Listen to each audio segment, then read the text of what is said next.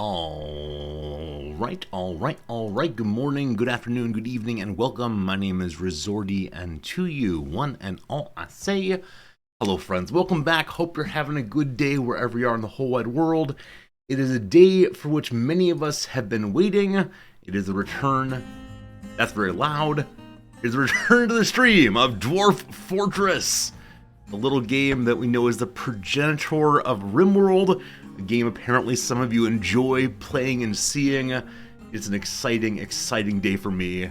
I don't remember how to play this game. I know nothing of what we're doing. We're going to have such a good time, I do believe. Cyber Oracle, thank you very much indeed for the generous resubscription.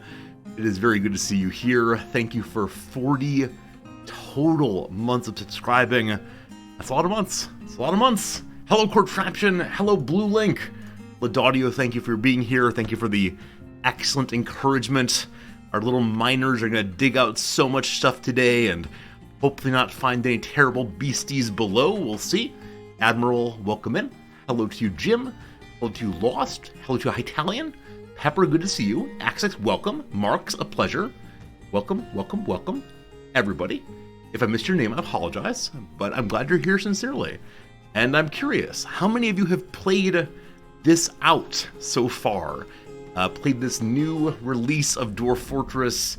Is it one that you are wanting to play? Is it one that you are intimidated by? Is it a game that you've wondered about for a long time? Where are you all on this thing? Because I am all of the above. It's a game I've played before, a game that I'm intimidated by, a game I really enjoy, etc., etc., and I want to say, over the course of the next week, 2 weeks, 3 weeks, I don't know how long it's going to be, we are going to learn this game. We're probably going to begin as very worried, we're probably going to begin as uncertain and confused, but I want to say, by the end of the 2 weeks, we're going to be ready to figure it out, for sure, for sure. Hello, Joe, good seeing you. You enjoy, it's challenging to learn, though. Yeah, there's a lot going on. Play the vanilla version. It was a pain. That is true. That is true.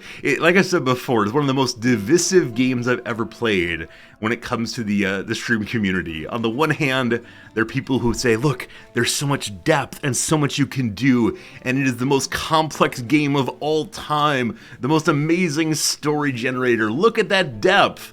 And then the other half of the community says, it is in principle unwatchable.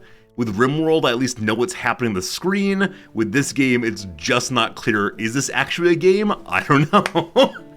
Alright, so a lot of you have never played it. Some of you have never seen it.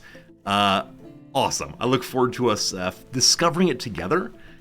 Really, all I know about it is a game in which you have some dwarves and make a fortress. And that is it. Jester, thank you for the kindness. I appreciate it. How many of y'all saw the World Cup yesterday? Not that this is going to become like a football stream all the time. We're done with Football Manager for a while at least. But I stayed up last night and watched the match. It was at midnight, my time. And for the first half of the match, I regretted that so unbelievably much. Because the first half of the match was just boring. And it was Argentina pretending to be injured over and over and over again. And yeah, around about 1 a.m. I said, why am I even awake? And then it became very exciting. It became amazing. I want to say, yeah, one of the best matches of football I've seen in a very long time. Like, really, I don't know. Like, there's some very nice plays and big energy, and towards the end of the match, as people got more and more worried about their team losing, they started making like really exciting plays and high energy. And it was the kind of thing that I think a lot of people who want the U.S. especially be more into soccer will point to now as being a very exciting match. So I went into as kind of a neutral party, didn't really care who won, just wanted to see some good football, and there was some good football. Marks, you have COVID again. What? That's what, twice for you, thrice for you? I know many members of the community have had it a few times now, but I hope it goes well. Hope you feel better, and hopefully we can keep you company as you recover from this disease that is permanently with us, it seems. Blue Link, you're doing intro C++ course. And so you're deeply in awe of Dwarf Fortress devs doing a full game on it. Yeah, this is a game that's obviously a labor of love, right? This is a game that two people, I think two brothers, is that right? Have been working on for, what, 20 years? 25 years?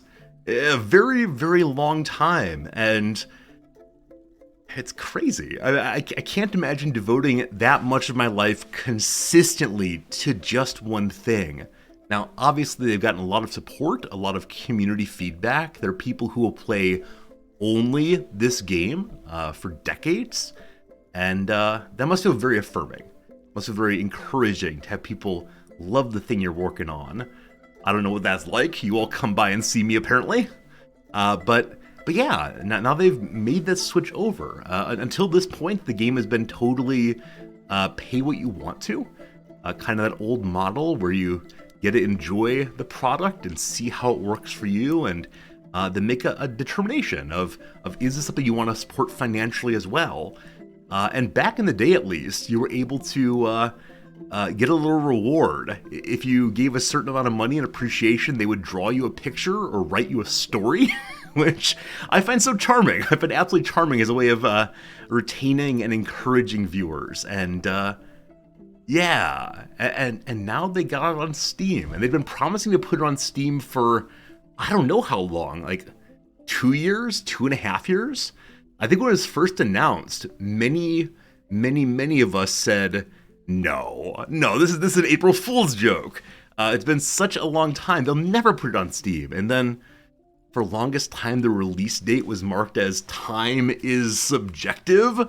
A great little joke, a great little commentary on they didn't know when it would release.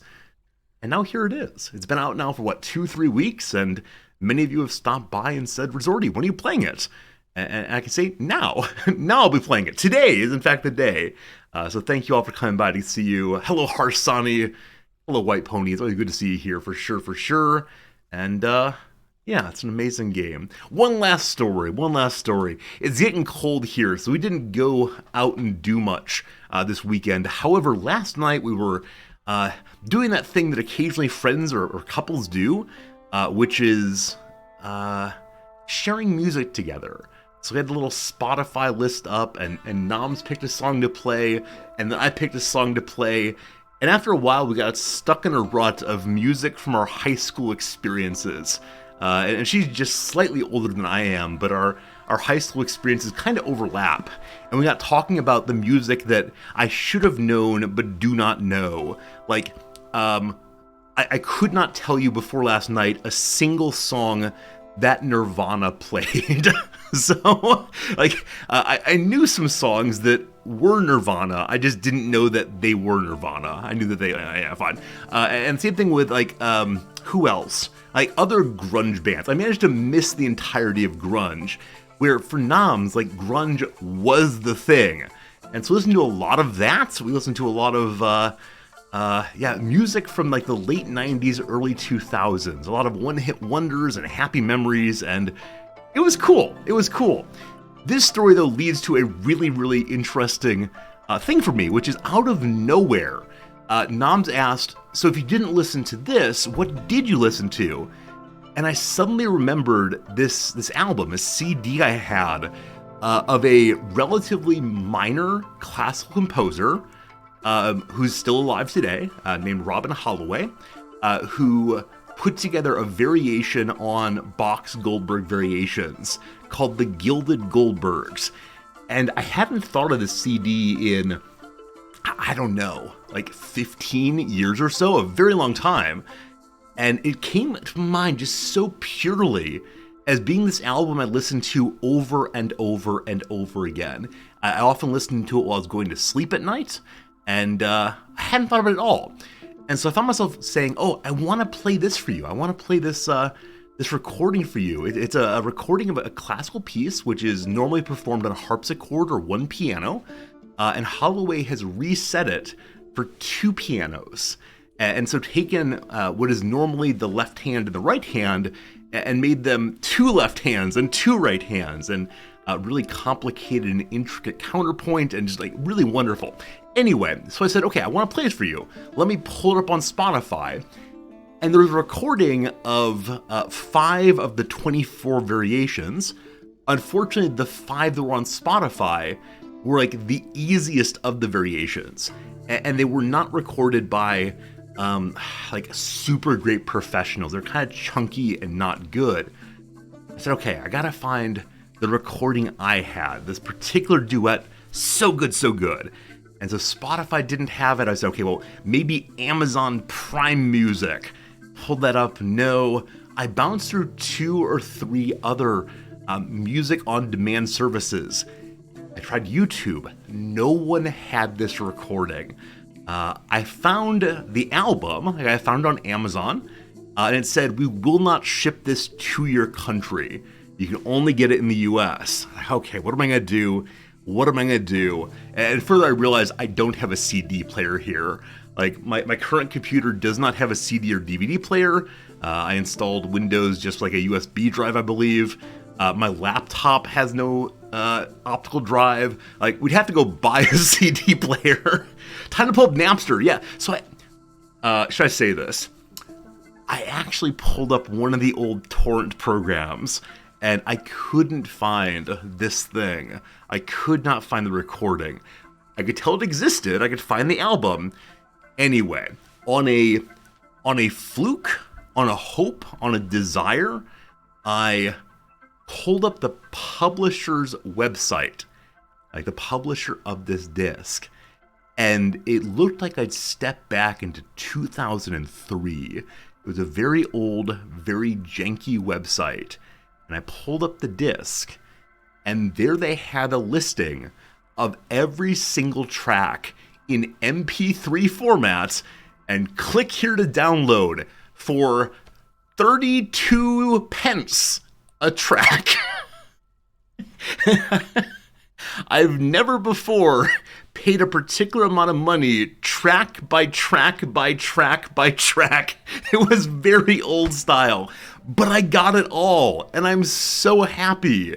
And so last night, in between the various halves and break periods of the World Cup final, I listened to that, and Noms hated it. I still love it. Unfortunately, it is what would be a postmodernist commentary on Bach. There's so much like dissonance and like shifting from key to unsettle the listener, and I love it. I love it. But Nam said repeatedly, it sounds like a child banging on a keyboard. Anyway, I realized just now that because it's not... Should I even say this? I'll say it. So because it's not recorded or available anywhere online, I suspect it's not set up to auto-detect copyright. So I probably could play some for you without getting in trouble. It is still copyrighted though, blah, blah, blah, blah, blah. I might share just one track on the Discord later. I don't know. Intellectual property rights, don't feel great about those. Don't want to deprive people of their hard-earned 41 pence though. I don't know. We'll see. But yeah, that's just a story about musical taste, about remembering one's history. It was a strange experience for me because, like I said, I'd totally forgotten about this disc. Even though it had spent so many hours with me and like some really stressful and sad times in high school, I'd escaped from it just by getting lost in this music. And I have to say, as I finished up last night, I listened to the very last track, I had this moment of like, oh, this was nice. Like, this was a good part of my high school years. A part of life I tend to think of as a pretty bleak time. I was one of those kids that are rough pre-college life, so yeah, and maybe a tear fell. Maybe one tear or three, or quite a few tears. I cried, and it was beautiful and nice, and there you go. That's my story. Robin Holloway's Gilded Goldbergs is what this piece is called. You might like it even more if you know the original Goldberg variations. I'd recommend Glenn Gould's recording. Glenn Gould, of course, is the Canadian pianist who sings along to himself. And so in the recordings, which are like really, really high quality studio recordings, you'll hear him go bum, bum, bum, bum, bum, bum, bum, singing the bass part that he's playing on the piano, which is ridiculous. But okay, enough about that, enough about my weird obsessions with this particular recording. We should probably get to playing some video games, shouldn't we? Yeah, we should. All right, let me go ahead and pull this up. It wasn't capturing quite correctly earlier. Hopefully it is now. Let's see. There we go. This is the video settings. Welcome, one and all, to Dwarf Fortress. I expect some people are going to say, isn't this game a lot like RimWorld? No, RimWorld is a lot like this game. And right away, this title screen makes me feel at home and delighted. I guess I'm in the way for what I want to talk about. Let me move briefly. Here I go. Oh, that's the game. Here I go. Okay. In the bottom right-hand corner are these three dwarves. Dwarfs? I don't know how to say this. We'll figure it out, though. And I don't know why they chose to make these three dwarfs, but they remind me of a video game I played on the Sega Genesis back in I don't know when, 96, 97, called The Lost Vikings. Did you all play this game? Do you all know of this game? It's a game like a puzzler, I guess, in which you play as a team of three Vikings. One named, oh gosh, one's named Eric the Red. And he's this like little fellow whose ability is to charge into walls and break them. Like I guess his special tool is a Viking helmet, a sort of stereotypical one. And then one's like this red bearded guy with a sword who I think can attack enemies. Maybe I don't remember exactly. And then the third guy named Olaf, I believe. Olaf, this absolute big boy who has a shield and he can block incoming fire. And he can also put his shield up for other people to jump on top of and then climb. And it's this great puzzler about these great little Vikings. And that's fun. I'm glad to see the homage here. Though actually I don't know in what way it works. I don't know if that game was created in response to Dwarf Fortress or just like an interesting overlap or whatever else. But I'm glad many of you know this game also. It was made by Blizzard actually? Wait, really? Hey Larry, good seeing you. Hello Disco. I had no idea Lost Vikings was a Blizzard game. That was just completely missed by me. But cool. I mean, I guess that makes sense. I like Blizzard games a lot. See my entire undergraduate experience and World of Warcraft. But there you go. All right. You all are thinking we're going to say the word, the plural of dwarf as dwarves with a V. Dwarves, dwarfs. I guess when I say dwarfs, I think of the verb, like resorty dwarfs, noms. She is short, I am tall, but dwarves, we'll say for the plural of our folks. Dwarfs? Dwarves? Stuff like that. One thing I forgot to look for, and we'll figure this out as we go along, is where on the screen is best to put my little camera here. I don't want to block important game content, but I gotta be somewhere, so we'll see what happens there. All right. Put this here, good. This here. Okay. History of jealousy and labor. So I think this thing is different every time you load the game, right? A little narrative about, what the game might well be. Up here we see a monster, a long tail perhaps. There's a fortress underground. We're exploring. Yep, about DF. This version of DF, this is version 50.03, use Fmod Studio. I don't know what that is. Created by Karn and Zach Adams. They're people who do artwork too. Neo Rice is good. Sounds right. I was hoping that the About Dwarf Fortress button would tell us about the actual creation of the game. Like, this game has been in playtesting and progress the past 3 decades. It is older than most of you are. Thank you to all of our supporters over the years, and everyone else who's helped out on the forum and elsewhere to keep the product afloat these 2 decades. Alright, this is roughly what I was hoping to see, and yeah, that's cool. That's cool to give that shout out. I'm sure some of you saw the Steam forum thread in which someone said, like someone who's new to the game said, wait. Some of you have played this game for 20 years and are now spending money and using the opportunity to spend $30 to buy a game that you've been playing for 20 years. And it's like 7, 8, 12 pages of people just saying, yes.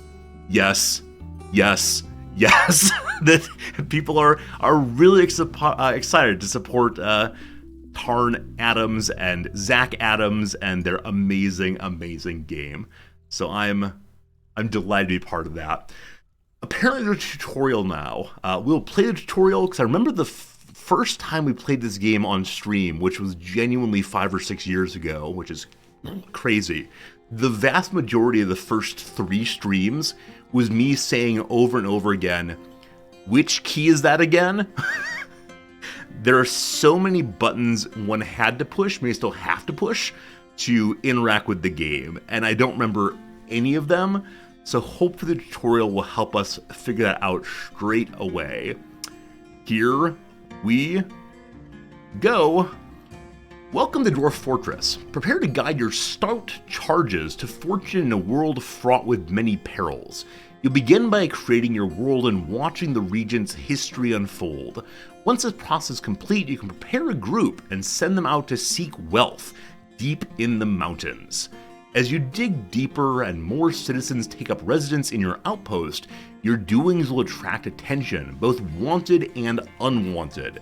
Deal with challenges as they arise, and you might one day find that your humble settlement has grown to become a mountain home, the center of my civilization. Ooh, ah.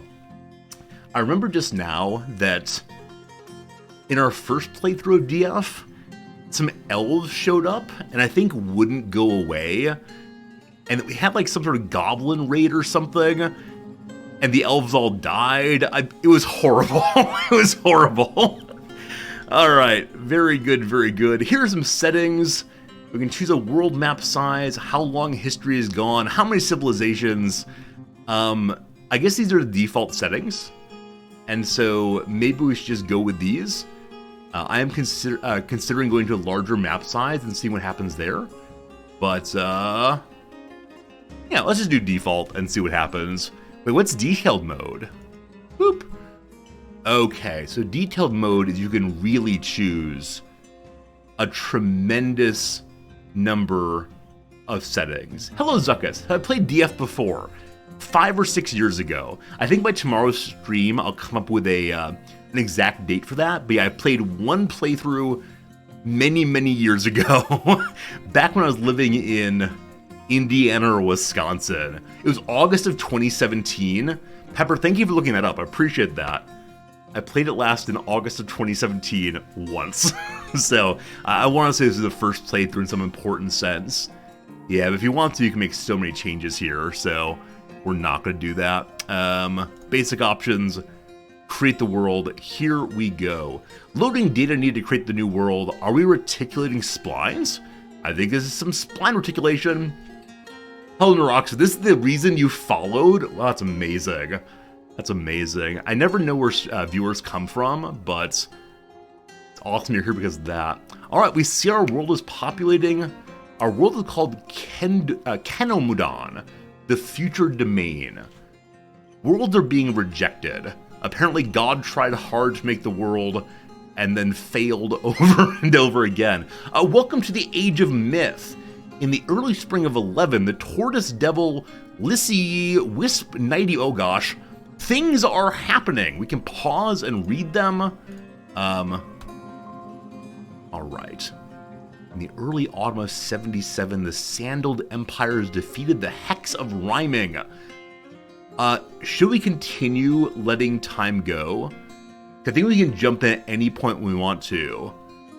In the late winter of 79, Anatomy, My Only Mistake, It was created in sunken tone by the dwarf Olan Mine Twilights. I don't know what these colors mean. I guess blue is person, orange is place. Blue is, or like the teal is factions, maybe? Let's continue generating, see how much farther it goes. There's a dragon named Osna Parchbeard. So will this go and go and go until I decide to pause it? No, it will not do so. It ran for 100 years. There are 13 or 12.5 thousand historical figures.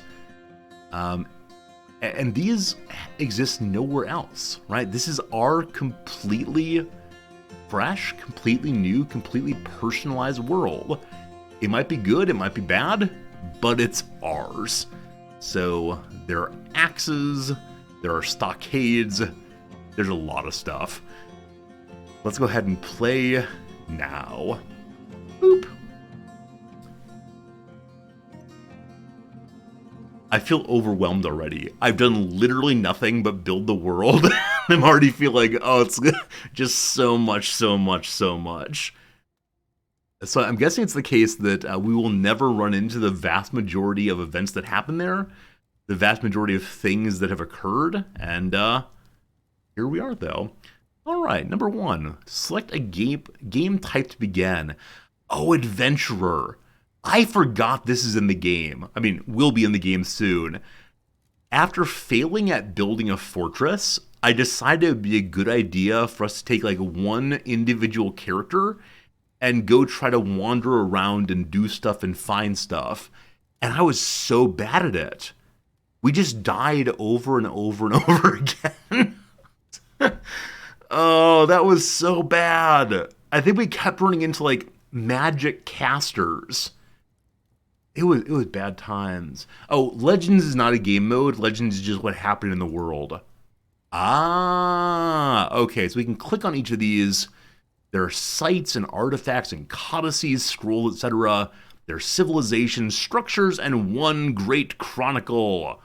Yes, that's everything that's happened for us. That's enough for now. Maybe we'll eventually look into some legends and try to understand the world in which we exist. But for now, let's build our fortress. Boop. Passing a few weeks to get things ready. So I guess these are the months of the year, named after rocks, of course. Quick start and short tutorial, ?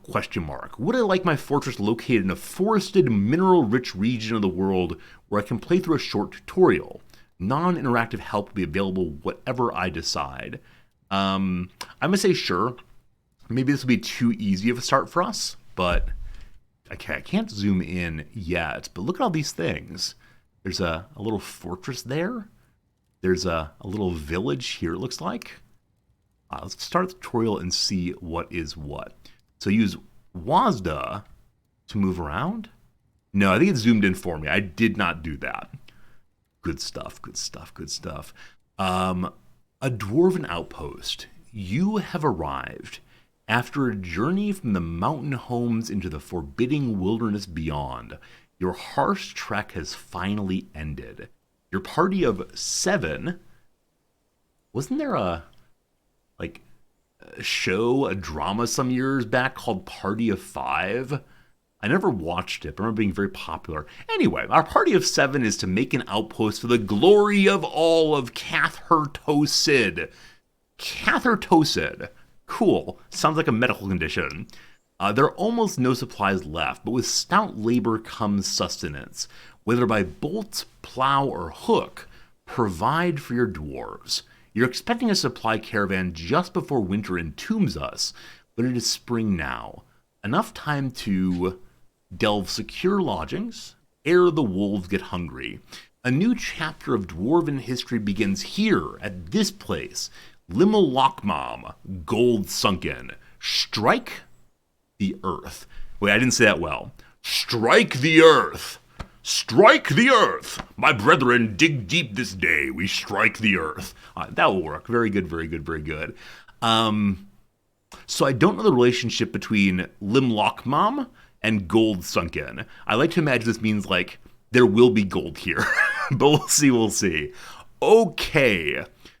First of all, game camera controls. Your view is focused on one elevation at a time. To move the camera around, use WASD or hold the middle mouse button and drag the view. So we can go around this way, or we can go around this way. A little bit, what's the word for shifting around kind of blockily? Wonderful. To change the camera's elevation, push E and C, or roll the mouse wheel. Is mouse support new? I don't remember being able to use the mouse this way, but maybe that's not true. Alright, in we go. Okay, so moving forward climbs us into the trees. Look at the trees go. We can see our little friends down below. And here's the highest of the heights. Way up in the sky. Will we eventually find outer space? No. Elevation 66 is the top of the world. It is sky, and it's great. Mouse support is the main new thing. I'd like to apologize, friends. In my attempt to make this a like live, fresh, new playthrough, I did not read any of the release materials they sent to me.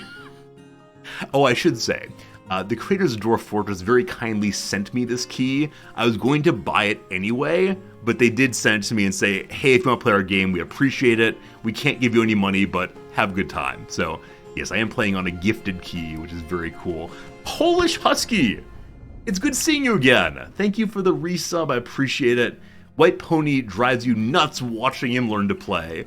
Well, I intend to also drive you nuts watching me learn to play also. Thank you for the generosity, my friend. It's really good seeing you. Alright, we then zoom in also. And we can go not just to ground level, but down below as well.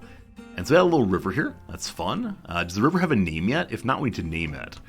Oh, speaking of naming rivers, friends, if you didn't have a chance, yesterday morning, we released a new episode in my ongoing Chips Challenge YouTube video series. It's a RimWorld playthrough that I upload once a week, I swear. But I had a lot of fun making it, and thank you for those of you who watched it and commented on it. It was nice to see many of you are still on board. Very good, very good, very good. When our view is in the air above other tiles, you can only see them below, but you can only interact with objects in your current elevation. So though it's the case that we can see our little friends and our broken down wagon and some animals, hey, it's a dog.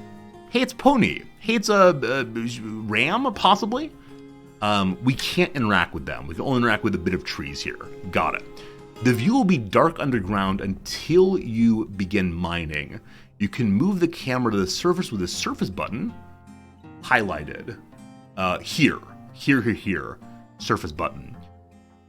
The F1 hotkey will also recenter on the wagon.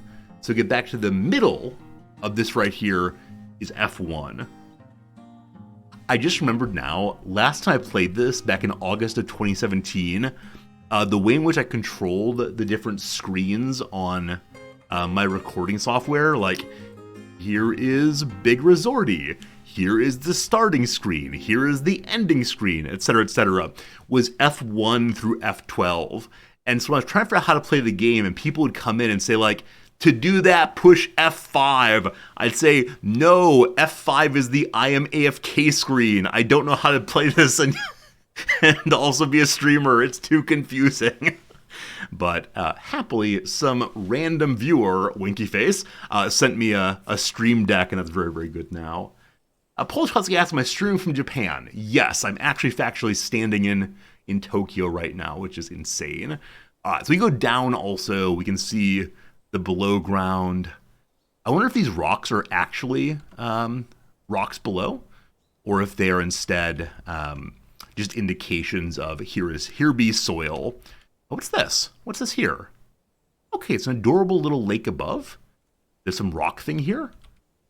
Yeah, I feel like I could just like stand around and look at stuff for a while, but we got to keep going or else we'll never do much. What's this? No, I still we're not looking at things. All right, no more looking except here. I can also zoom in and out of the play area using the left and right brackets, control the mouse wheel, or the indicated buttons. zoom in out of the play area. Oh, this is going out to the bigger map. So, yeah. So no longer are we looking at our particular little base and levels, but we can see, yeah, the whole broader area here.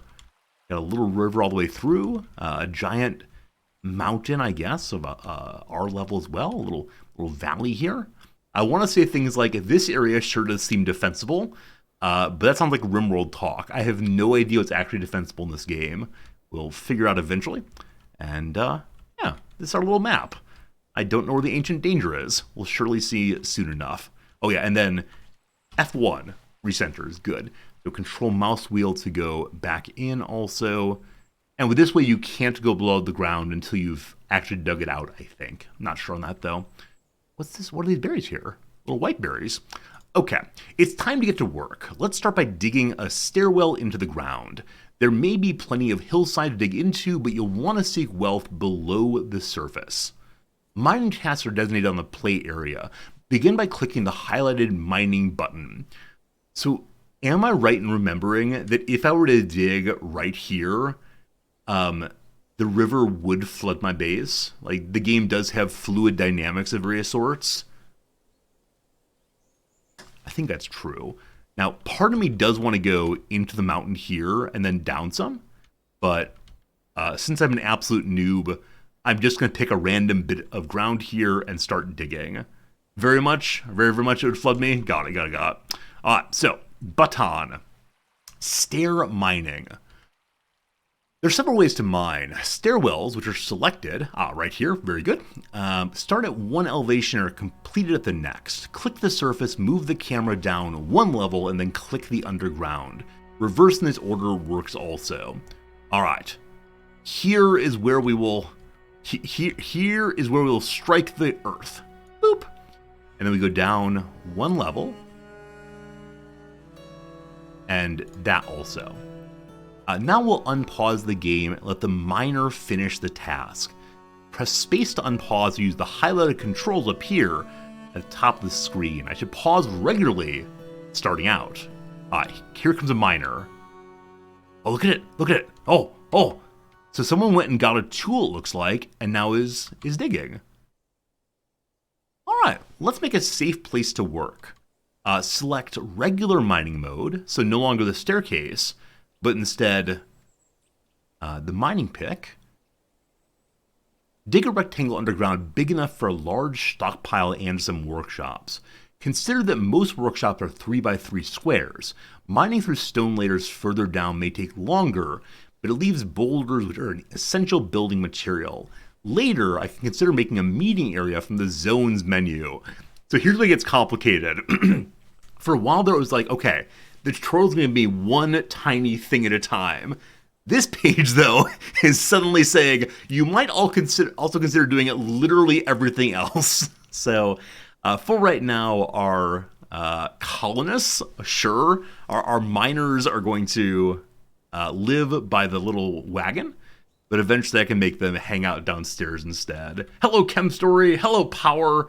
What's this game about? This game is a colony builder, I guess. It is the original Daddy Colony Builder, I guess. All right, so when I go downstairs here, I can't actually see where I started digging. So I remember the stairs are there. So I guess I want to dig out this way. All right, let's have like a little cross in this section. So the staircase comes down here, and then we can go wherever else we want beyond that. I guess make like a little pathway this way. I wonder if I should open it up more eventually, but for right now, let's just do this kind of thing. So it's 3x3 area. Am I going to set too many mining jobs? Maybe. So hallway in the middle, and then a little extra space, and then we'll do, I don't know. Is that too much space? Probably. All right. A fine section to dig initially. Rectangle underground, big enough for large stockpile. Is that a rectangle? No, it is not. I went 2 on this side and 4 on that side. So we'll fix that. It is now, But because it was a rectangle, it's not a beautiful one. Now it's beautiful for sure. All right, so we're going to unpause and watch a miner go. Hello? Hello? I can't see the stairs below me because using the mouse wheel to go down and up goes 10 levels. Oh. So. Oh. Thank you for being here. I would have literally never figured that out had you not been here to help me.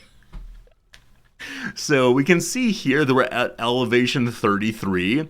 The place where our little friends live is at elevation 43. And so, yeah, I see it here now. It's all good. Huh. So I think if I use the brackets... No, that's zoom in, zoom out. Hello, friends. What was the key again to go down by one level at a time, as opposed to go down or zoom in, zoom out? It's E and C. Thank you, Cortraption. Is it a good idea for us to go down 10 levels to start our little base, or is that too far down? Like, will it take our dwarves too long to traverse that staircase? Or at this point, is it absolutely fine? Yes. I don't remember if I asked the question in a positive or negative valence. What did I ask? Multiply by 10. Wait, so I should begin at level 100? That seems excessive. Use the mouse and it goes by one level. Oh, I used the shift key. Why did I do that? Okay, you're an absolute hero. Thank you.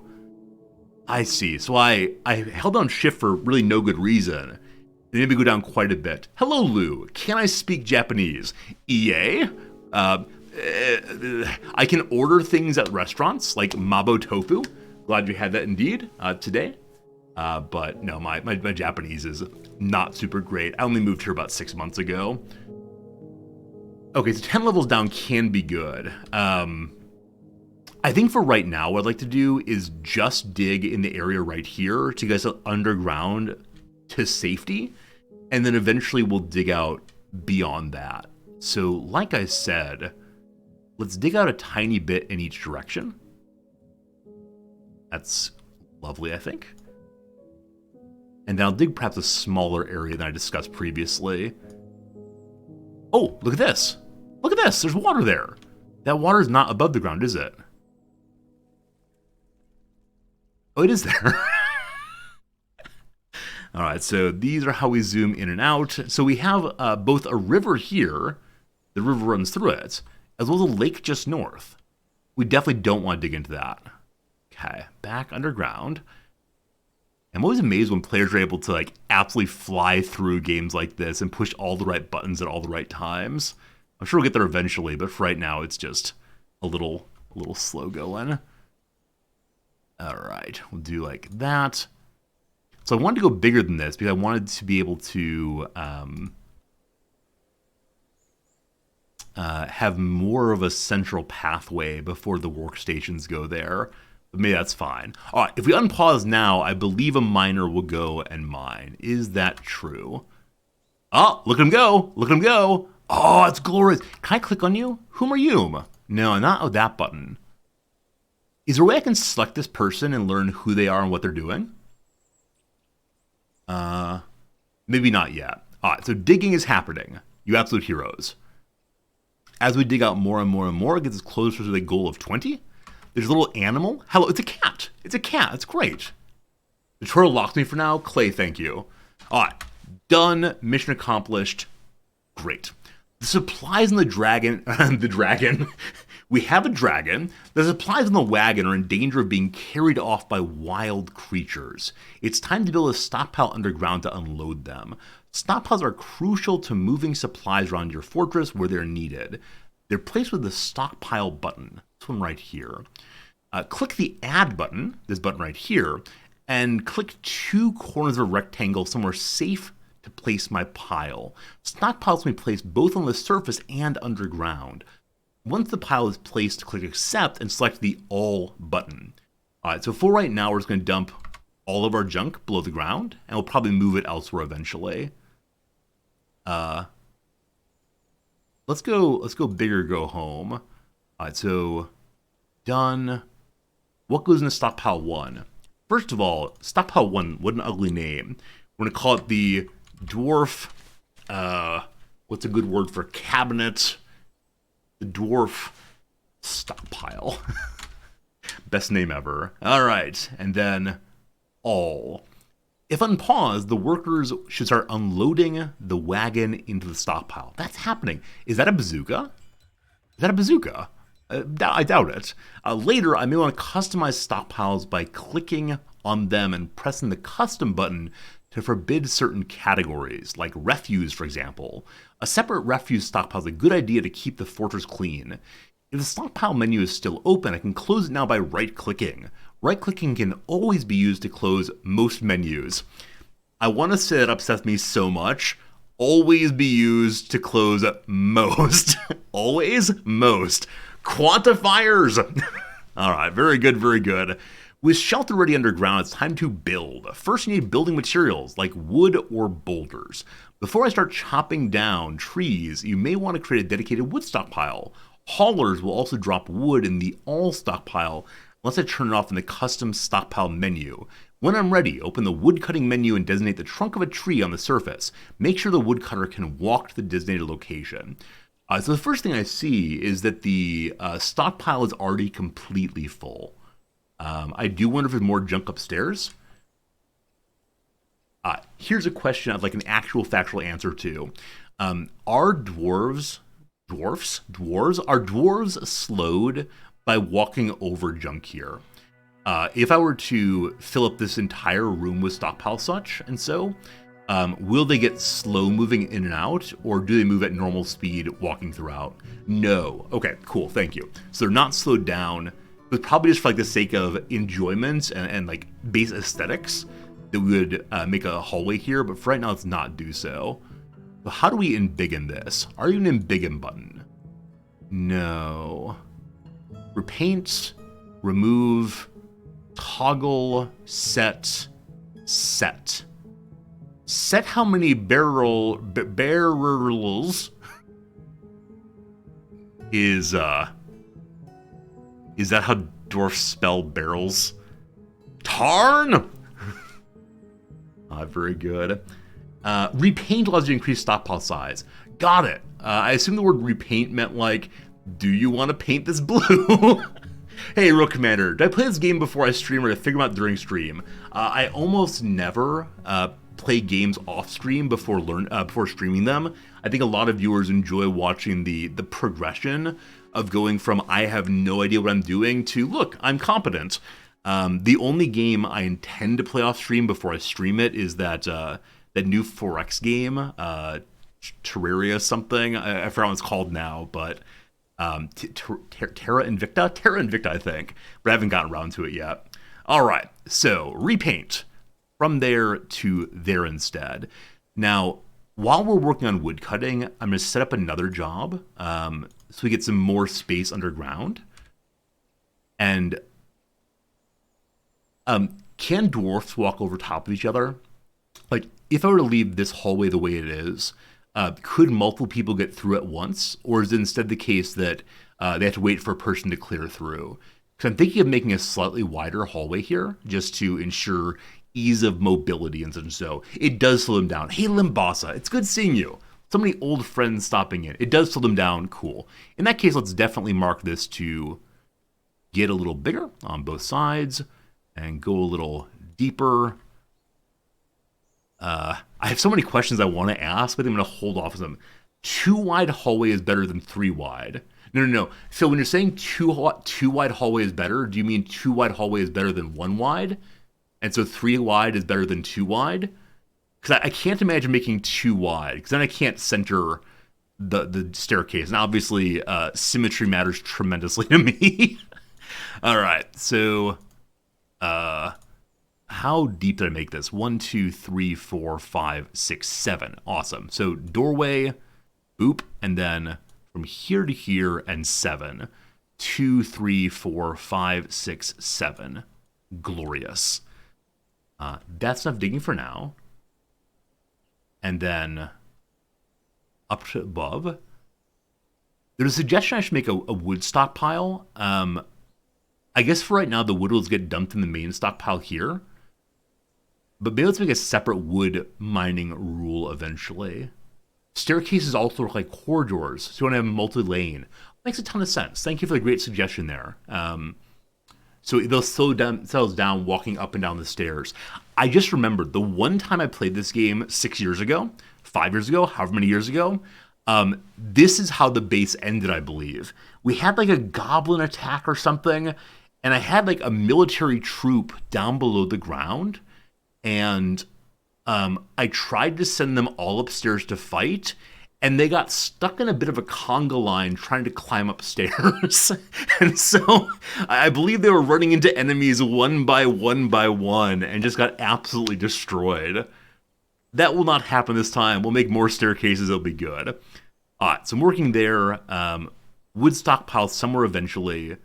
We could make a wood stockpile on this floor for now, but I don't think there's any good reason to do so. Whatever, let's cut some trees. So this button, set tree chopping orders, left click. Okay, this might be setting up like an area of cutting. And I guess these are trunks. If we go up some more, we can see their trunks.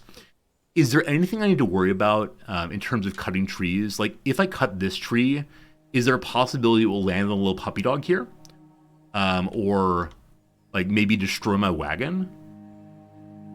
I'm absolutely ready to get tricked by this game. So I'm gonna go cut out here instead. Wood cutting, wood cutting, wood cutting. Okay, so this is selecting a larger area. So we'll go ahead and mark 3 of them for now. Great. Now we need to wait for a woodcutter to chop down that tree. If the fallen logs are accessible, everyone will help to store them in the stockpile. I can right-click to close that. Right-clicking closes most menus. If all stockpiles are full, go ahead and make another one. Are they getting and my axe to do this? Okay, there's a person with an axe running back and forth, but they haven't quite gotten to it. Oh, there they are. Look at you go. If I right-click out, I totally could like select this person. Not during the tutorial, though. Got it. All right, while they're cutting that, I'm going to go inside. They're mining very slowly, understandably, but this room will be the stockpile of wood. All right, so it's all been cut down. Apparently some wood's going here. Look at these weapons. There's a spear there, a sword there, some mighty bags. I imagine you use the bags and give an old prison beating or something. I don't know. Wood, what are we, elves? We drink water and build out of wood. I promise we won't, not too long, just for now. All right, dig faster, little friend. From here to here. Done. So I'd like you to be just and only wood. If I click this button, it's now called Wood Stockpile 2. Let's call it Elf Bait. Perfect. Now, I believe this is set up to only allow wood, correct? I think that's right. So I'm then going to take this one and say wood is disallowed. How do I do that? Remove stockpile, set workshops. If I do custom, and then remove wood maybe. Wood. Boop, boop. I don't know if I can boop this quite yet, unfortunately. Maybe push the none button? Yes! So it's not a check here, it's a check there instead. Alright. Done on that. Custom is set up. Awesome. I'm lost. So F1 to get home. Down we go. Hopefully they'll move all the wood from here down to here now. Great. Our little digger is still digging emphatically, so let's go ahead and make another room. Maybe we should head in multiple directions. I don't want to go towards the water. That's probably a good way to get things flooded. So let's, water everywhere. I guess the possibility we could just dig deeper too. And I think that's a path to very bad decision making. But for right now, let's go ahead and make 2 more rooms here and then maybe 1 more. And then we'll dig down some. Perhaps. So it's wall 1, 2, 3 door. And then in like so. And in like so. No, like so and like so. Glorious. All right. So wood cutting is done. Now that I have the building materials, it's time to start building. Workshops are one of the many buildings I can place with the highlighted build menu. Most workshops require building materials like wood or boulders. If I have some wood stockpiled, gosh I do, you'll be able to place a carpenter's workshop. Click Workshop's Carpenter to do that. Oop. There's so many things here. Carpenter. Makes bed and various furniture here, as well as bins, barrels, and more. Select material after placement, or use closest material. Probably at this point it does not matter what I choose, but maybe someday it'll matter. I see that the image of the carpenter's bench has a desk and then like 3 open areas, maybe 2 open areas. Doesn't matter what direction I place it, or can our dwarf friends get in from any side all at once? Like the way it's set up right now looks awesome. It's just flavor. Doesn't matter. Thank you. Tap. So go there. Go. Good. Materials needed. We need 1 material. We have the larch, or apricot wood logs, and applewood logs. I hope we're finding food also. So this is probably distance. I read it as district initially. Let's use the larch. When unpaused, the worker should now build the workshop. Once the worker's done, click the building to select it. Also, the miner's nearly done again, so let's go for some good old-fashioned symmetry and go down like so. Not quite. So I absolutely love that, like, the base is coming together. We can see it developing before our eyes. And that's really, really, really fun. Here's a constructor. Initiated. We can see it coming together bit by bit by bit. There we go. Done. Our industrious citizens. Whoa, whoa, whoa. I didn't know we were doing that kind of government thing yet. Also, I appear to be 1 off on this side. We want to undig there.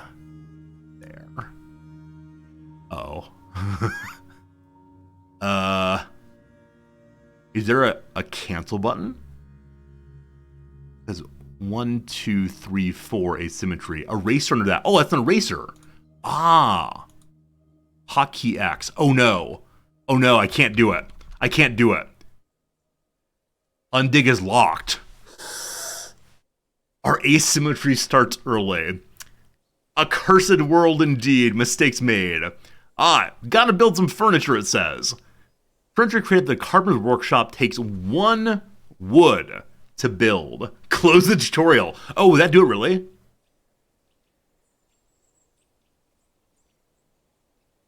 They just put it up like that, maybe? Oh, ha, ha, ha, ha, ha. Thank you. I appreciate it. You genius. So minimizing the tutorial allows us to fix that. Haha! Saved. Who was that? Lepermite, you're the hero of this chat today. Thank you, thank you, thank you. So next up is make some beds. Boop. Make bed. Is this make it forever and always? Click to set this task to repeat infinitely. clicks this task's highest priority among all tasks everywhere. So what happens if all tasks are most important? See my oxygen not included playthroughs. Set details like material to be used. Suspend the task. Cancel the task. Hey, Contraption! Thank you for gifting sub to Lepermite. Lepermite, you are truly the hero of the day indeed. Contraption, thank you for the generosity. You absolute heroes. Okay, so I'm guessing this makes just one bed. Newb, thank you for the follow also. I appreciate it. Or is it Nublu? Nublu? Nublu? Nublub? Anyway, thanks for being here. I appreciate it. All right, so we'll probably make one bed. Let's go ahead and make a few beds instead of infinitely. Yeah, and you can move the priority up, it seems. So let's make 7 beds for our 7 dwarves. 1, 2, 3, 4, 5. 2 more. Also, love that I can make an enormous wooden corkscrew. For our enormous wine bottles. Oh, aren't like the particularly large wine bottles like given ridiculous names? Isn't the biggest wine bottle that's normally sold like the Balthazar, who I think is one of the 3 magi? That may be true.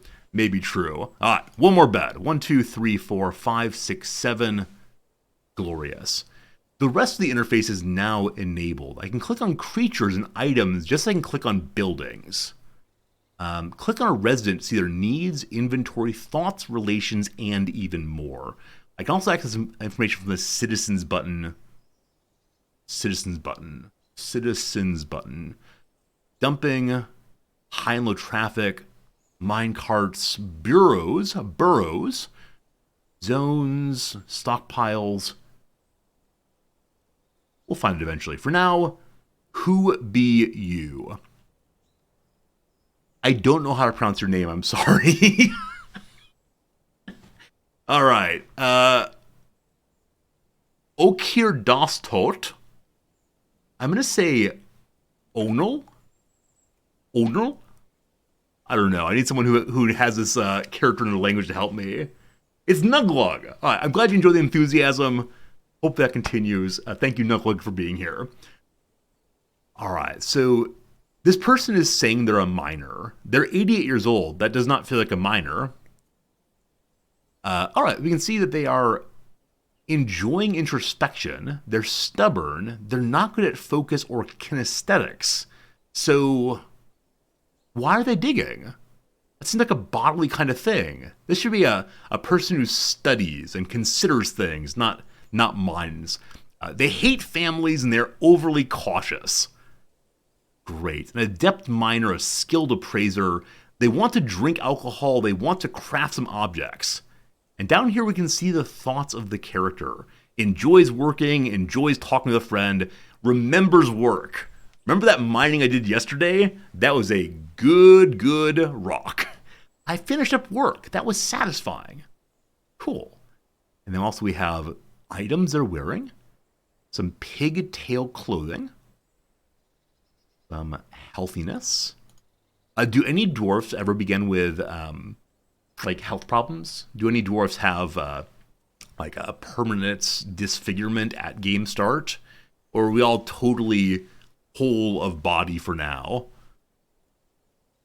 There's skills there. They don't have rooms assigned yet. Okay, and here's where you can choose what kind of work they'll do. And I guess this character auto-selected to be a miner because mining needed to happen. And I wonder if this is the best possible miner. Because again, this person values introspection.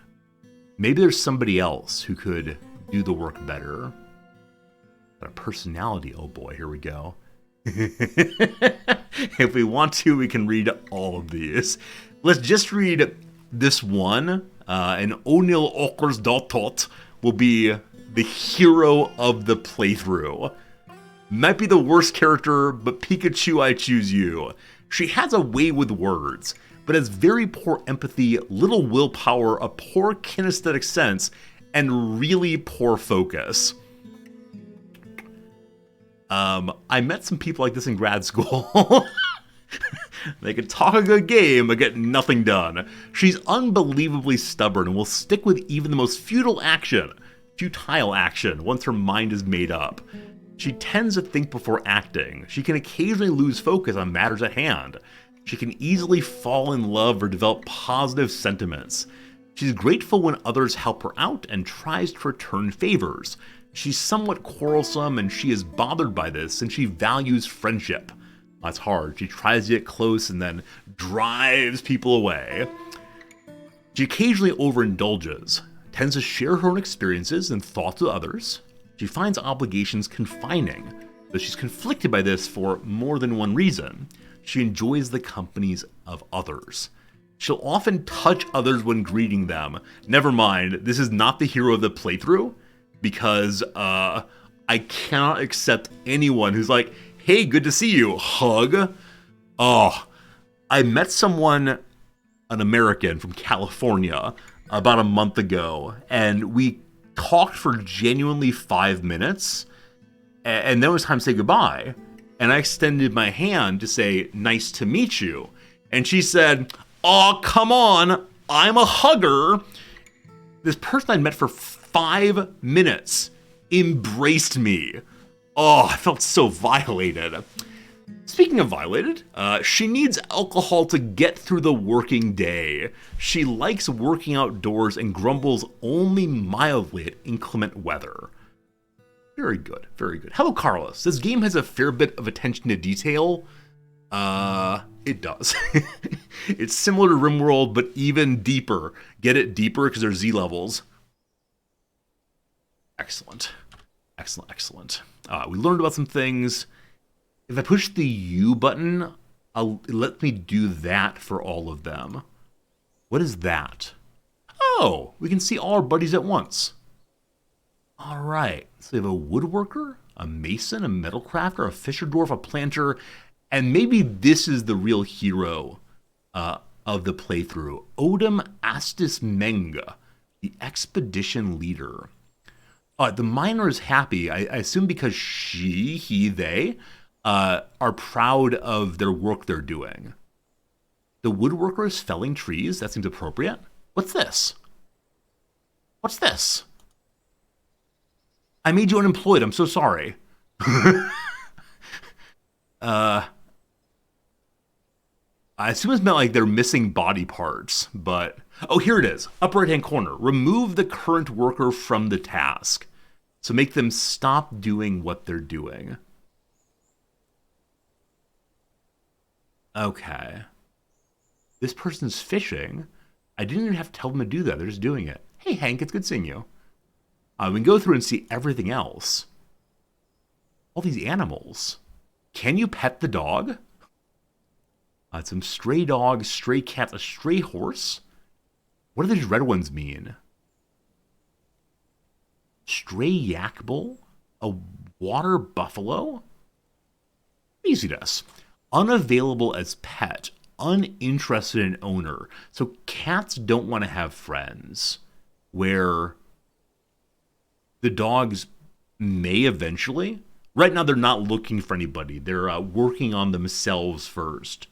Red means non-adult. Okay, foal, duckling, calf, poult. As opposed to horse, duck, whatever an adult yak is called. What are these buttons? Toggle with a creature available a pet. Oh. So I can choose if I want them to be pets. Oh, that's a little dwarf and a little dog. I thought it was a dwarf making the okay sign, holding up 2 fingers. I'm not sure what gang sign I thought it was, but something, not a little dog face. And then there is Butcher the Creature. No.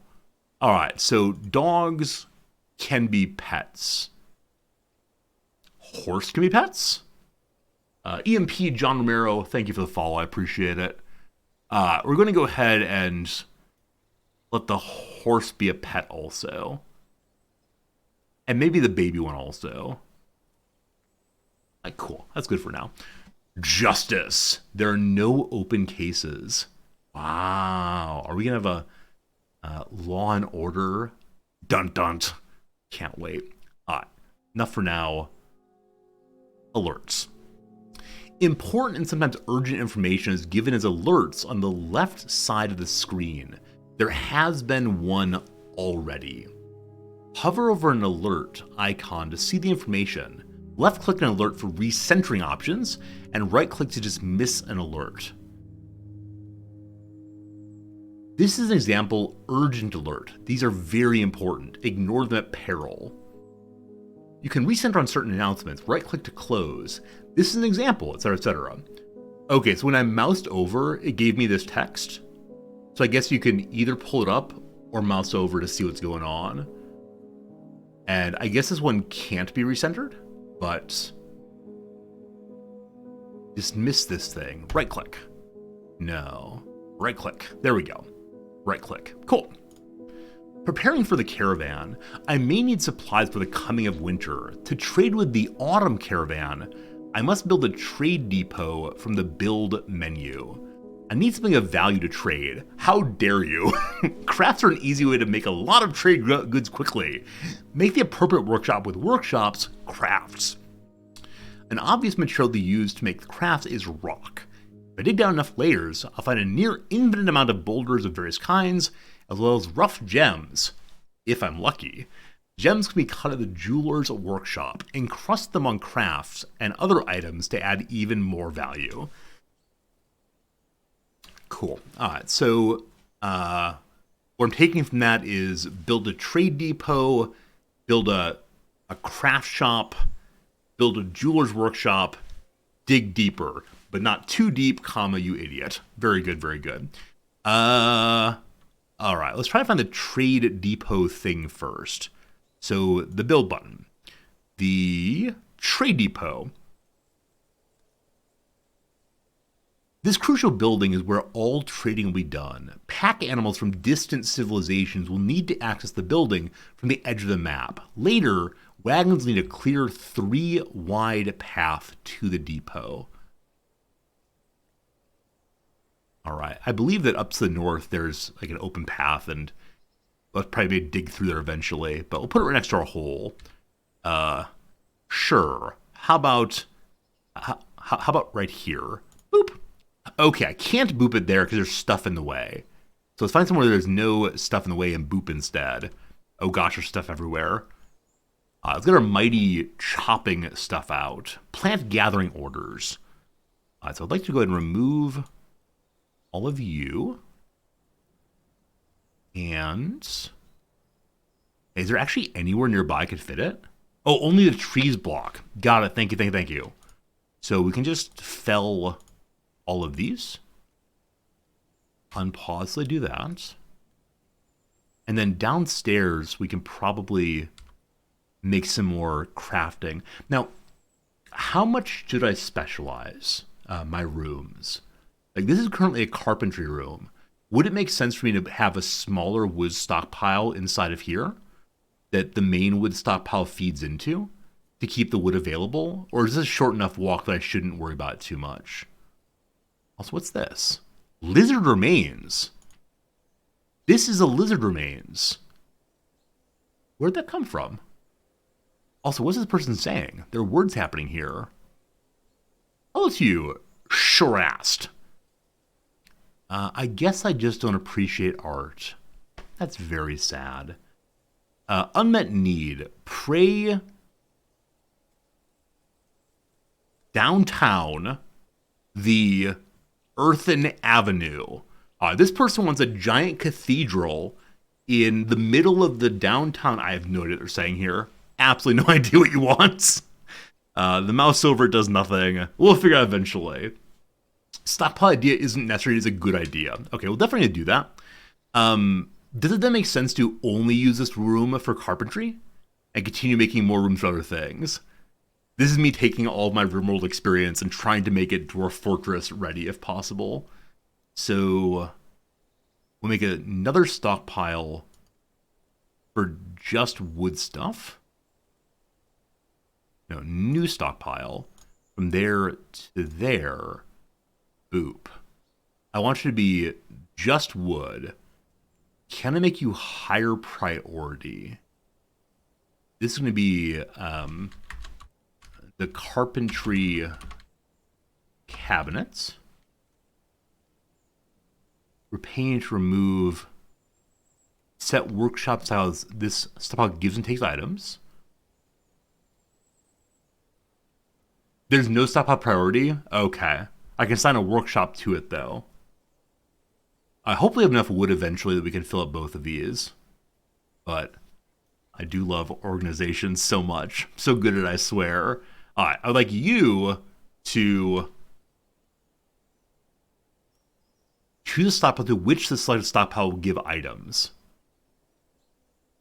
I thought it was a workshop button. Okay, so I can take from other stockpiles.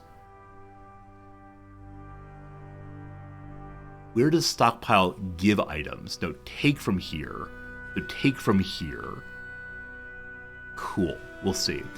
And then workshop. I can't move you once you're there. Oops, also cabinet. Oh no, it's too long. Oh gosh, what have I done? I pushed the E key. Alright, so I need to move a little bit. And then you... Huh. So this button is about other... Okay, it's the same thing. You just click... Click... There! Hey, we did it! Hey, we did it! A plus yes. Carpentry cabinet, perfect. Now, why did I do that? There was some good reason. Beyond that, we want to make a jeweler spot, they said, and a craft spot. When I say they said, I mean the tutorial encouraged me to do. So, workshop, crafts. Make crafts for trades and my own citizens here, as well as a variety of tools, armor, and bolts. This one's not 3x3. It's a strange size. Let's make it out of the larch. The larch. And then we need a spot for jeweling also. Cut rough gems here to increase their value and improve the value of other objects by encrusting them with gems. Oh, that looks awesome. Can I rotate this? Or does it just look like it looks? So Q, R... maybe period? No. Jim, I agree. The music for this game is really, really nice. I'm always delighted by indie games that have nice music, but no rotating? All right, very good, thank you. The larch. I said when all the digging was done here, that I either want to dig out more in this direction. I think instead I'd like to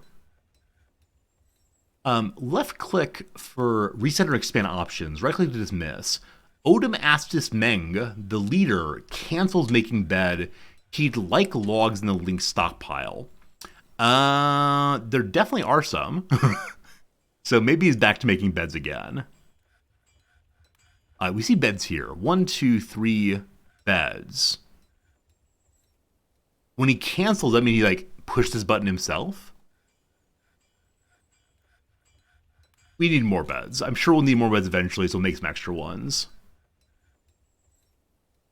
Okay, I do want to make a staircase down now. So that's a dig button, staircase button, starting here, going down, down, down. Nope, that's not how it works, right? You have to click once and then go all the way? Maybe that works. Let's see what happens. And then once we're down to, let's say level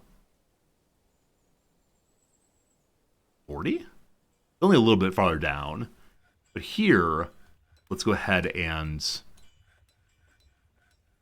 just dig a little tunnel. See what we find. I'll go in each direction here. Just a wee bit. Really open it up down here instead. That's cool.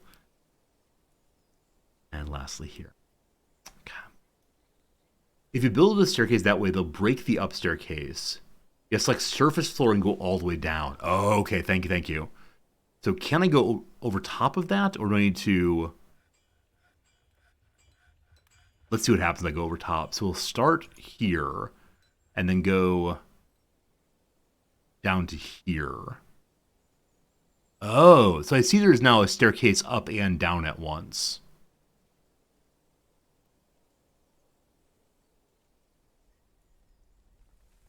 Hopefully that works correctly. Good luck, little friend. Good luck.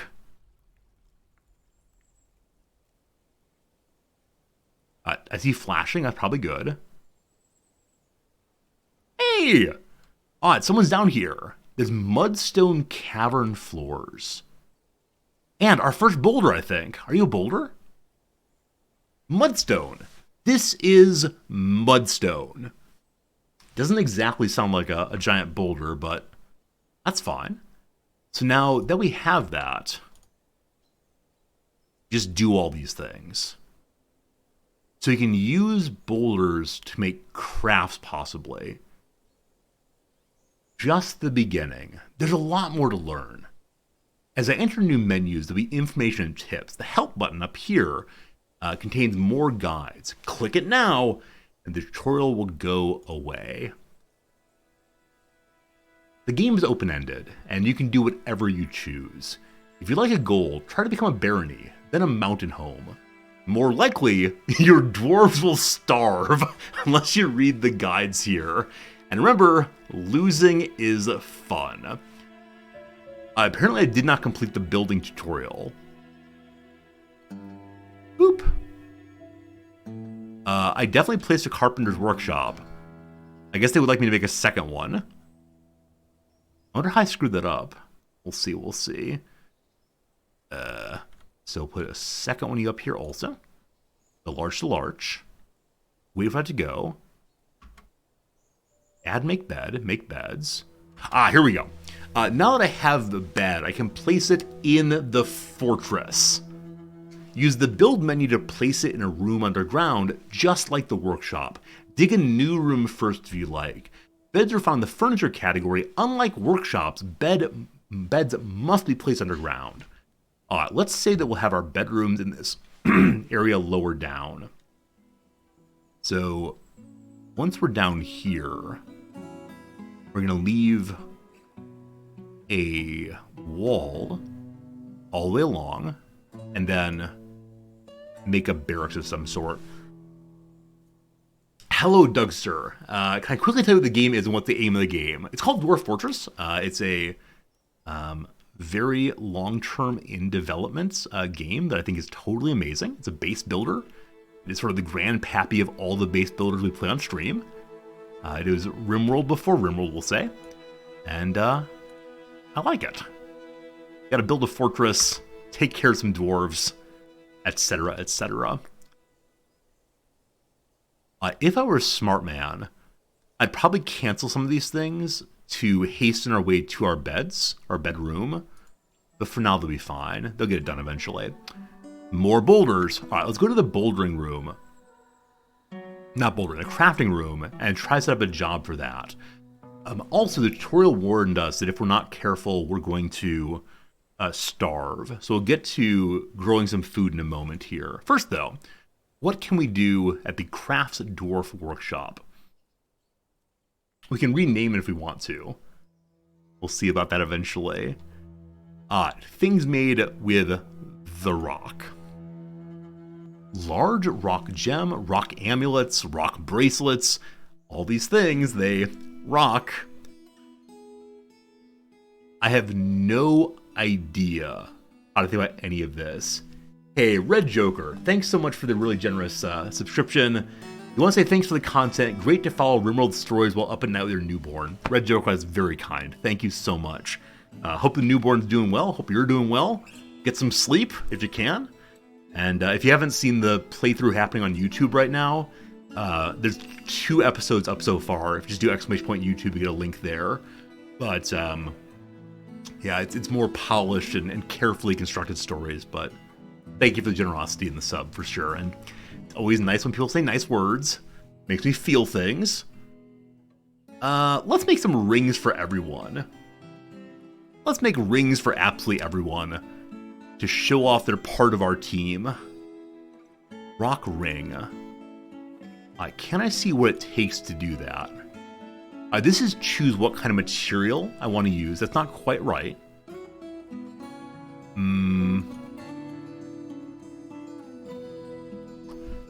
I'm guessing it's just a rock. And with that in mind, how about we make a stockpile here in order to just have rocks? All right, so we'll change the name of this one to this zone rocks. Very good. Next time it's going to be Detroit Rock City for sure. Here's going to be boulders. Stone, probably. Now that we said that is stone pile, I want to go to this one, our main one, and say stone stuff is disallowed here. So custom again, no stone permitted.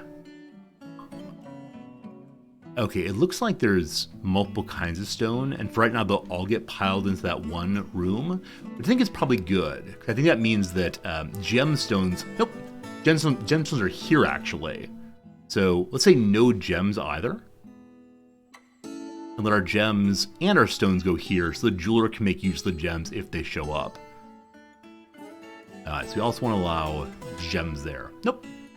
Okay, so this is choosing a specific kind of item to go. So let's gems already. Let's also add in stones well. Now I'm guessing we're going to get overloaded with stones very quickly. So maybe it makes sense to actually split this in two and have one stockpile for stones and one for gems. That seems very likely. So we'll repaint with this section. With this section as race instead. With this section is not what I wanted it to be. Good, so that will be then just the stones. So none of those. And I'll make a new zone here. Whoops. You're gonna hear me say whoops a lot while I figure this one out. And this will be just gems. And so it's a gem-based joke. Diamonds are a girl's best friend. Ruby Tuesdays. Gems. Fine. I've mentioned this before, but my grandfather, whose name was James, had a son named James. They both called each other Jim. And so my grandfather's passwords all began with the word Gemini, which he pronounced as Gemini, and that was delightful. He's dead, so don't go and hack any dead man's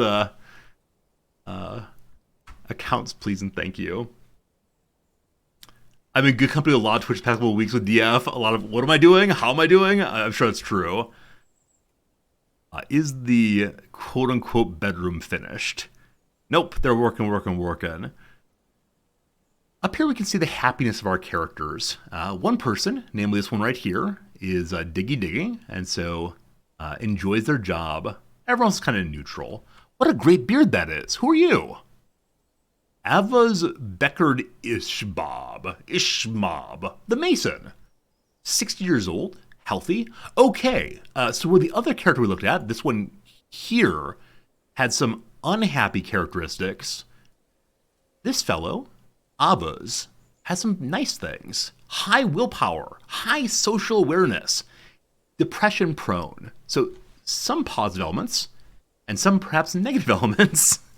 Is currently in charge of hauling things, adequate at certain jobs, felt euphoric due to inebriation, was annoyed after having a drink without using a goblet, a cup, or a mug.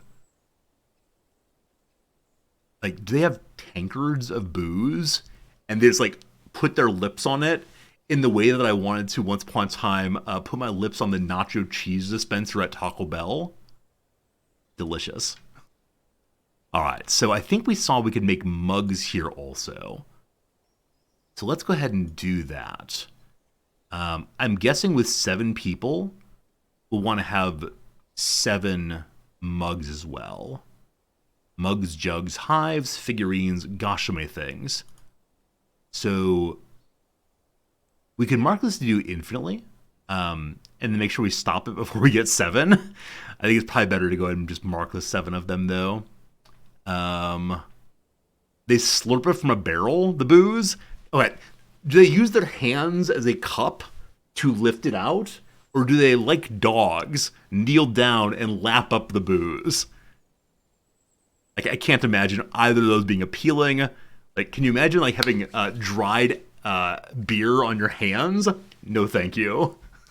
The beard's a sponge. Do they use the beard to clean up after they're done? That's good. Who needs napkins when you have a giant, giant beard? Is there a more efficient way of doing what I'm trying to do right now?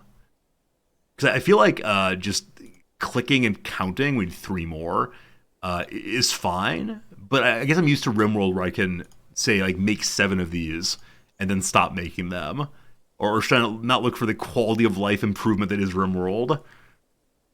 Work orders at top. Thank you very much, Arsani. 1, 2, 3, 4, 5, 6. Cat. I'm going to go ahead and do this way. I did jug. I did jug, not a mug. They rhyme, but mug. We need 1 more mug, and then from this point forward, I will do it correctly.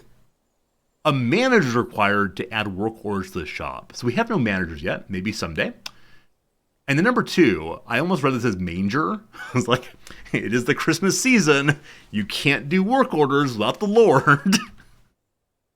All right. Very good, very good. So hopefully some work gets done. Also, what kind of gem things we do? Cut gems and then put gems onto things. We also polish some stones. Okay. If I polish stones forever, that'll consume all of my stones. So let's just make a few of these. Is there any reason not to cut gemstones or gems? Or does it make sense to set cut gems as a forever job? Like, are there eventually tasks or buildings that require raw gems? Crown icon in the bottom left is how you set a manager. You always cut all gems? Got it. It's not stones from Poland. The Polish stone! Make me your finest Polish stone! I know nothing about Poland other than like the winged hussars. So I like to imagine we get them on a horse and put it atop. Sometimes you need rough gems for moods. I catch your vibe. I got that mood. Big mood. For right now, I'm going to do forever job. I'm sure if we need unfinished gems eventually, we'll find them somewhere. Alright, so crown here for a manager. 1 moment. Members of the nobility have required rooms and can make demands. They cannot be reassigned. Administrators handle various aspects of the fortress and can be reassigned. Many administrators also require rooms. So there's quite a few jobs we can have eventually, and we can read about each of them. Messenger is new. I wonder why it's new. Like, where did this come from?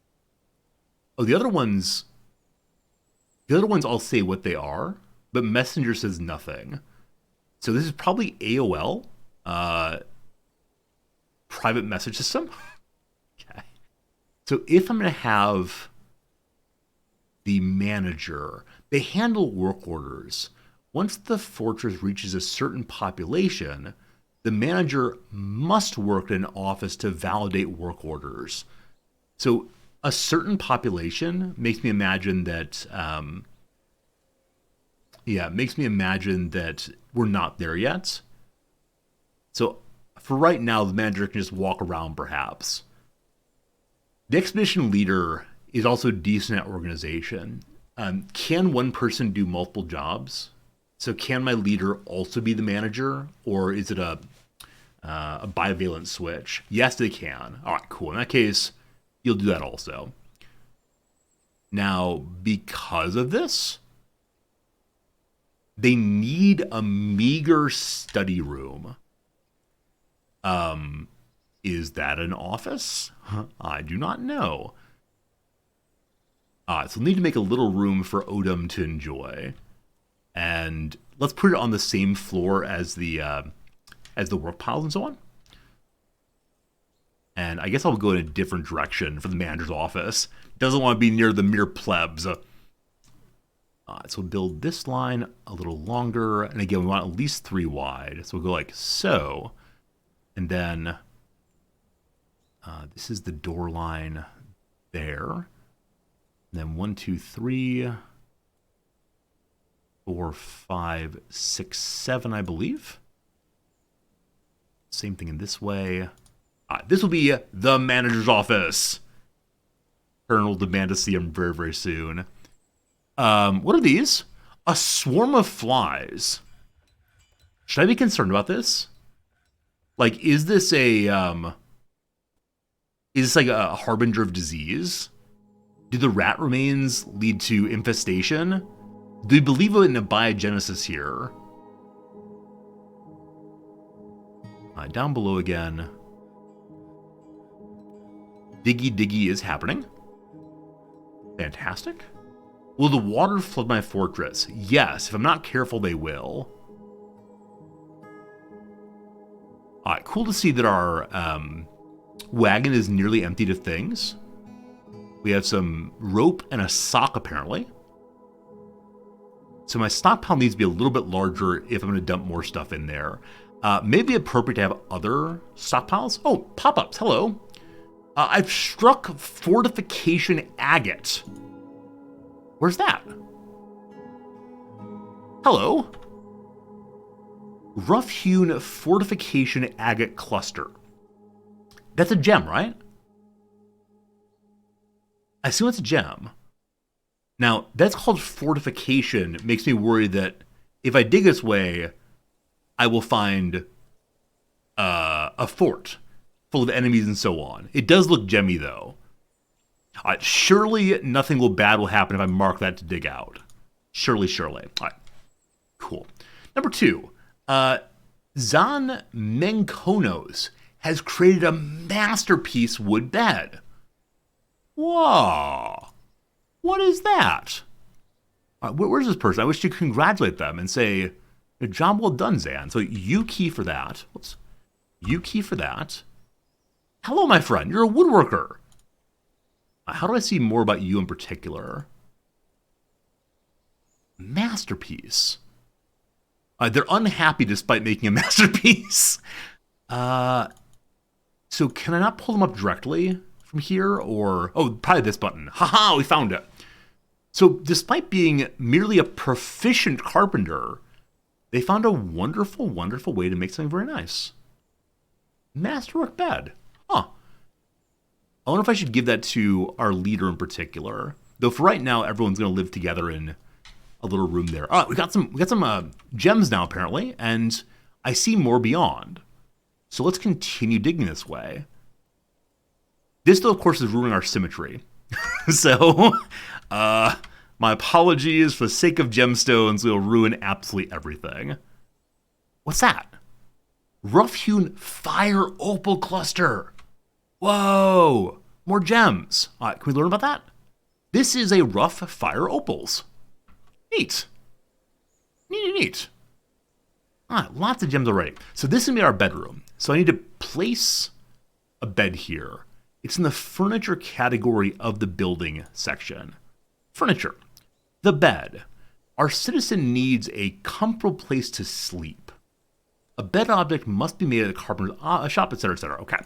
The bed is a 1x1. We can't rotate. Do dwarfs snore? Like, is it a good idea to give them all separate rooms? Or can I put them at the corners? Or can they be piled together, no problems? Best to scavenge plants and serve for food. Oh, yeah, food.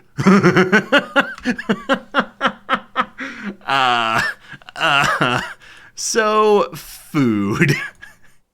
We most certainly read in the tutorial, we'll starve if we're not careful. I should probably do that pretty soon.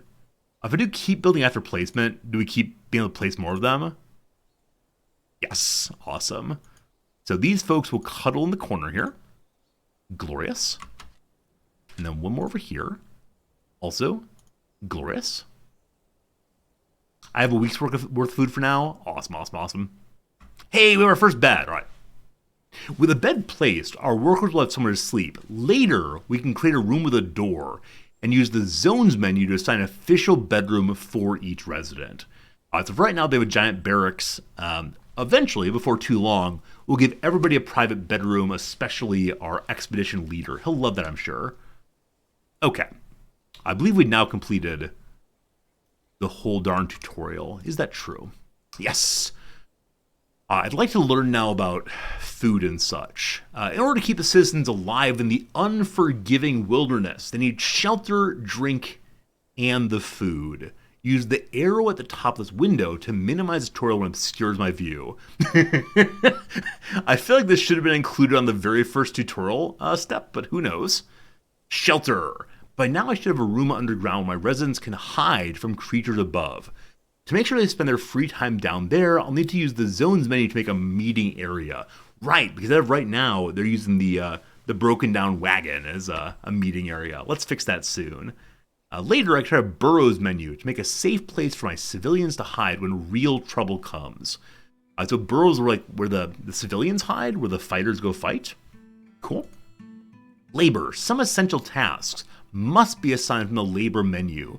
Click here to make sure you have a miner, a woodcutter, and a fisher dwarf. Fisher dwarf, miner, woodcutter. I have a woodworker. So there is no actual factual wood cutter, but the woodworker is doing it instead. Awesome. If you haven't suffered any casualties, you should have these labors assigned already. But if one of these brave workers falls, you'll need to assign somebody else to these duties. Drink. There are 2 ways to make drinks for the residents. One moment, be right with you. There are other pop-ups here. We already dealt with that. Fire opal, done, good. Done. Are we actually out of wood? No. No. That canceled because no wood. Yeah, lots of wood. Lots of wood. Welcome to the surface again. Did I make a bigger room here? I talked about doing this and I didn't do that. Because I was thinking about making a different stockpile to begin segmenting and segregating some of these items. Like the things that appear to be weapons, I'm guessing I want to have in a stockpile close to the front door so we can arm ourselves in case of trouble. So I feel bad having only the one miner. But I'd like this room to be a study, I believe. So can we see what we need for them to be a study? Yeah, dormitories? Oh, we have a dormitory. Let them go downstairs and say, you are the dormitory. And we'll embiggen you eventually, I swear. Oh, we already can. Cool. So that's the dormitory there. Nope. You can only do the part that's already dug, but cool. We'll call this the Dwarf, Dwarf's ZZZ Zone. Perfect. And we still need to put down a few more beds. We'll get that soon. We can't make rock mugs. We need non-economic hard rocks. So they're finding more down here. Eventually we'll have more miners, I'm sure, but we are getting the rocks we need, and so that will get fixed. Okay, cool. I think I'd like to go ahead and mark some things on the surface level to pick, just because I'm guessing some of this is food and will be useful for the future. So let's clear that. And we also, we were talking about making an area for a trade point. I never actually did that yet. Our fisher dwarf. Okay, so is this pond infinite when it comes to fish and such, or will it run out eventually? Is the upper bunk the ZZ top? Ban! Geezer Druid, excellent joke. I thank you. In the game, you're supposed to also zone walls, or you won't get the value counted in the room value. Thank you for that excellent point. I would have never figured that out. So we want to also zone the walls. I'm going to hold off on that until this room is finished, just so I have to do it over and over and over again. Okay, up here we're talking about trying to make the trade point. And we don't want to keep it blocked, blocked, blocked. All right, we can build up this way. So this area free of trees is usable. Sure. Don't care what you make out of, but why not hazel wood? 1, 2, 3. Good. There's some rocks in there already. I wonder if those rocks will get dug out. Also, everyone is currently laboring on picking. I wonder if I made too many picking jobs, so no one will get work on these things. Maybe I need to prioritize somebody as a builder bot. Is that a job? Seems like no. Zones can share walls but not overlap. Awesome. Thank you, Clay. I appreciate that.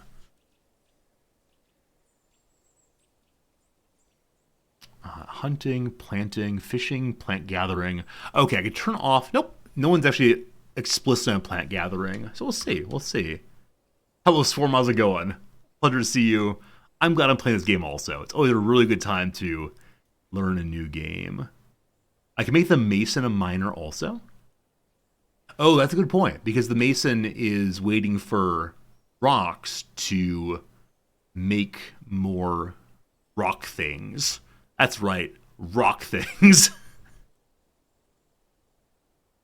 I saw someone say a bit ago that my door is exposed to the world, and I do agree with that. So maybe we should try to make a wall up here around the little entrance, like maybe a wall around the trade point and the entrance. Though I think we were told there needs to be a direct path to the trade depot. Maybe it'd make more sense to put the wall right around the staircase. Can I build walls? Workshop furniture, doors and hatches, constructions. Are constructions walls? Hey, they are. Okay, so let's make a hole in the ground for right now. The wall provides no benefits. I have a raised drawbridge, which requires a mechanism workshop.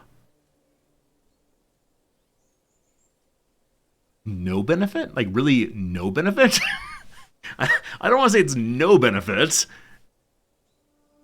It won't at least, like, funnel the enemies into one spot instead of them all coming all directions? Or is it really no benefit?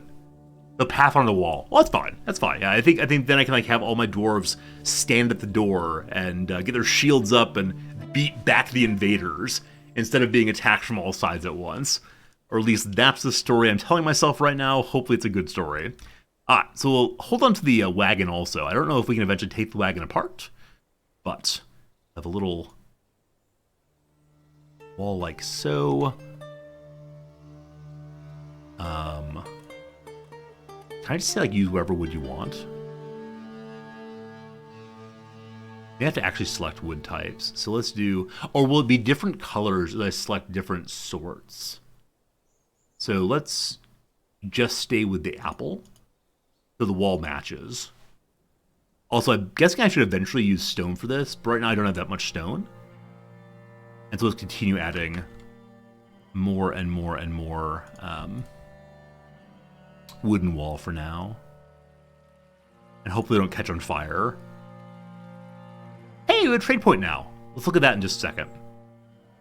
Constructions, walls. Let's go in front of this. Cool. Okay, I can't place there because the tree's in the way. So we'll mark that to cut down also. I guess both of these. And we'll continue building this way. I need to look into making food still. Oh, man. All right, so around here, still with the apple.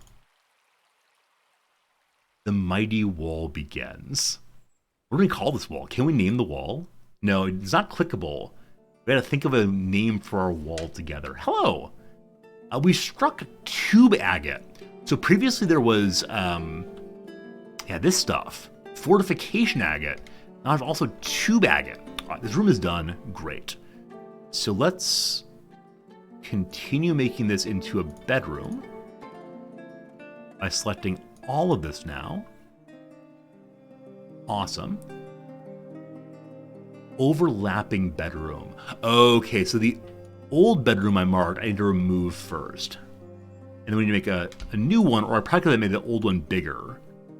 But let's do like that, except, and then I need to make my same joke once more. I made a dorm, right? Dorm, not bedroom. Thank you for reminding me of that. So cancel that. Dormitory for the many friends here. Like so, except dwarves ZZZ zone. Perfection still. That. Did I not finish it? I did finish it. Good. More beds to place also. We have 4, 5 down. We have 2 more beds to place. And I'm wondering how we get more dwarfs. I have 2 guesses. I have 2 senses of how this is possibly done. But hopefully some people show up eventually. As doors, no.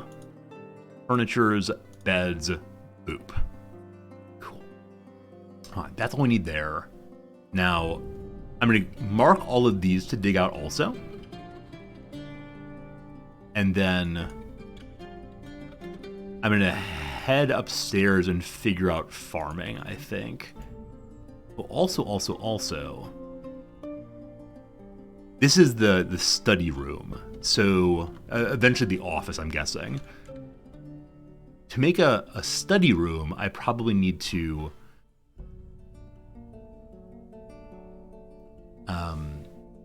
have a desk and a chair, maybe. So let's check the carpenter and see if that's possible. I'd like to bookcase, cabinet, chair. Yeah. And it's like a desk or table, maybe. Table. Ha ha. Cat. Hope those are awesome. We're noticing our stockpile is totally full, so nothing can do anything.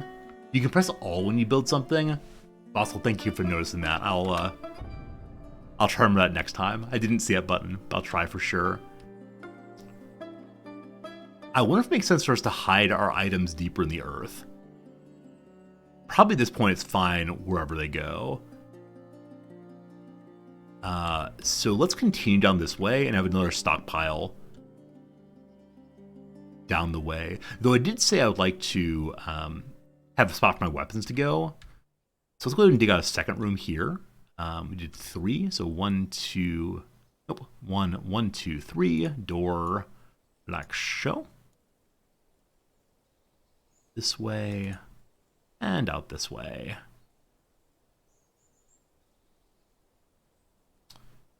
And that'll be a further stockpile for, gosh, I don't know what. Are they making my tables and such? I think they are. Let's try to place it here already and see what happens. Furniture, the table. Needs table, make it first. So we gotta wait for them to actually finish their job, apparently. I think I may have marked the chair first, though. So, the chair. Is that really a chair? It looks like a piece of rock on the ground. I think the table may be done now also. Glorious. There it goes, looking nice. And now, can I designate this as a study? We need a meeting area still. So stop hanging out upstairs. Garbage dump. I should have a garbage dump upstairs probably, to ensure that our trash doesn't get stuck down here. Tomb, gather fruit. Office. Office or study is required for certain official tasks, like approving work orders. A chair or throne is required for this. All right. So this is then an office. And can't say who it belongs to. It's the expedition leader, but for right now, I'll call it just the main office. And then, is this assigned to a person, I'm guessing? Yeah! Expedition leader gets it. What's this button here? Assign a new or existing location to a zone. Locations are groups of zones and rooms with a larger purpose, like a tavern, a temple, a library, etc. Cool. Larger associations of rooms can attract visitors from outside the fortress. Okay, so if you have a temple, then people come and worship and say, oh, hey, can I hang out here? That'd be good. All right, so he has a room now. Does that satisfy him and his demands? Whoops.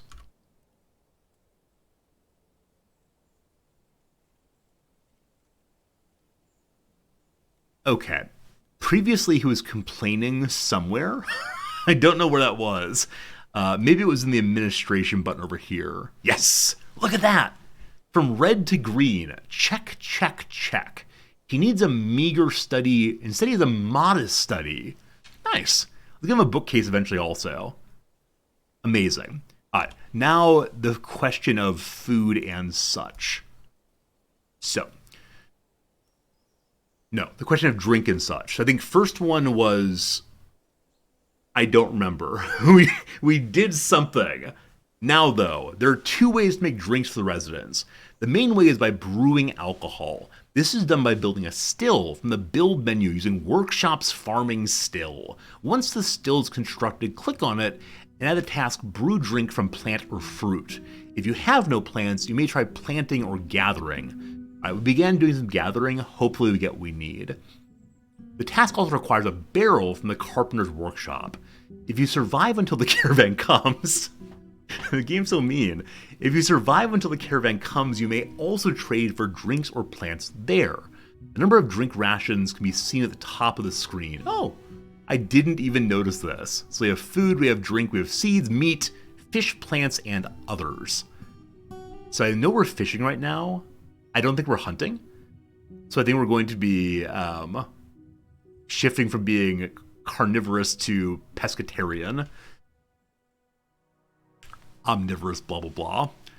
Absent alcohol and in warmer weather, you can designate a water source from zones menu to river or pond so that residents have water to drink. You'll want one of these anyway for other purposes, like cleaning and certain workshop tasks. You may find water underground. I think it's may of possibility, not may of ought to do. Rotten raw pond turtle. Oh no! So my fisher dwarf has caught so many turtles, and because we're doing nothing with them, they're just sitting there and rotting. All right, we got to work on that. First, though, a water zone, water source. I hope we don't accidentally pollute the water. So I'm thinking that like running water might be more better than standing water there. Okay, so here be a source of water. Enjoy. We need barrels and a still to make booze. We'll do that in a second rather. First, though, I need to make a dump area and make a bigger stockpile. Dump area first. Is that just a normal stockpile? Or is that a zone, maybe? Garbage dump. Okay, so we're going to pollute the world. And I don't feel great about that, but these things happen. So let's look at our world and see where some pollution should occur. Like, I probably shouldn't put too terribly far away, lest it, lest it causes real problems. I'm planning to have a wall all the way around here, like so. And then I guess we'll have the dump zone out back, like find dumpster out there. So let's put it right here for now. I like the idea of putting it against a wall instead, but you know, oh gosh, what have I done? So zoom back in, zone. The garbage dump. And I do not know where I'll go there. Probably some rotten bodies. Cool. Accept. Good. We'll call it the Dwarf Dump. Dumpster. Fine. Good enough for now. With that done, I then said I want to fix the stockpile. I apologize for having to articulate aloud literally everything I want to do. Because if I don't do that, I will forget constantly. Okay. I'd like to put a door on the study. I'm guessing the guy would appreciate that. There are doors and hatches. Hatches can be placed at the tops of stairwells or above ramps to control movement in the fort when they are forbidden or attached to levers. Okay, so you can say, nope, don't go through there. Don't go through there at all. And then doors in closed rooms is important when placing multiple zones at once. Doors can also be forbidden, so you can't go in or out of this. Got it. For now, you gotta make the door first. Okay, so carpenter, bring me your finest of doors. Wait, maybe we should use stone instead. Bring me a rock door. No, maybe rock's too heavy for making doors. Bring me a wood. No. Try carpenter again. D is for door. Haha, found it. All right, wooden door. Let's go make 2 of those. Oh, I have access to work jobs now, don't I? I do. So I can set up some order up to 5 of them. There was something I was talking about trying to make with work orders earlier. Or was it just... I think it was just I wanted 7 or something, so make 7. We don't need that anymore, though. Hello, Chanwin. Interested to see me play this? Hope I'm doing well. I'm doing well, thank you. And I'm also interested in seeing how this goes. As we learn about the world around us. What's this? Wait, why is there grass here? Did the grass fall inside? We have a leak. Wait, why do we... Oh, no. My underground base is not truly underground.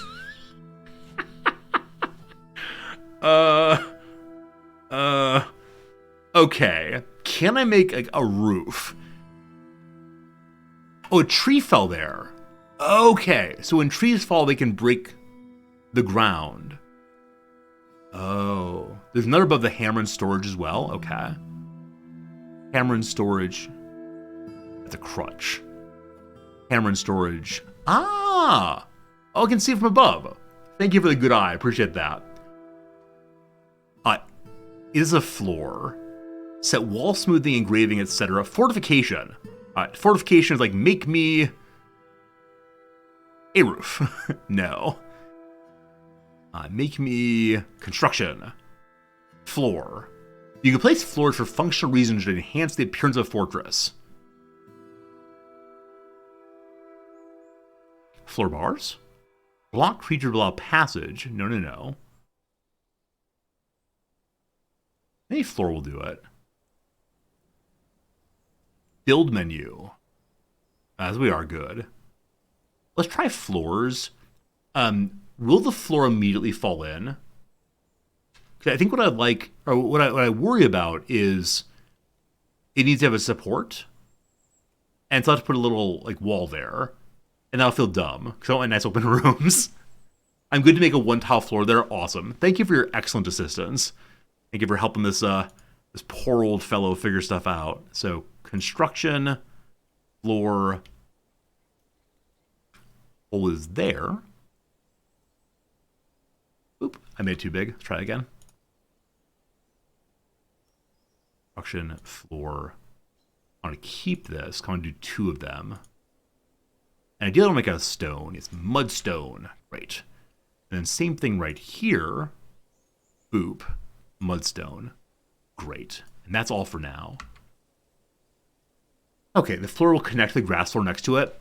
Okay, so I'm guessing you can't make floors out in the middle of nowhere, but as long as they have support next door, it's good. Hey, look at that! We now actually have a block blocking into the hole there. Awesome. Stockpile was next thought. It's nearly done. You absolute heroes. And digging here, they're not getting any of the rocks from below, so I want to go back to that pretty soon. For now, though, let's make a new stockpile. Awesome. And I said before weapons. We don't have that many weapons and tools, do we? So maybe it feels silly just to say weapons and tools here, but if we do that, we'll at least have some more space. We're going to call this the ready room.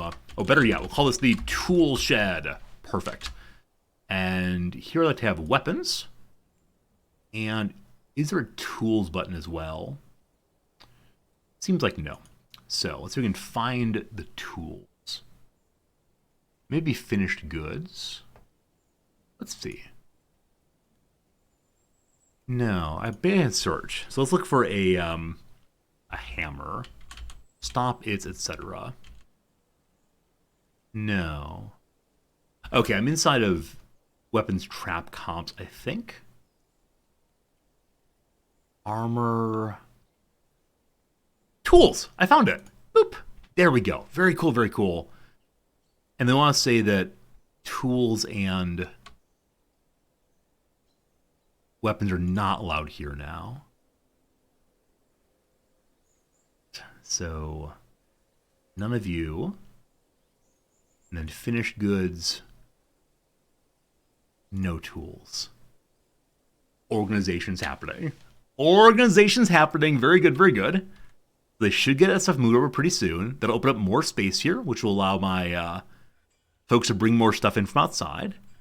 Our wood stockpiles are both entirely full also. So maybe we need to embiggen the zones. However, I prefer to dig downstairs, like I said previously. Oh, we made a door, didn't we? So we'll place our first ever door right there. We have two of them. Hazelwood doors and pine doors. For our leader, the finest of pinest. Awesome. Ammo with the weapons and tools. Yes, good. Yes, good. I appreciate that very much.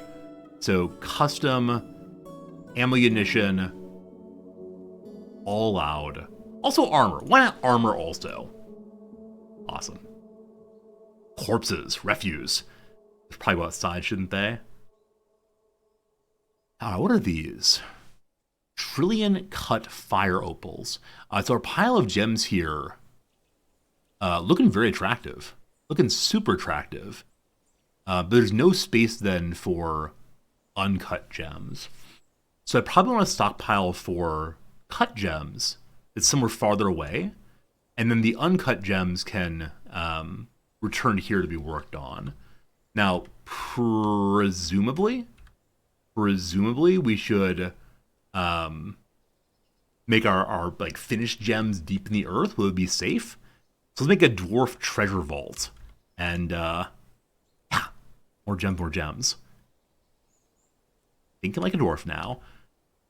Okay, this room is smaller than the ones upstairs. It's also asymmetrical. Duh!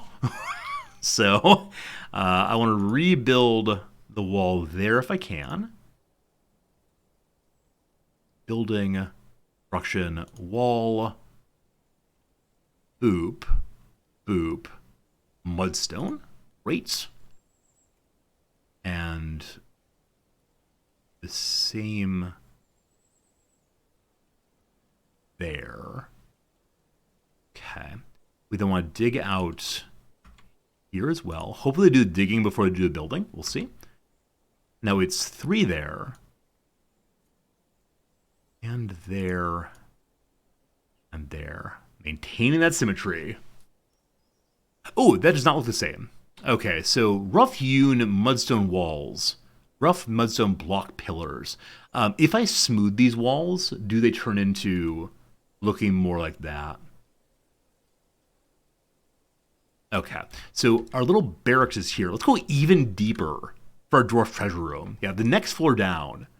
Elevation 41? No. Let's go into elevation 35. Is that foolish? So I know if I go too far down, it'll eventually lead to, like, here be disaster, here be dwarves, and not dwarves, really dwarfs, dragons, and were-giraffes, and so on. So if I go down too far, will there be big problems? Or is level 35 still, generally speaking, a-okay? What do we think, what do you think? I think what I want to do, though, is I want to go ahead and dig one farther down. I've got an idea. I thought it might be a very, very cool idea. I'm going to find a circus. I've heard that circuses are bad things. I've heard nobody wants to go to the circus. All right, mine, staircases, start there. Descend, descend, descend, descend, descend, descend. I'm good to go for now. Madam Mango, do I believe you? Are you the hero of the day? All right, so we'll dig down to there. And then... No. Yes. So I have an idea. And my idea is, let's go down a little bit. And then dig across. And go down again. And have our treasure room down there. This I put a very long time ago. I actually do not want this anymore. So go away. No. Undig button. Undig button is the eraser thing. Go away. Yes, good. Even deeper is dangerous stuff? All right, good. We'll stay not too terribly deep then. All right. It's good seeing you, Frost Sentry. Hope you're having some good vibes out there, friend. Before we do the dwarf treasure room, what's this? Green tree frog remains. So somebody's out here killing creatures. Probably my little animals, I guess. Before I do what I was talking about doing, the still. I said I was going to do that, gotta do that. Okay, our little stockpile has some weapons in it, but... Oh, these crutches. They're not tools. An anvil. A wheelbarrow. Ah! I bet we can use that anvil to like start some grand blacksmithing eventually. But let's go ahead and dig out a wee bit more here. Wall 1, 2, 3. This. So this will be the room of alcohol creation. And I wonder if there's a clever way I can use the water underground to fuel alcohol production. But for right now, I'm okay running it in and out with my with barrel making and so on. This grass is still here, even though we've covered up that hole. Maybe we can dig that out eventually.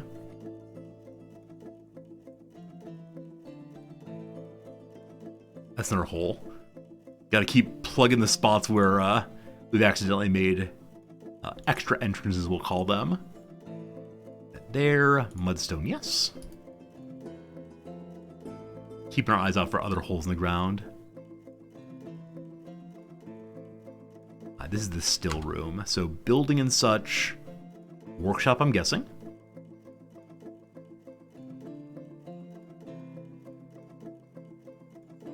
Maybe this... Oh, it's farming. Farming still. Brew alcohol from plants, fruit, or honey. That's bigger. Spot. I got just random wood. That's fine. You think you saw 2 holes south of the trade area? Wick, thanks for that. Here, oh, yep, one's right here, and one's right here. That's black sand. Yeah, definitely one there, though. And this is one we're filling right now. We'll keep finding them.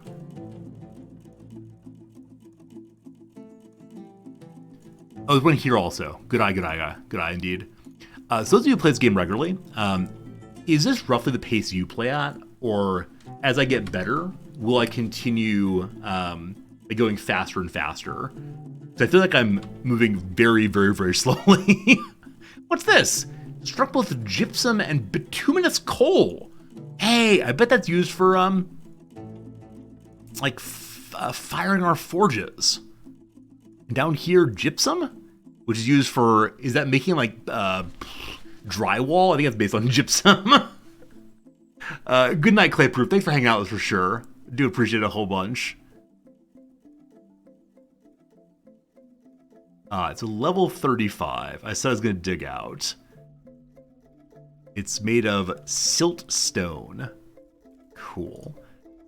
and sort of make a little, like, hallway of safety and something. Game has huge depth, but it starts a little slow. Makes sense for me, honey. I'm really enjoying it, though. Okay. Cavern floor. Spooky, spooky. Lignites. Siltstone, lignite both. I'd like to finish this first. And then... my own dwarf just scared me. I thought that was like a terrible beastie running at my poor miner. Thanks for the teamwork, folks. Thanks for the teamwork. Good. Yeah, after we get this all dug out, we'll then have a digging party for the coal and such up here. Give it time, eventually the beastials come. Oh no, no beasties allowed. Lignite, red tourmaline. Oh, it's even lignite, which is like a rock in the wall. Apparently it's a valuable gemstone. True? False? More coal, more coal. Did the new stockpile room get dug out?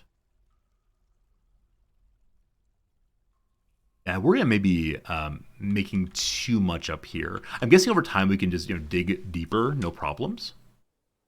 Alright, so I need to have barrels available for the booze making. So I'm gonna use a work order on this, I think. So create wooden barrels. Make wooden barrels 10 of 10. No, what I want to do is... Or does this mean there are currently 10 barrels available? And then once there are not 10 of them, it'll refill? Lignite can get turned into Coke. I mean, I'm Pepsi man. Oh, yeah, fine. Sounds good, sounds good. It's dirty burning coal. Okay, so bituminous coal is probably better. What's this button do? I have no idea. Number 10? You have to change the green button to change stuff. Last night, thank you for that very much. 10 remaining of 10 to build. Okay. I'm used to RimWorld where you start at 0 of 10, it builds up. So it says build 10 of them. Work order used to automate tasks. These work orders are set to complete a certain number of tasks and be given start conditions. For instance, you can create an order to make wooden bins if you're low on empty ones, or brew drinks if running low, or make 5 statues every month, etc. You can limit work orders to a number of workshops. You can also create work orders at specific workshops on the building sheet. The system is reasonably powerful. It will eventually automate almost all production if you wish. Cool. So, this is conditions. Probably how often, if there are more or fewer than. Or make the activation of the work order depend on the status of another work order. Awesome. So I do want to do amount of items available at least 0. Is equal to 0. No, that way we're not entirely. I'd like to have equal to or less than 3, we'll say. So 1, 2, 3. At most 3. Items available is at most 3. So it's 3, 2, 1, or 0. That was what I want, I think. I think. Okay, also encouraging us to check out... Oh, barrels versus empty barrels. I guess I was thinking of empty barrels. I assumed that when barrels got full, they were no longer called barrels, but instead were called, like, barrel of booze, and would no longer get count. No longer get count? That's right, no longer get count. Hey, Lord Kelmar, we are indeed doing a fortress. How's it going, friend? Okay, in that case...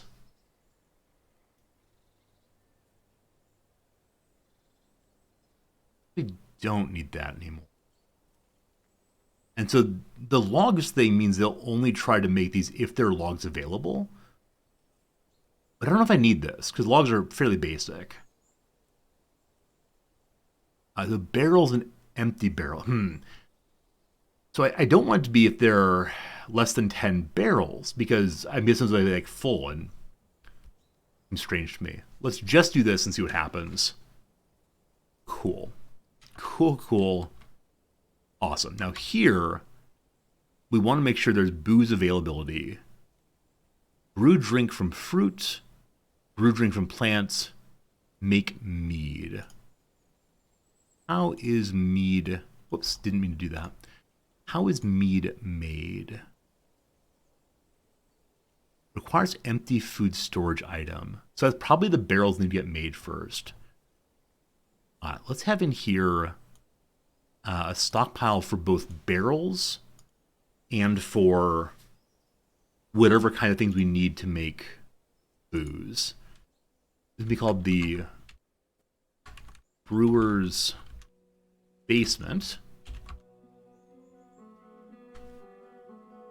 Custom barrels. I was like containers, maybe? Wood? No, wood is really just like wood indeed. Maybe furniture. Boxes, buckets, very good. Barrels. Battlestar Galactica. And then whatever kind of like plants. Is that a foodstuff?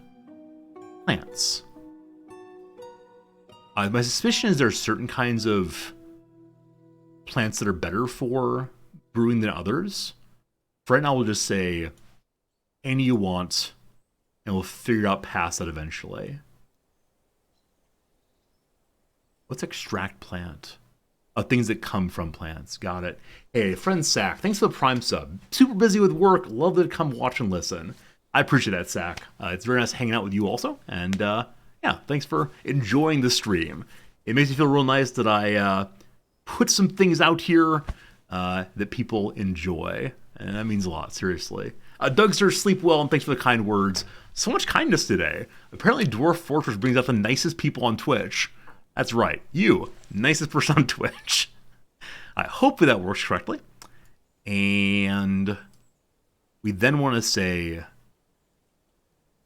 work order? I guess I'm going to say work order because booze, it is important. Boop. Either of these, I guess. So is there a reasonably powerful way to say do either but not necessarily both? I guess we have like inverted conditions that say if... No, I think it probably fruit juice and plant juice would just be alcohol generally. So if there's 10 alcohol, for example, then don't do either one. Fruits are special? Oh, that makes sense. That does make sense very much. Hey, Sack, thanks for gifting us up to Blood God. Blood God's very good to see you. You listen to Twitch VODs while you're at work. Calmness of the voice thing. I'm glad. I'm glad I can bring some like relaxation and enjoyment to a busy work day. Now, that said, I do where I occasionally get a little too excited, but subs to the Blood God. That's right. Sack, thank you for generosity. I'll save the fruits then, since they're special. I'll do just plants from now. And as of right now, it's encouraging us to do, if there are fewer than 10 drinks, and need to have empty food storage items. Hey, Zelion, thanks for the 300 bits. Bits for the bit throne. All these great references. Did you all see that Henry Cavill, is that his name? The guy who played Geralt, I can't remember which one it is, The Witcher, and then like Superman, is now doing a Warhammer television show? How do we feel about this? I don't know Warhammer that well. However, when I was a child, I wanted nothing more in the entire world than to have the little figurines, but they were so expensive and I didn't know how to paint things, etc., etc. You love it? It's horrible? Oh, goodness, they'll destroy it? That's always the worry. Hey, Frosted Sentry, thank you for the subscription. Happy holidays to you also. Yeah, it's weird. It's getting so close to Christmas. It's beginning to feel a lot like the 19th of December. Thank you, Frosted, for the generosity and for being here for sure. Many of you are really on board because Caval's a big fan of Warhammer. That is cool. Of course, that sets us all up for a lot of disappointment, doesn't it? The real feeling of, because Caval's like deeply involved in the Warhammer verse, we believe it's gonna be awesome. There's so many stories, though, of people with huge creative impulses and really cool understanding of a property having their desires blunted by the big suit types who want to make it available for more people and so on. But I hope it's good. I hope it's good. I hope it's enjoyable. And yeah, like I said, I was so desperately interested in having those figurines. Occasionally when I'm feeling like I need some company, I'll go watch people paint miniatures here on Twitch. And I really like the ones that are just starting out, because the people who do like the most amazing miniature painting have like these air spray guns and these tiny little fine movements, and they're perfect. They're absolutely amazing. I need someone who's like stumbling along, trying the best. Anyway, we'll see how it goes. Hopefully it's awesome. I'll probably try to watch it when it comes out eventually. If there are not 10 drinks, we'll make drinks. For right now, we only have 7 dwarfs. I'm guessing as we get more and more, we'll need to increase this, but for now, that's totally cool. It's rare to have a movie star actor, genuine member of the video game community.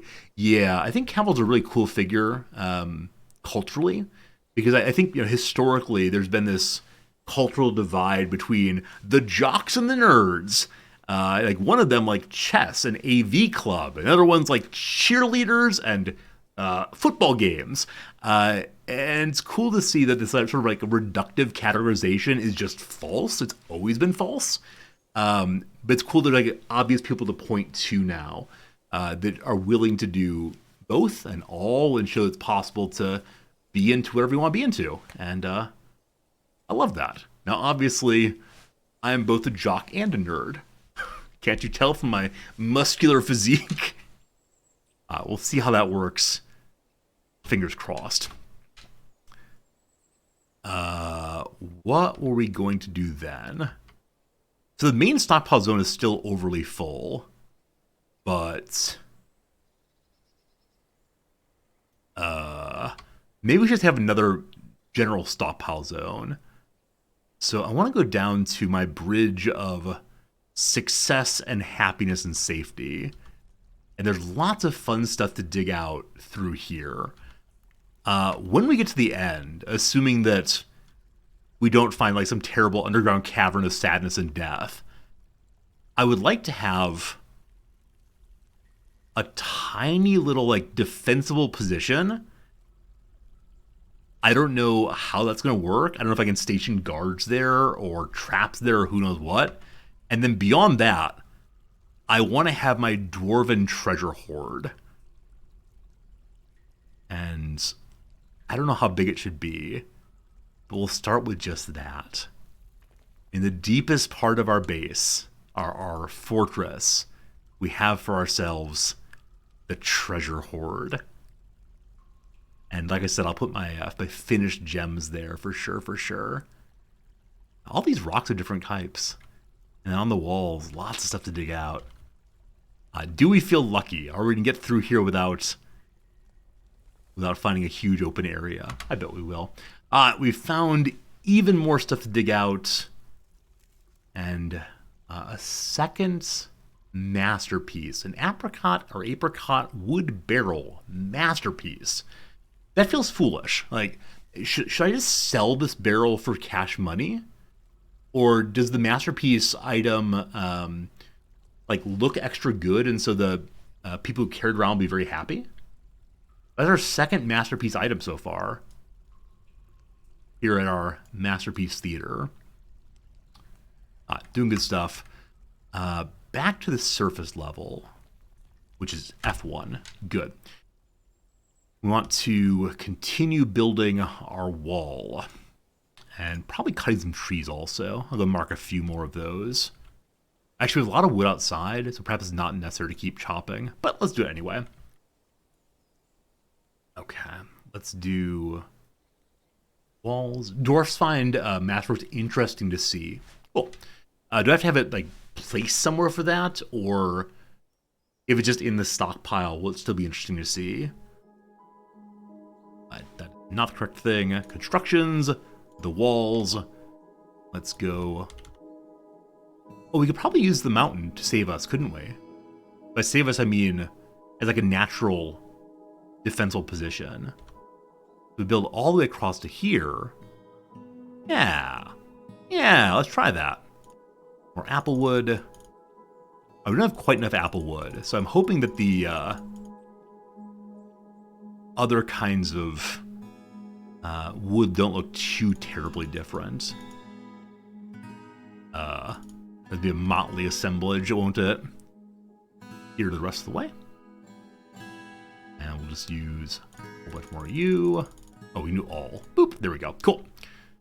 Alright, so some more walls getting made. We should probably have a door as well, just to get to my dumping area, wherever that was. Can we find the dumping area? Have things been dumped there now, or it's this key, I think? I don't see a pile of filth out here yet. Let's see if we can find it by pulling up the zone page. The garbage dump. There it is. So there is a garbage dump. Is anything inside of it looks garbagey? Maybe that rock? I don't know. We'll see what it takes up there eventually. There's probably more than enough other hauling jobs to do. So I'm going to go ahead and cancel that and just leave a hole in my wall for now. And yeah, we'll have 2 holes. One there and then one in the north. Do I want assistance? Sure. If it's about mechanics especially, I'm absolutely fine to receive advice, especially on mechanics I'll never figure out on my own. Oh, we got things popping up. Hello, things. Bloodstone. And it's now summer. So we know that the a caravan is coming in autumn, and by the time winter comes, it's going to be rough. That's good. Oh, I didn't forbid dumpables from the stockpile, which is closer. Laudadio, thank you for that. Garbage and dumping pile are different? Oh, that's good to know. Thank you. All right, what's this? Make 10 wooden barrels been completed. Oh, so this is going to pop up over and over and over again? Or I don't think I set it up to repeatedly do itself. I think it's just making 10 wooden barrels. Furthermore, Zahn has become a carpenter also. Also? Or is carpenter a particular task? Let's see. Hello, Zahn. He's a talented carpenter. Huh. I don't quite know if that means like they ranked up in it or what. Oh boy, a bunch of unmet needs. Get some objects, fight some stuff, look at some art. Soon and soon. So now that we have the work order done, that was not it, it was this one. They will continue to make these. It'll keep popping up. Cool, good to know. Hey Thunder, you not played DF since before RimWorld came out? It's been released now on Steam. The graphics you're seeing are basic in-game graphics now, where previously, as you know, it was a bit of a mess. This is actually how it looks now. So we have the barrels, and I want plant stuff to go here also. I marked that. So we're going to go ahead and not allow dumpable stuff here, not garbage here. And I also want to say keep plants here, I think. So this first. No trash allowed. Refuse. We'll say just no refuse. Though anvils. Wait, can there be refuse anvils? Huh. Maybe they get broken after a certain amount of time and can't be repaired? We'll figure it out eventually. For now, nothing allowed there. So that should mean that our little friends the dwarves will move things out of here somewhere else now. Hopefully. Okay, so Plants, I do not want to live here either, so they go into the other room. And plants are food stuff. Plants disallow. They should move here as well. And then we want to add a task to brew drinks from plants. We did it! We did it! We can make a booze now. Oh, they're already set to do 10 of them. So we don't need to add one more, but presumably that will get done fairly soon. Now, I wonder if I have too many jobs for the number of dwarfs I have. Is anyone set up to be a brewer in particular? Oh, add new work detail. So these are the ones that are pre-extant. And now we can add a new one. But what is the brewing? Is it farming, probably? The brewing, yes! So who will be our brewer? And how do I change this thing's name? Can't just be called Custom Detail 1, can it? Here we go. This is old style beer. No. Just brewing is good. Hey, Master Gremlin. Good seeing you. You don't need to add dwarves to jobs. The game will automatically pick someone available for the job. Then why does this page exist? Why does this page exist if it does not... if you don't need to assign people to do things? So I can if I want to. Got it. So we can just trust it'll get done eventually. If I assign someone to it, I'm guessing them more hurriedly. And I'm guessing they have booze available is probably pretty important for Life of the Dwarfs. I don't know. All right. Down. We've not planted any food yet. We gotta do it still. Behold! Our first treasure room is completed. So I'm gonna make a stockpile here. Awesome. And we're gonna call this one the Horde. And I only want finished gems to go here. So gems, cut gems, all of them.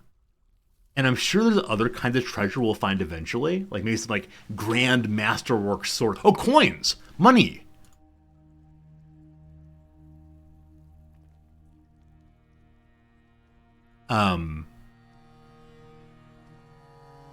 So coal counts as money. Maybe there's an overlap that some gems are coins, but not all coins are gems. We'll see how that goes. I don't want to say that yes completed gems. No. Yeah, yes completed gems do not go here anymore. There's only raw gems that are available here. So none. Oops. All of that. Hey Koopa, you played RimWorld and you tried this, couldn't get into it. Yeah, as you know, I play a lot of RimWorld also, I think you know, if not, hi.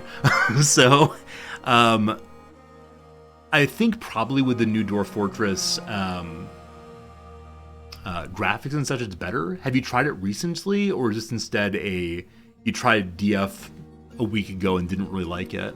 I'm still figuring it out myself, so hopefully we can find some enjoyment together. Oh, there can be coins made out of coal. Got it. Hey, Narcy. Always a pleasure, sincerely. Alright. So with that done, I believe I already said gems are not allowed in the quote-unquote main stockpile. Is that true? Gems disallowed. So hopefully these finished gems will now go deep, deep down below. And I think booze making is happening here. Work is occurring. We got a bunch of mugs here also. Now, I'm guessing I eventually want to have some food somewhere. You tried the new Steam version, it's kind of hard to know what to do. I think that's true. I think that's definitely true. This is the part where I always say the best way to learn what to do in games is to stream it, because people will come by and say, what you should be doing is this.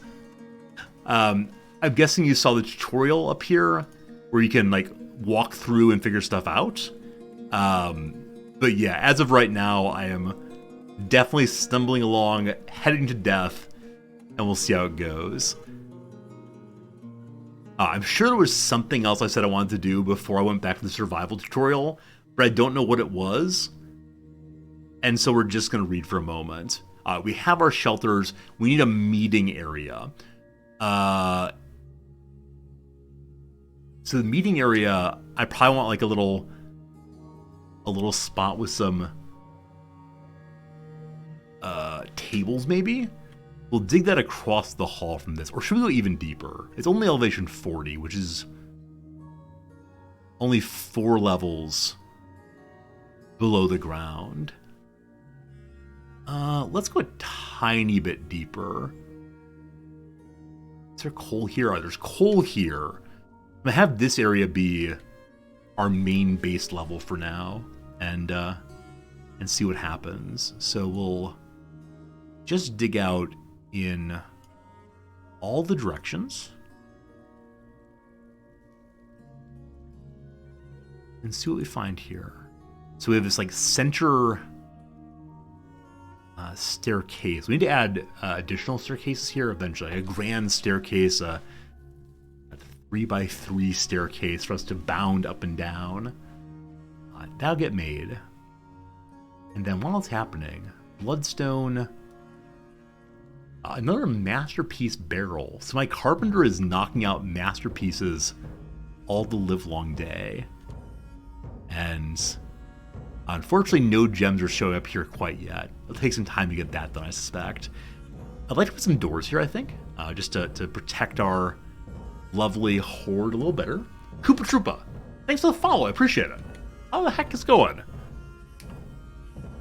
Now you know I also play RimWorld. That's good to know. Thank you for the follow sincerely. Alright, so this is just like a temporary area. I don't know if we'll use it for anything anytime soon, but I said I wanted to dig down at this level, and then at this level I'd like to make a meeting room of some sort. Hey Rexadoodle, you've held off on watching anyone stream this in hopes I'd stream it? That's very sweet, Rex. I hope you're having a good day. And yeah, hopefully we can enjoy learning this one together. At the end down here, let's plan ahead a little bit. So 1, 2, 3 hole, 1, 2, 3 wall, 1, 2, 3 hole, 1, 2, 3 wall, 1, 2, 3 hole. Okay. Same on this side as well. And then I want to make sure there's enough for the rooms above and below. A wall then. And at the end here, I'm going to make our meeting area. And I'm guessing we need some tables and chairs. But that should be a nice spot for us. This location of an aquifer. So far what I've seen is we have a river.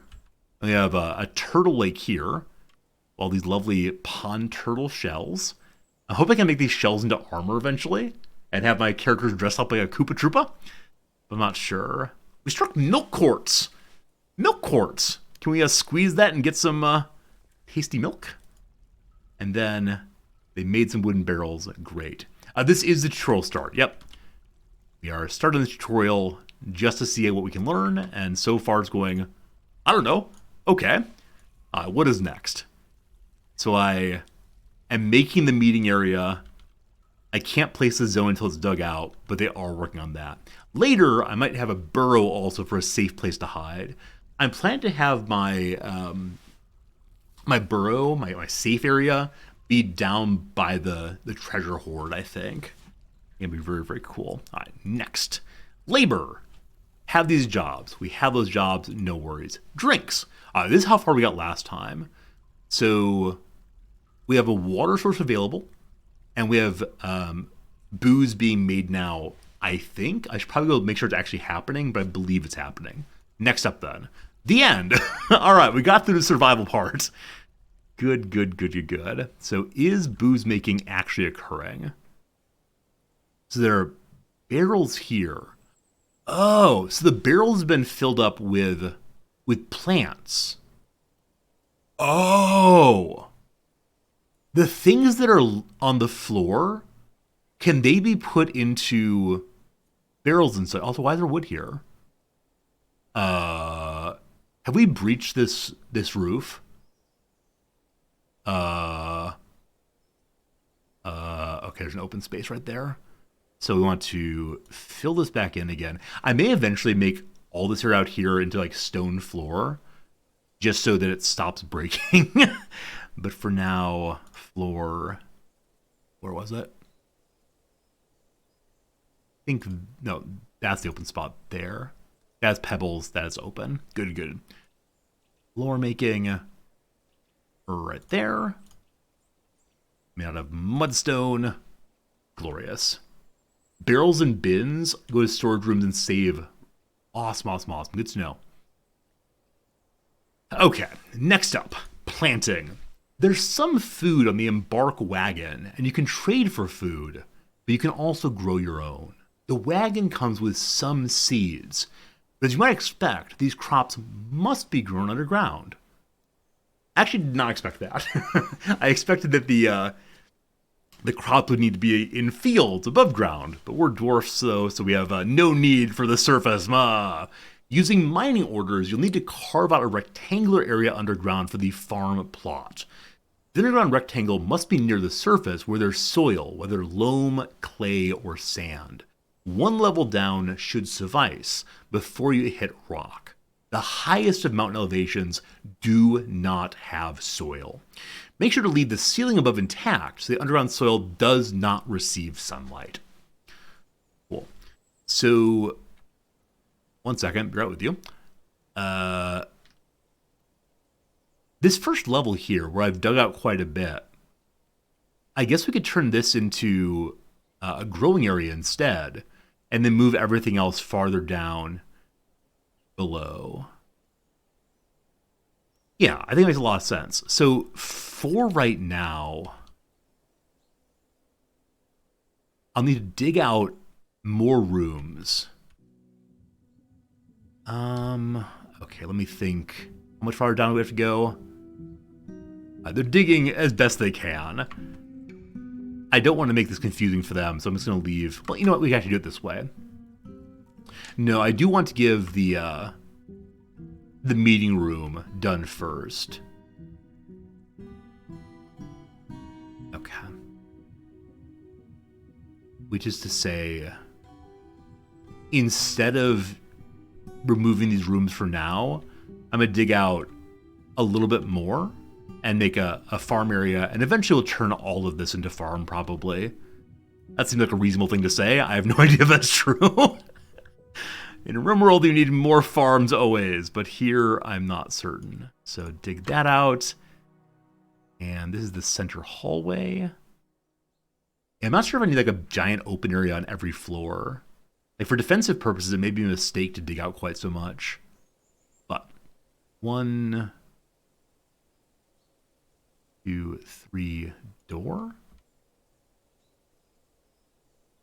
And we got a pop-up there. Looks like cross swords. Oh no. Oh no, I don't want to see cross swords. This seems like it might be a bit of a disaster. This will be our farm for now. The Wolverine is fighting. Who let Hugh Jackman into my base? The Wolverine has become enraged.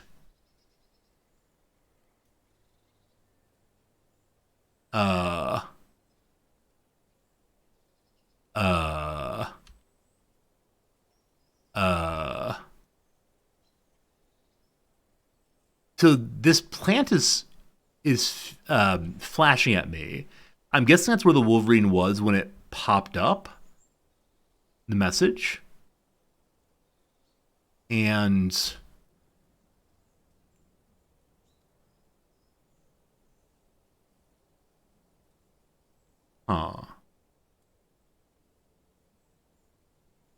bottom left dwarf button, other tab to find the Wolverine.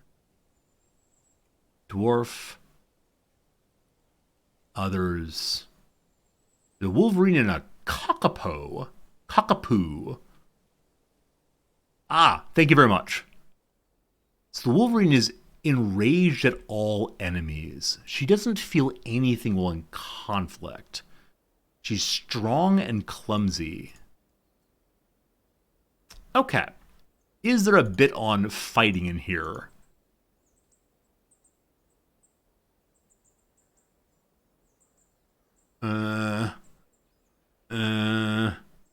Happiness and stress, food sources. I see militia. Did I see militia? Military, there we go. Before you can create a military, you must appoint a militia commander from the nobles and administrator list. Then, from the squad menu, you can assign your first squad, led by the commander. First, you must assign the uniform. A new uniform can be assigned later. This feels excessive for what I need. Do I actually need a militia to deal with this thing, or will my little colonists like go fight it directly? Like, you have an axe.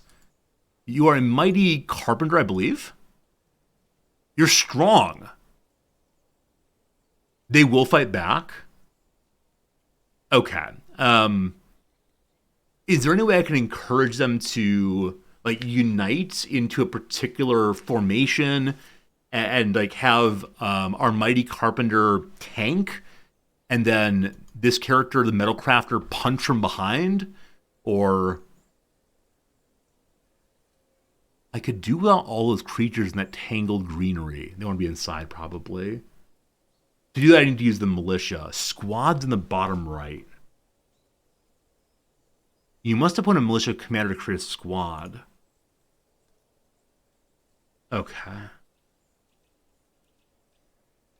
Militia commander. It's a administrator job, I believe. So nobody knows how to be a fighter. We are miners. We are craftspeople. We do not have a militia. All right, team. Do you think it's a good idea for me to try create a militia very quickly? We have no uniforms. We're just like, look, we're a militia now. And try to micro our way through a fight? Or is it better just to unpause and see what happens? Because, I don't know. I don't want to die. Alright, someone said earlier that it's likely the Wolverine won't attack us. Mining skill makes Dwarf more effective with pickaxe in combat. So maybe my miner should be queen of the militia. Alright. You are our militia leader. Onol Okrsdot. Okrsdasot. Too many letters. They give us armors and weapons at the start. Alright, definitely did not equip those. But you are now that. Now, squad button. Create a squad. What should our outfit be? I don't know. What do I have? Presumably we have leather armor, not metal armor. Good luck. The familial spears. No, I changed the name. How do I change your name? Name the squad. Name the squad. Name the squad. Squad naming. Maybe there's no like typing of this. Customize. Yes. Oh, do I have to look through and find the words I want?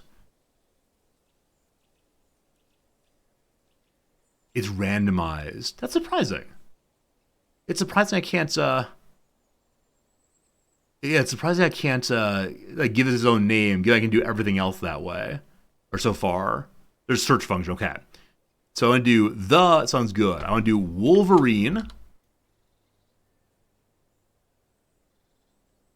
Wait, there are Wolverines in the game. I'll do the Wolverine Slayers. Oh no, that's not possible. You can rename. Where is it? Like, this button is rename, but it's not rename the way I thought it would be. Randomize the effect would be cool. The cool name is the Wolverine Slayers. The Adamantine Avengers. It's because the squad is written in Dwarvish language.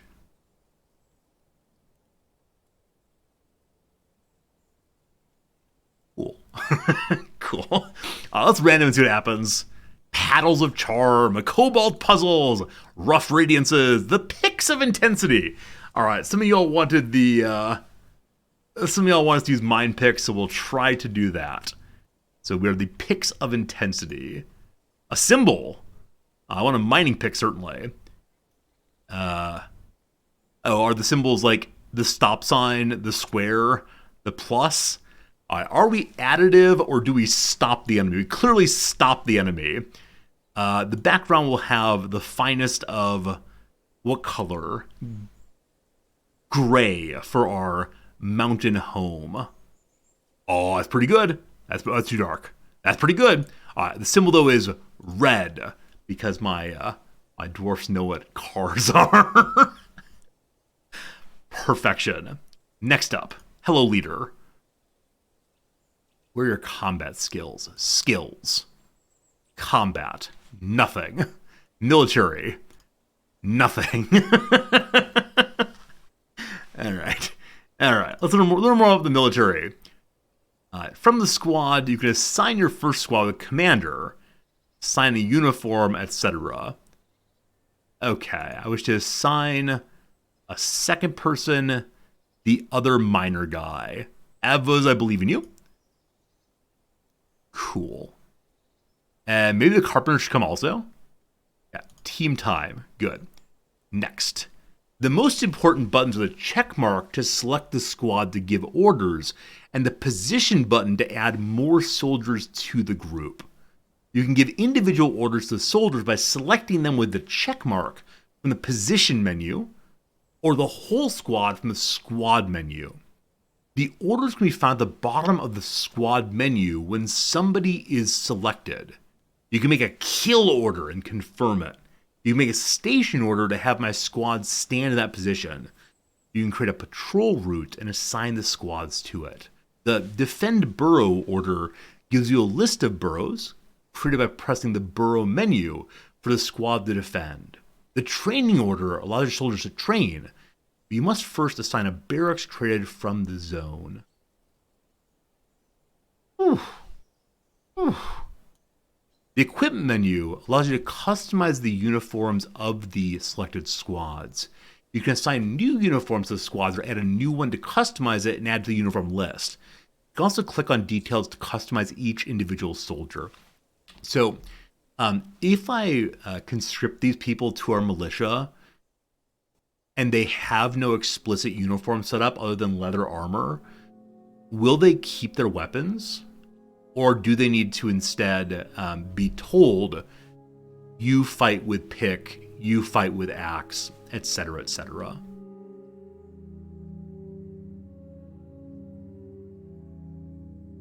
Next. The schedule menu is a powerful tool. This is where you tell the squads to do things like on a monthly schedule. We'll do that later. Okay. Back to the squads. Okay. Let's go fight a Wolverine. Now, there are actual weapons here. So would it be better to use a short sword and a spear rather than a warhammer, rather than our tiny little picks and such? The Fisher Dwarf is my only actual fighter? Oh, how do we know that? How do we know that? Thank you for knowing things. Yeah, I just take the people with the pick weapons. Udib Lichtid might in fact be... Oops, didn't mean to do that. Might in fact be the person we want. So, creatures. Us. Ubed. Hello, Ubed. Disdains introspection, likes nature, emotionally distant. Proficient fighter. Huh. Bossler, thank you for being a genius. Thank you for knowing things happen in this game. Alright, so this guy is actually factually a fighter. So he should definitely be in the squad. Now, I don't think he has a weapon. Is that true?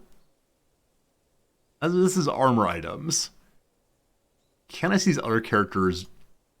Yeah, so the Fisher Dwarf has nothing in their hands. Let's go and add them to this group. All right. Odom, you come on board. No, that's not you. I'm sorry. Odom, you go away. This guy instead. Cat. I'd like him to pick up a sword. So...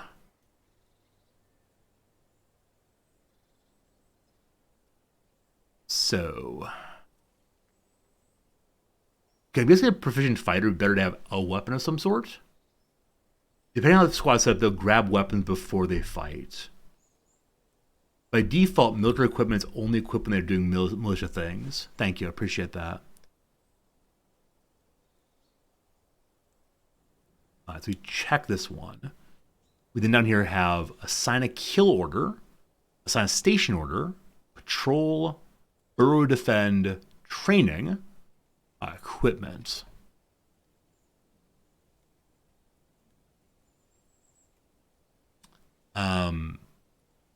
So I guess this means they don't have anything equipped right now. Can I order you? No. Push details. Here we go. So I'm going to assign to you your pick.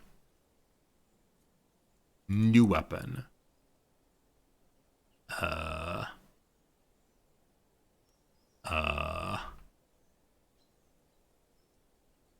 Maybe I missed the pick. Or maybe it doesn't actually count as a weapon. Picks, there we go. Foreign picks. No. We want local at-home dwarf picks.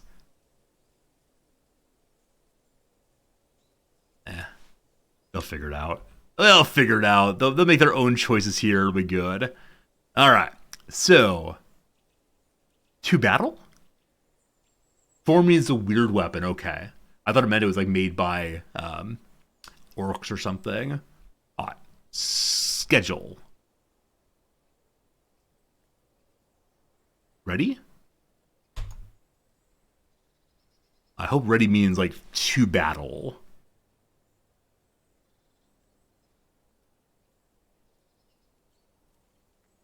I have no idea what it means. All right. So now they are ready. We're going to try to place them upstairs and prepare to fight the Wolverines. So, station here. They're getting some stuff. Where's that accursed Wolverine now? Others. Accursed Wolverine is back here now. Okay, so despite the fact that the Wolverine gave us a big announcement that we're all going to die, it appears to have disengaged. And I don't know how to feel about that. Because on the one hand, we're not in danger. But on the other hand, the werewolf is fighting. Yeah. No longer enraged. So the Wolverine must have killed something? Maybe it was just hungry. I guess I'm of two minds right now. On the one hand, I want to say the Wolverine went away, no problems, no concerns, we're fine. On the other side, though, I worry that by leaving the Wolverine out there, it might eventually come and eat some of my poor little folks here. Look at our buddies. Look at our buddies being here. Hello, buddies.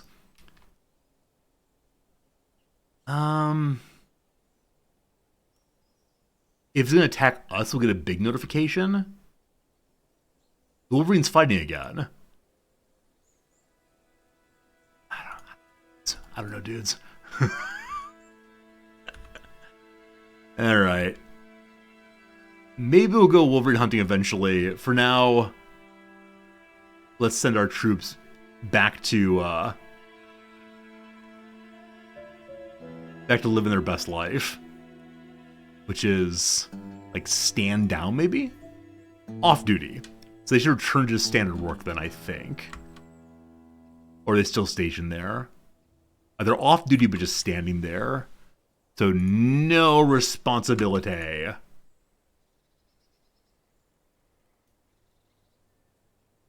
Are you sleeping outside? Do they stand up to sleep? Okay, everyone's back to work. No problems. Hello, animals. We'll call that a great success. Alright, so it looks like our various characters returned to their prior work. Good, good, good, good. Also, unfortunate to see that, yes, the different kinds of wood that one uses for one's walls, yeah, definitely do change colors. We'll make it all beautiful eventually. Also, I'm worried about this. I don't know how to think about it, unfortunately, but I'm kind of guessing that enemies can walk from the edge of the mountain onto my wall, and that'd be horrible, wouldn't it? So I don't quite know what to think about that. Other than maybe make the wall ever higher, or perhaps actually like take it away from the mountain. Mining button lets you remove ramps.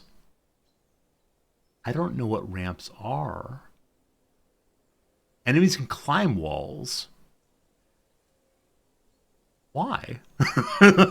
Why is that the case? We need to cover them in butter. Cover them in yak butter and be fine. Let's go ahead and cut down some more trees in preparation for making ever more wall over here. Good, good. And then downstairs, what was happening? I noticed how I'm doing something important. Right, we're digging out our meeting area. Oh gosh, they sure are. Eventually.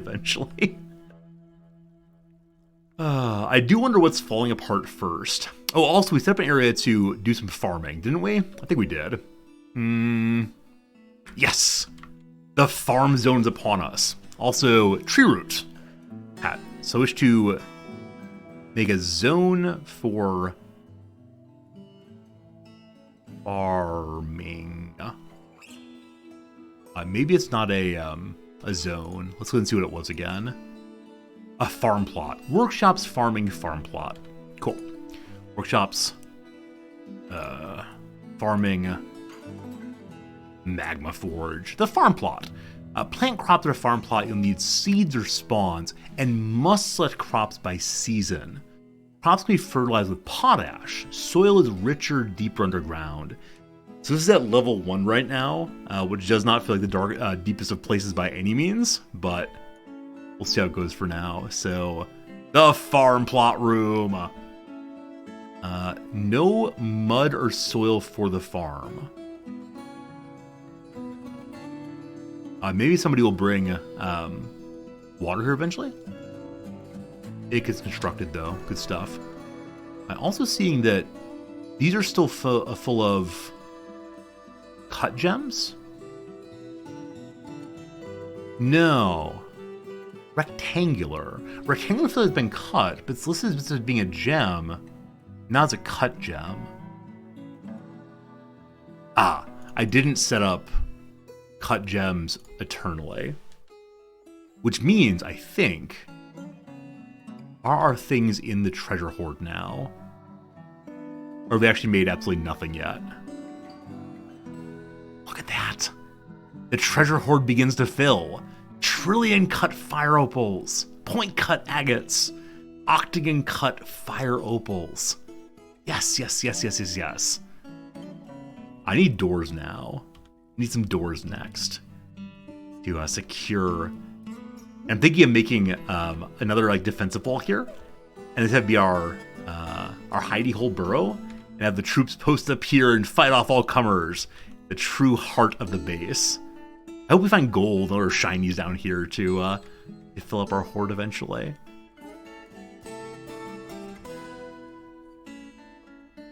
Yeah, I don't have any like real meaningful goals right now, other than just make a base and make some bedrooms and such for our folks. I guess having an equipped militia could be cool. To make leather armor, I probably need to find like animals or to shoot. Guessing I would also... I could go for metal if I can find a way to make, what's it called? Like a forge, I guess. The farm plotting is beginning. Furrowed clay. I may need to wait until this is fully done, and then I can select what gets planted here. Gray Chalcedony.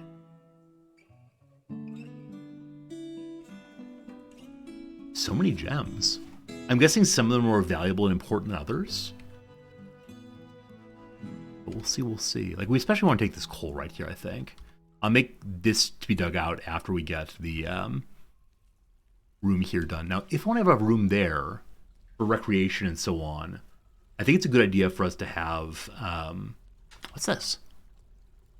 Hematite. So named because of the color of blood, maybe? I think we'll want to have like tables and chairs in there for hanging out and meeting together. So I need to have my carpenter make that. Hey, Rolo, thanks for the follow. How you doing today? Hello, hello, hello. All right, upstairs and downstairs. Yeah, all you new followers, thanks for hanging out with us. Anytime I start a new game, I'm a little unsure what's going to happen. But it is absolutely fantastic to be here with you. Okay, let's make, I don't know, 3 chairs, 4 chairs. I think 1 chair per person, so 7 chairs needed. So work orders, I'd like to make just 7 chairs if possible. And this is not a do over and over again. This is just make 7 chairs, please. Wooden chair.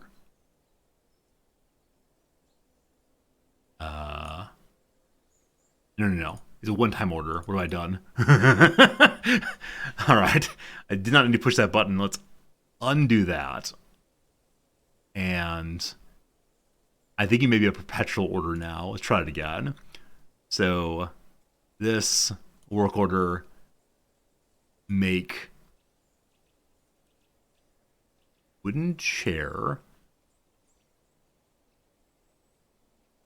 7. Okay, I think that will do it. And then we'll be good to go. We also want to make some tables. 7 tables, 1 for each and every dwarf. Or maybe we can make like a giant pile of tables or some bigger tables possibly. We'll see, we'll see. All right, so create for me wooden tables.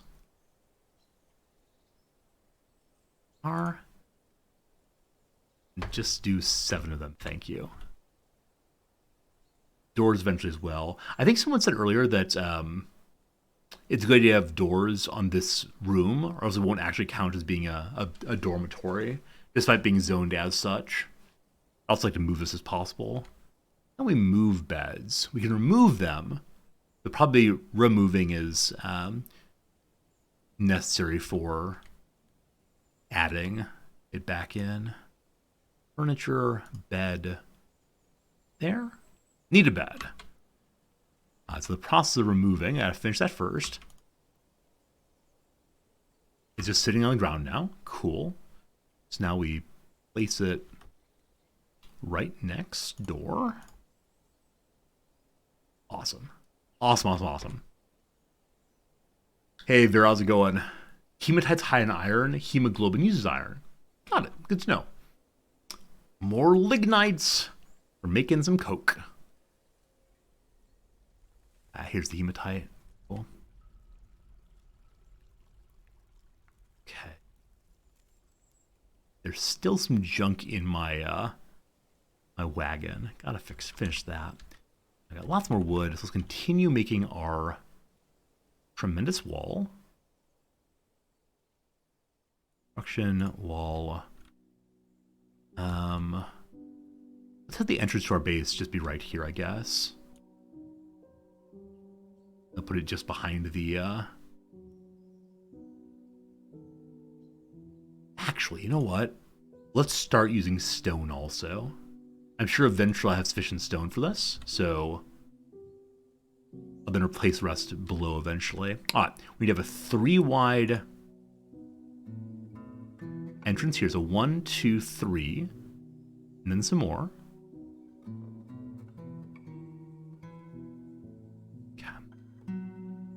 And like I said, I'm concerned about this little hill here. So I think instead of building all the way over, I'm just going to build, let's say to there. Then down below. I hope it's the case we eventually find a way to like make a story for our dwarfs. As of right now, I'm not really telling a story. I'm just like, hey, let's do this, and then this, I guess. All these things seem fine. I don't want to destroy this wall. So is that anti-building? No. Erasing. That's what it is, I think.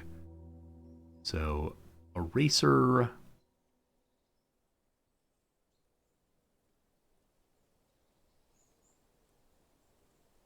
Remove mining, wood cutting, plant gathering, smoothing orders. So it's not deconstruct. Doesn't it enter dumping and melting? No. I need a bulldozer. I need a bulldozer of some sort. Can I select it? No. Alright, team, I need your help on this one. Where is the anti-build button? The destroy things you have created. I'm just not seeing it. In the mining tool. Mining tool. The dig. Okay, cool. It looks like a staircase with everything else too.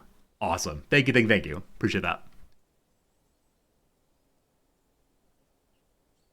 Okay. Then this tree should get chopped down also. We have so much wood. So much wood. This is done now. It said by season we had to pick what to plant. So do different things do better in different seasons? Okay, so if it can be grown in the season, it shows up. If not, it doesn't. Poor soil. We need to find some cavern soil eventually. We have no fertilizer. We have to make potash. Potash is made by, I don't know. I have no idea. Something eventually. I think I've heard from lots of people that plump helmets are like a good place to start. So we'll do those for the next few seasons and then maybe come back around eventually. One big thing is turn off plump helmets in the kitchen menu for being cooked for food. Okay. We don't have a kitchen right now. We have no food actually being produced. I swear we'll fix that really soon. I promise. On my honor, I shall do my duty. Lots of mudstone on ground downstairs. Good. Scan the hematite. But we want to set up a meeting zone. Important zone where citizens gather to socialize. Yes. So no longer will they go to the wagon upstairs. Instead, they'll hang out here. We're going to call it the Dwarf. We're prefixing everything with Dwarf in this playthrough, I noticed. Dwarf Denizen Discotheque? No. What's a D word that means a place to gather? Den. That worked well. Den feels weird there, but the Dwarf Den. I like Den very much. Good job, folks. We gathered together. Awesome. And now I think we've made some tables and chairs. So let's see what we can do. Plump helmets are for brewing, process the seeds. Okay, cool. I think I saw like extraction at the still. I don't think I saw processing yet. We'll see what happens.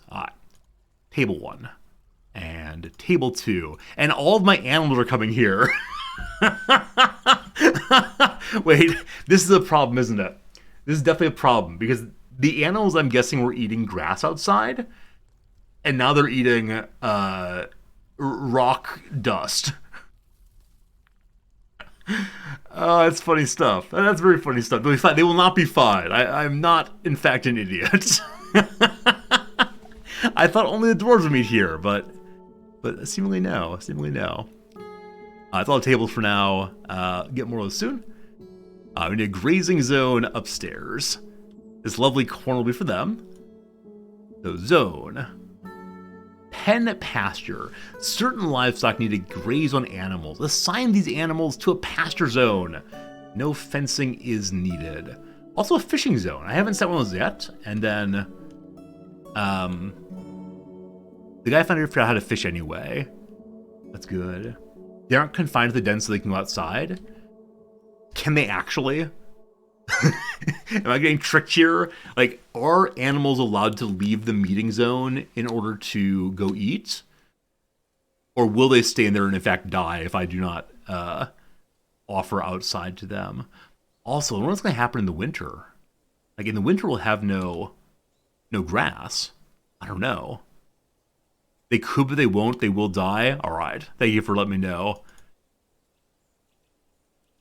Okay. Now, I need to tell certain animals they can go out here. This is going to be the animal arboreal, I think it means trees. There are no trees here. Area. Perfect. You need a pasture? Okay. So I think there's a page for animals. Boop. What's this? Okay. Maybe on the individual animal you have to tell them what to do?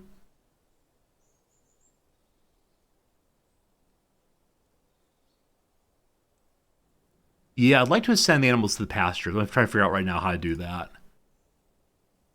So, hello, friends. Maybe if I look at each one, we can do it. So, horse friend. Area, maybe? Is there an area? But room? No. You send them from the pasture zone. Okay. The opposite of what I thought it might be. So, back upstairs. Pasture zone's here, I believe. Select it. Aha! Here we go. Animals. Horse, duck, yak, water. Why do I have a water buffalo and a yak bull? There's probably not a large enough pasture for all these giant animals, but let's see if we can go and add it a little bigger. Oops. Done with that. This. Embiggen. All grass belongs to the water buffalo. Awesome. So the animals hopefully move upstairs then. Did they come conga lining out? They're cats.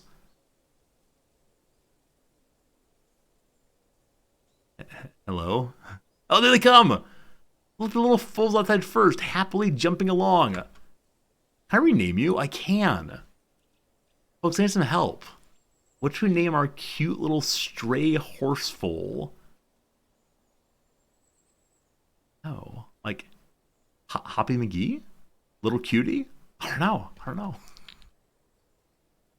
I'm guessing these rocks upstairs we should also mine out. Okay, you can't mine a boulder on the surface level. Maybe you can destroy it using the destroy things? No. Little Sebastian, glue, unnecessary attachment. I'm seeing some cynicism and some love of Parks and Rec. All very good, all very good. What's this? A masterpiece pine table. Good job, craftsman. Good job. Huh. So some of the animals decided to stay in here. Maybe I didn't assign the little chicken friend to this zone. Is that true? I most certainly did.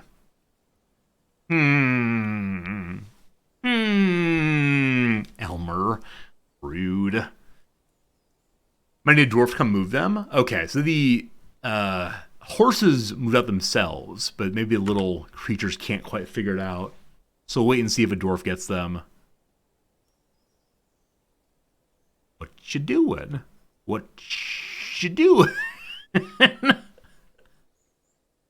check on it a little bit again. To the depths once more. Hello. I know I have at least one more table to put down. Maybe even two.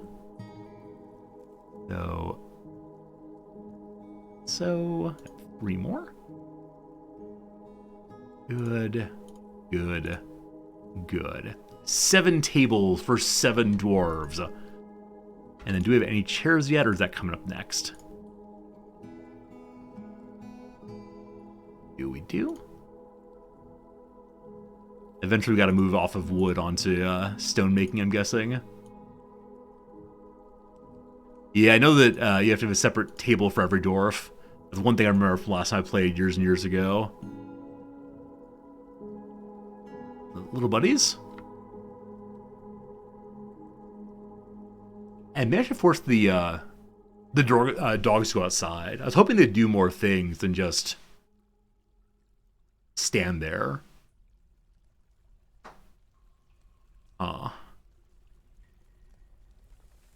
Is there a job I can give to force someone to get these animals out of here? Are you gonna starve? No health problems? Is there a needs button? Like, will you actually... Not sick, is healthy, so probably not starving yet, but I'm just confused. People are not going, they take a while to starve. I want to resolve the problem of them possibly starving. Okay, so here in the depths, this is going to be our main base. And how do I want to organize this area? Well, we need a stockpile in a big central location. So how about this whole side here, the stockpile? Is that absurd? That may be absurd, but I think we're going to do it anyway. So,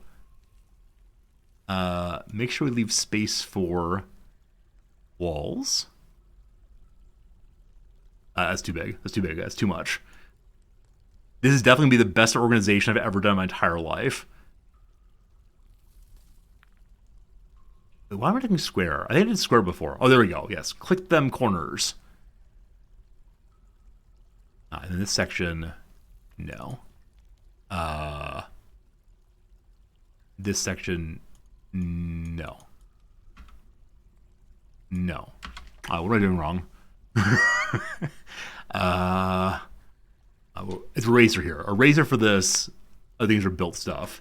There we go. There we go. Okay. And then around the corner, we'll do the exact same thing. So 1, 2, 3, boop. And 1, 2, 3, boop. Cool. Lots more fancy rocks on the wall. Lots of space for lots of good stuff. And then I need to have a kitchen, and I need to move my other buildings down from upstairs. I should... Oh, things are happening. Hello. There are no more rough cut gems. Let's go check our hoard down below. I'm guessing there's so many awesome looking gems there now. And all the tables, all the chairs. So let's finish placing those first. Goes there. Maybe there's already one set there. Or I can't put them there while there are rocks there. Okay. Unfortunate. So can I prioritize hauling these? Toggle dump stats. Items are dumped in the dumping zones. So I know we have a mudstone block area up on the first floor. Just not full. Oh, the rocks coming designations that are in fact there. Oh, okay. It didn't give me like any kind of feedback, so I assumed that nothing had happened. Thank you for the helpful advice on that one. I think I accidentally put one of them here. I hope that went away now. And we'll see what shows up eventually.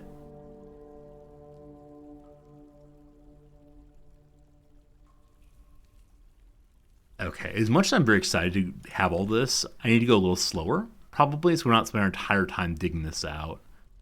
So I'm just going to do like that for now, and then we'll build out more later. And so, the kitchen. This may be the start of a dining room, I guess. And I guess I'll have like a crafting area over here. So let's have the kitchen. The kitchen. Let's go to the beginning of the hematite also.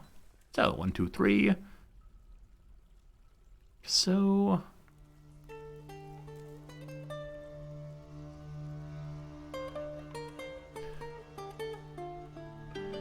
let's go see what the hoard's looking like.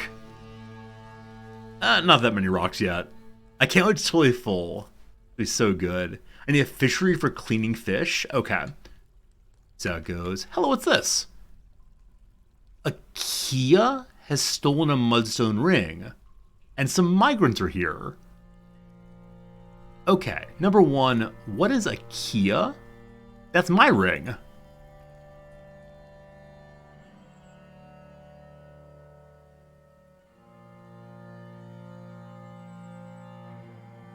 Hello. Ah, there are a whole bunch of them.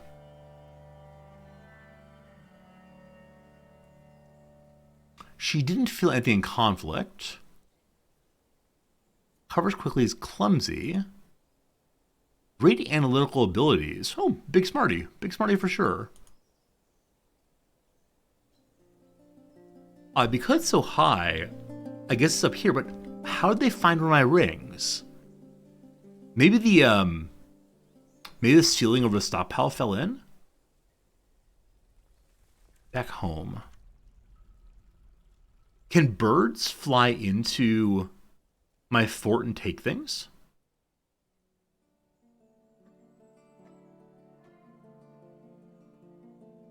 They can, really. That's lame. That's lame. Let's put a door on the stockpile zone then, I guess. Or a hatch on the entrance. Oh yeah, we saw the hatch earlier. That could be used for ensuring people can't come through too quickly. A spattering of Kea blood. So I wonder if one of my characters attacked them when they were trying to steal things. The Kea is fighting. The expedition leader Odom Astis Meng is fighting. Where's that? Oh boy. Kea's having trouble breathing. Expedition leader punches the Kea in its upper body with the right hand, bruising the muscle, jamming the left false rib through the right lung, and tearing apart the right lung. Okay, so apparently some big fighting happened. I totally missed it. So this blood here is the remnant of our expedition leader doing battle. Didn't feel anyone in conflict. You must never forget true loyalty. Repay it in full. So, no wounds at all. She's very flimsy. The left hand is bruised. Large and fat, with a jutting chin. Oh, it could be stolen off her finger? Wait, really? Wait, really? Like, did they try to bite her finger off? That's craziness. Absolute craziness.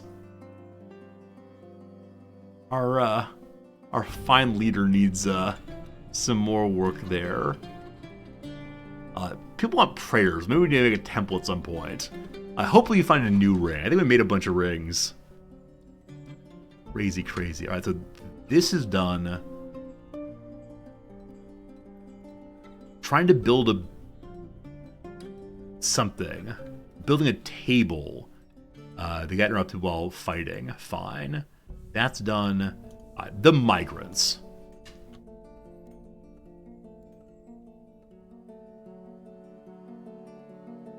Okay, so migrants join you. You don't have a choice on that.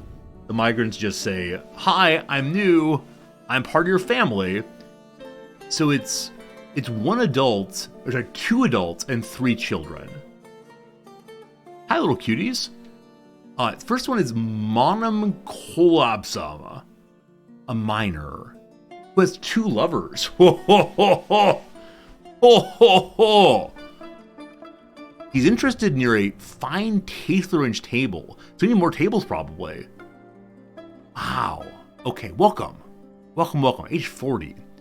High kinetic sense, values power, no stamina, gets angry. Competent swords dwarf.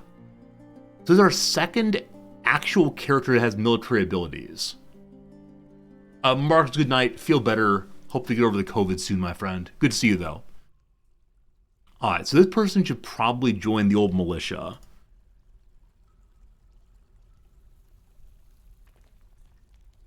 Now, actually it's the case that these characters do not have any combat skills. So it might be good to remove them from. Actually remove everyone from and start over. And figure out which of these characters is perhaps the best at being a leader. Because though this person has a whole bunch of fighting skills, there's Nothing about leadership exactly. Is that a social skill maybe?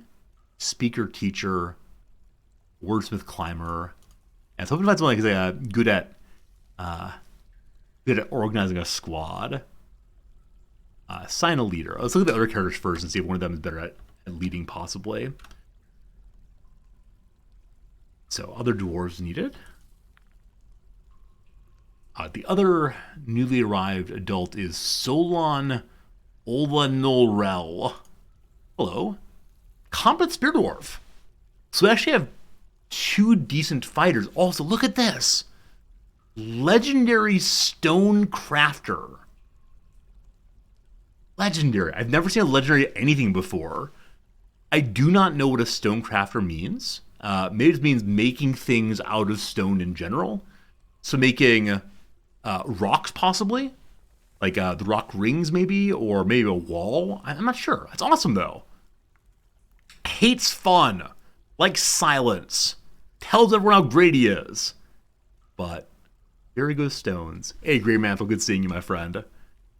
37 years old and already truly amazing. Has no beard. Has no beard there.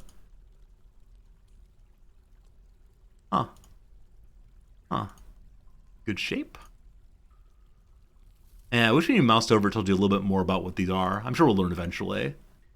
But I want to make sure then you are doing this stone work. Now, is stone cutting stone crafting? I doubt it. I doubt it. So, is there a crafting job? Oops. No, I'm sure they'll figure it out eventually. Hopefully they go to the best possible job for himself. And then there's some children also. Hello, children. Almost. Oh boy, that's like the first letter of Angermanland. So, Abelusrir? Stuff like that. 10 years old. There's no value in all this scheming I see these days. Wow! This 10-year-old has some strong feelings about the contemporary social situation. And got some dabbling there. All right. Anybody else? Do the children have like any special skills, or children just children? Good with language, frail and clumsy. Maybe this character will be a librarian someday. And lastly, we got Ornal Osudubru. I think it's a surname we've seen before. Is that true? No, it's not. So everyone has like different names. I don't know how families work in this game. I was assuming it's the case that the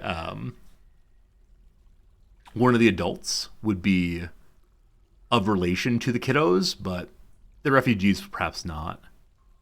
Lots of dabbling there. That's that. Okay, so despite the fact that the Stonecrafter has combat skills, I probably want to take good care of them because they're my best Stonecrafter. Oh, Frosted Century. Thank you so much for the 10 gift subscriptions to the channel. All you all who got some subscriptions, I hope you appreciate them and enjoy them. Thank you for the real generosity. Happy holidays to you too. That's really unexpected, really appreciated, and yeah, thank you for your generosity, friend, and good vibes all the way. That's nice. That's nice. Roach Technology, Blankster, Harsani, Tesla, Grow, Cert, Wolf Spider, Frogod, Robo, and Power. Hope y'all are enjoying some kindness there. Thank you, friend. Thank you, thank you. Hello, humble God. I'm playing this game, the Universal Lines. I knew I'd play it eventually. Humble God's good seeing you, for sure. Oh, that's a nice feeling. Little Santa Frosted Century. Like I said, I'm not going to use this character in combat, despite the fact they're competent at combat. Instead, I'm going to give it to either our Fisher or our other person who just showed up. Anonymous, thanks for gifting a sub to Nairo. Anonymous, whoever you are, thanks for being part of the community and being generous. Nairo enjoyed the emotes and such for 1 whole month. Fisher Dwarf is merely a proficient fighter. Merely, I say. And then the other one who joined us, this miner, Monam, is competent. All right, Monam, congratulations. through sheer process elimination, you get to be the leader here. Moonum the Miner. Hello, friend. And then your new buddy, the Fisher Dwarf, Udib, gets to be there also. So we have 2 militia characters so far. And that's fine. Probably want to give them armor and such, but as right now we do not have much else going on. So we need more beds. We absolutely need more beds. Straight away. Hoping they're out of food. No starving is good. If I click the crown down here and the plus sign of military, is there anybody who's a good leader for the military? Nope. So Monam wins for now. Why am I up here? I'm up here to make more beds for our new people. We had 7 before, we get picked up to 5 more. So work orders, create for me beds, 5. Good, good, good, good. And then did I make Dorza? Or did I merely like think about making Dorza?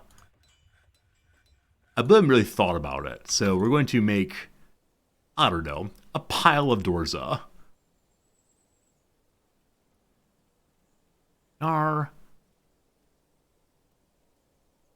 10 of them. Sure, that's fine. Because we have more people now, we probably also need to create more booze. I'm trying to make 25 booze consistently. And someone also mentioned that the still we can extract from plants. I think this is how we get seeds from the cap things. Plump caps, I believe. Let's see. Extract from plants glasses. No, that seems wrong. Okay. Look, someone planted some pump claps. Well, hey, we're out of seeds. All right. Hopefully it's the case that one... Oh, there's more of them. So they're popping up just in time. Also, fighting is happening. The Kea is fighting again. A miner and a child, they are fighting. I have a part in this. This might require an answer. Our time in the future domain is brief. This doesn't scare me. The Kea snatched at the miner in the right lower arm with her first toe, right foot, snaring the fat and bruising the muscle. Tearing the fat, it's kind of deep in. So it was right there. Now, are my...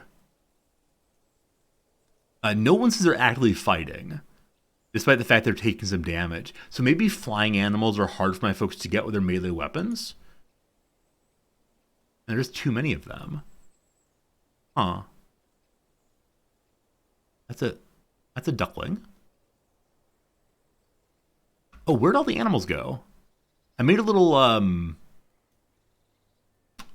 pasture zone here, and it's been almost entirely ignored so far. So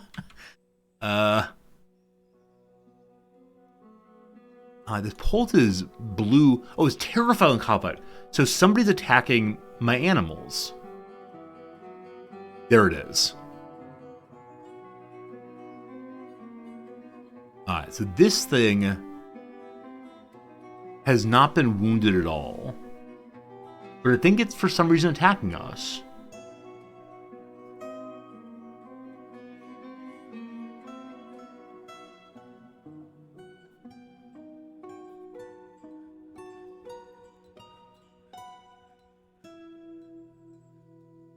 I'm so confused about how it's getting in and out while us like engaging in battle.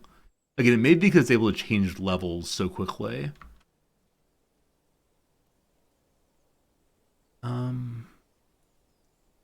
We talked earlier about trying to make a hatch for this to stop movement of enemies. Let's go ahead and do that now. So, the hatch. We need to make it at the workshop first. Okay. Probably like a metal hatch would be good, but for right now, a stone hatch is just fine, I think. Or, sorry, right now, a wooden hatch is just fine. Wooden hatch cover.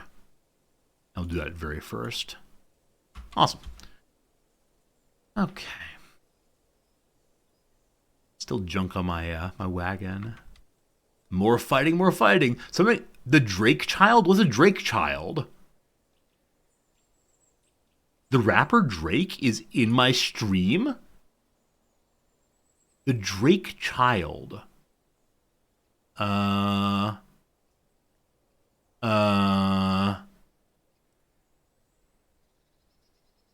Drake's ML Duck.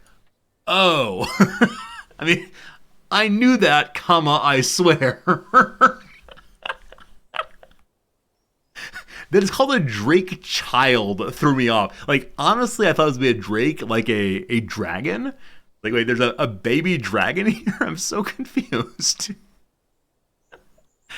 All right. So, what's this?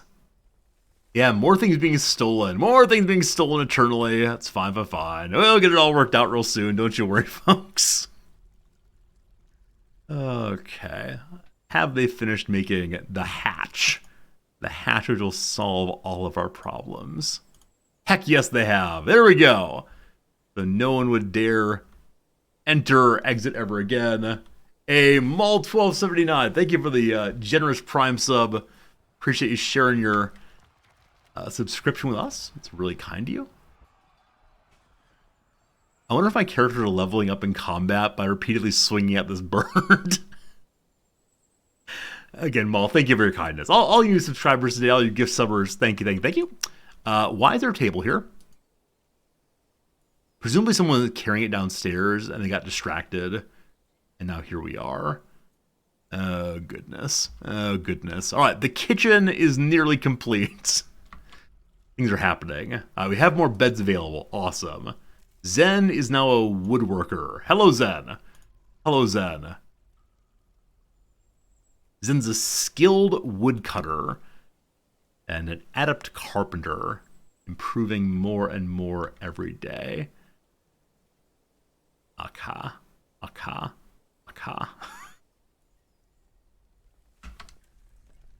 So the water buffalo, or the yak calf rather, is going inside again. Maybe we'll get hauled out now that there is a pasture outside that's safe for it. Lots of gems here. Like, are we getting a surprisingly high number of gems, or is this just how the game goes? Like, I feel like there's just scads of gems absolutely everywhere. Okay, remove those and these. These? We'll then replace them with walls at some point. Diggy. Depends on what I chose when I built the world. Oh, that's right. So I chose the default settings for the tutorial, and the default settings did have like very high number of gems. Thank you for reminding me that. I appreciate the reminder of how it happened. We want to put a wall here. And this area is mudstone, I believe. Hopefully it kind of matches. And maybe we're getting too many gems. Usually turn down notch. We could start a new base again tomorrow. Like, I'm okay with saying this is our tutorial base. Let's pick a different one next time. I've made some little mistakes that are probably worth trying to resolve. But we'll see. Yeah, I hate to say it was like a bit of annoyance to have to constantly stop and dig things out of the wall when all I want to do is have a nice little room. I'm suffering from success. This is the Minecraft portion of the playthrough. Ignore the gems? Oh, I can't do that. I can't ignore the gems. Too precious, too wonderful. There's more action back in there. And we need them for something eventually, I'm sure. Having some like fancy armor, perhaps.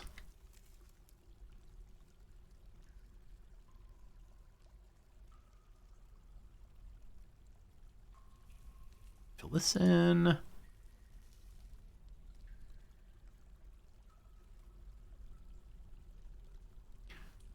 I find myself like wishing there are different speeds for the game. It appears to be there's pause and go. It can feel like things are happening very, very, very quickly. And hopefully I recognize it. Hey, Badunkadonk. What a great name. Can enemies climb above ground walls? I've been told the answer is yes. I myself have not seen it, but then I haven't seen a lot of things. But yes, they can climb outside walls. I've been told that outside walls do not do what I wish they would do, but it's unfortunate. Hey, Exec Tech. Pleasure. How's it going? More bearing, more good. With mining tools selected, there are advanced options if you hit the arrow to the right. Thank you, Dottie. I'll do that in just 1 second here. So, what's this? An animal has grown to become a stray drake. So the baby drake is now a big boy drake. Hello. Now, wait, the Dwarven child is enjoying rainbows? That's not things below the ground. What was I gonna say? Right. I'm guessing the stray element just means is not currently owned by anybody. Look at that. Look at that. Our 2 dogs have managed to find owners.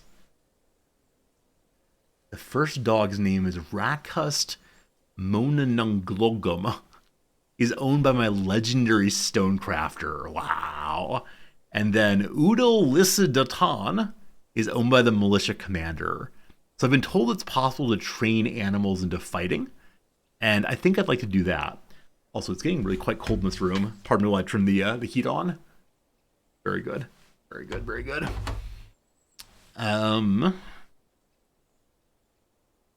Yeah, maybe worthwhile to allow other people to make these pets. The word stray feels so sad. Why can't they be communally owned? It's not a stray. We all take care of them. What are these? These lovely red spots. Hazelnuts. Cool. So presumably that's more food. Out here we have apples.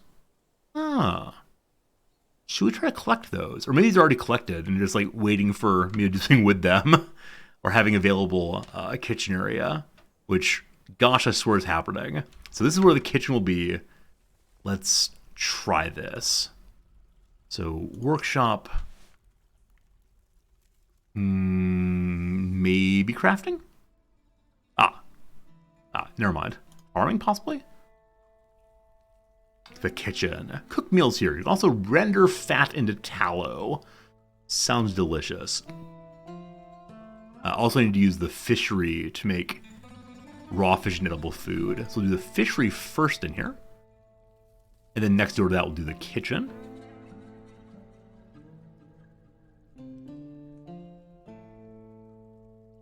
And I don't know how many kitchens one needs for more and more dwarf friends.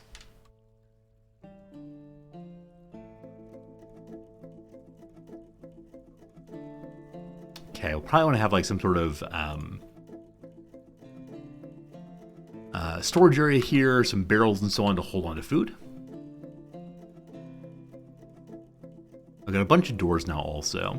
So I was going to say we should put the doors onto the bedroom dormitory here. It's probably better though for us to actually make a better dormitory or a series of bedrooms downstairs. So this is a big crafting area. Let's have this area be a bunch of bedrooms. And I know folks said we don't have to make our bedrooms nearly as large as in RimWorld, but I still want to make them kind of large, so they look kind of nice. So let's do like this. Let's do 2 on each side. Oh, this is the part where I say, let's not do as large as in RimWorld, and I immediately do as large as in RimWorld. That's perfect. Looks good, looks good. Contraption, good night, my friend. We'll see you again soon. Awesome having you hang out with us as always. Oh, saving game. Oh, autumn is upon us. Oh boy. Are we gonna starve over winter? We have 70 food, which is more than we've ever had before. However, is it enough? So wall goes there, and then 1, 2 here. So we have 12 dwarves. We need 12 bedrooms. And so this would be the crafting room here. Maybe we should do hallways on each side. Autumn's here. I think we saw before that we'd have a caravan visit us soon. I can't wait to see how it goes. Hey, Nathlar, good seeing you, my friend. How you been? This game was made with Resorty in mind? Gosh, I hope so. I like this game a lot. It's always a nice time. And I'm so excited to be playing it. Again, Nathlar, thank you for your generosity and being here with us. And for supporting the channel with that subscription. Very, very kind. Back down here soon. Your first semester of being a teacher done. Nathlar, congratulations on being able to be a teacher. An important job, and respect the heck out of you for doing it. Okay, someone said that maybe we need a gathering zone to get these things. Let's see if that is true.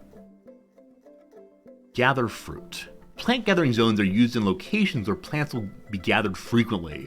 Use the gather designation otherwise. So many fruits and veg on the ground. Over here also, more apples. I think I'm seeing a reason not to cut down apple trees in the future. I don't know why I didn't think of this, but cool.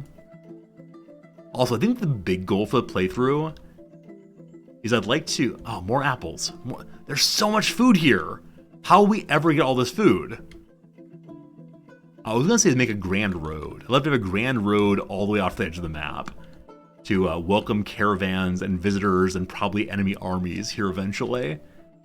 But I hope this stuff doesn't go bad.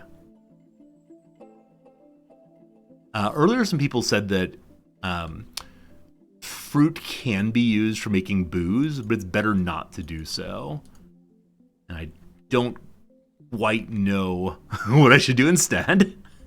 But lots of work for our folks outside. Hopefully the kids enjoy working. Absolutely more barrels needed. I think we have a job set up to make barrels more or less consistently. Yeah, anytime there's not 10 barrels available, they make barrels. And so we have tons of barrels here. They may all be full. I'm not sure. We head down to the kitchen now, which I think is just finished building. Hello. And there's a suggestion that we shouldn't use... we shouldn't use plump caps here. So I probably want to have a work order to make meals consistently and don't use the plump such and so. How do I modify what goes into this? The problem is that each fruit makes its own specific liquid. It's easier to manage booze. You have types ready to grow. Got it. Got it. Go to Dwarf list and click on kitchen. Okay. Give me a second. It's feeling a little bit too much to do this, do that. I'm losing sight of the fun of the game. It's becoming just push menus in the correct order. It's fine. I'm fine. Okay, cool. So, I would like to prepare meals. Yes. Now, can I change the settings of this thing? This is number of times. This is how many times. This is work priority. This is conditions. This can involve needed materials. So I'm guessing this is like, if there's X kind of food available, then cook. That's not what I want to do. Let me try instead, go into the kitchen. If I just add a task, I'll just do it one time. I'll do it anyway. Is there a button to push that says, in the job I'm setting up, do not include certain kinds of raw resources? Or is it only if you like make a work order? There is a button, okay. But I don't want to just set up like more and more and more easy meals. So where is the button? Okay, is it done this way? Do I have to make a stockpile in which I forbid the plump seed things and say you have to use this stockpile? The button's in the dwarf menu. Why? Why is it in the dwarf menu when it's a kitchen menu? Alright, in the dwarf menu. Hello. In the labor tab, awesome. Probably in cooking or something. Mining, woodcutters, hunting, planting, fish dwarves, under kitchen. Kitchen. Farming, milling, brewing, milking, gelding, cooking. Okay. So, in the second row of tabs. Oh, I see, okay. Go ahead and cancel that then. Kitchen. Huh. This is a weird place to have this menu. Oh, it sounds good. So, ideally... No, these are seeds. We may have 20 almonds. Who knows how many almonds we have? So, plump helmets. Please don't cook with them. You're welcome to brew, though. Got it. I realized that some of my, like the judgmental comment there, like, this is the wrong place, is entirely based on, I think, like, RimWorld is super intuitive on how you choose what ingredients are used in certain jobs. This just corrects me being not terribly intuitive. But now I know it's there. That's fine. That's fine. Okay. Milk quarts. Baby Yakble grew up. Great. Alright, so the mighty wall is completed. I'd like to go ahead and change the back end of the mighty wall into... what's it called? Into stone instead. That'd be super nice. It's totally cool, Master Gremlin. I think it's important to me that I have like an opportunity to try stuff out and figure stuff out. So I appreciate you trying to help. That's totally cool of you. But I do occasionally just need a little bit of time to try stuff without it being a list of do this, now do this. And I'm like, I'm sure there's a right way to play the game, but exploration is really important to me. All right. So, the Wolverine apparently has come to engage in my base. The Wolverine is fighting my workers. An artery has been opened by the attack. Pull of Wolverine blood. Okay, where is the Wolverine? The Wolverine seems not to exist anymore. Have we tested our might and been found glorious? Is the Wolverine defeated? Huh. Well, it must be. It must be. I don't see a Wolverine corpse. Maybe we can butcher that into some tasty, tasty food for our characters. Is there a butcher workshop? Farming, probably. Butchering! Slaughter livestock here in order to gain meat, hides, bones, and other animal products. When I think of livestock, I think of things that have been domesticated.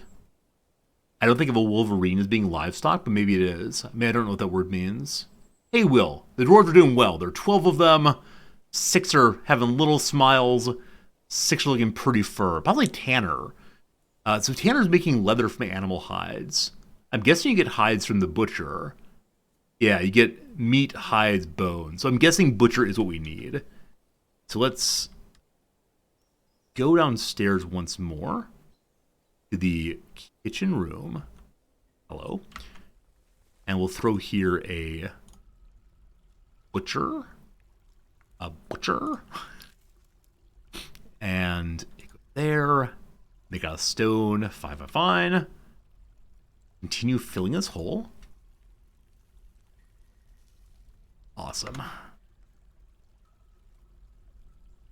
Oh, earlier Laudadio said there was a advanced mining thing that I didn't look at yet. So mining and the arrow show advanced options. Oh gosh. Dig every tile selected. Only ores and gems. There's prioritization for mining. Oh, this is amazing. Thank you, Laudadio, for mentioning that. So previously I had so much mining set up and was like letting them go where they go. But now I know it is possible to set everything up for mining and then prioritize what I want. That's first rate fantastic. Again, Laudadio, thank you for knowing that. Knowing that and noticing that makes me very happy.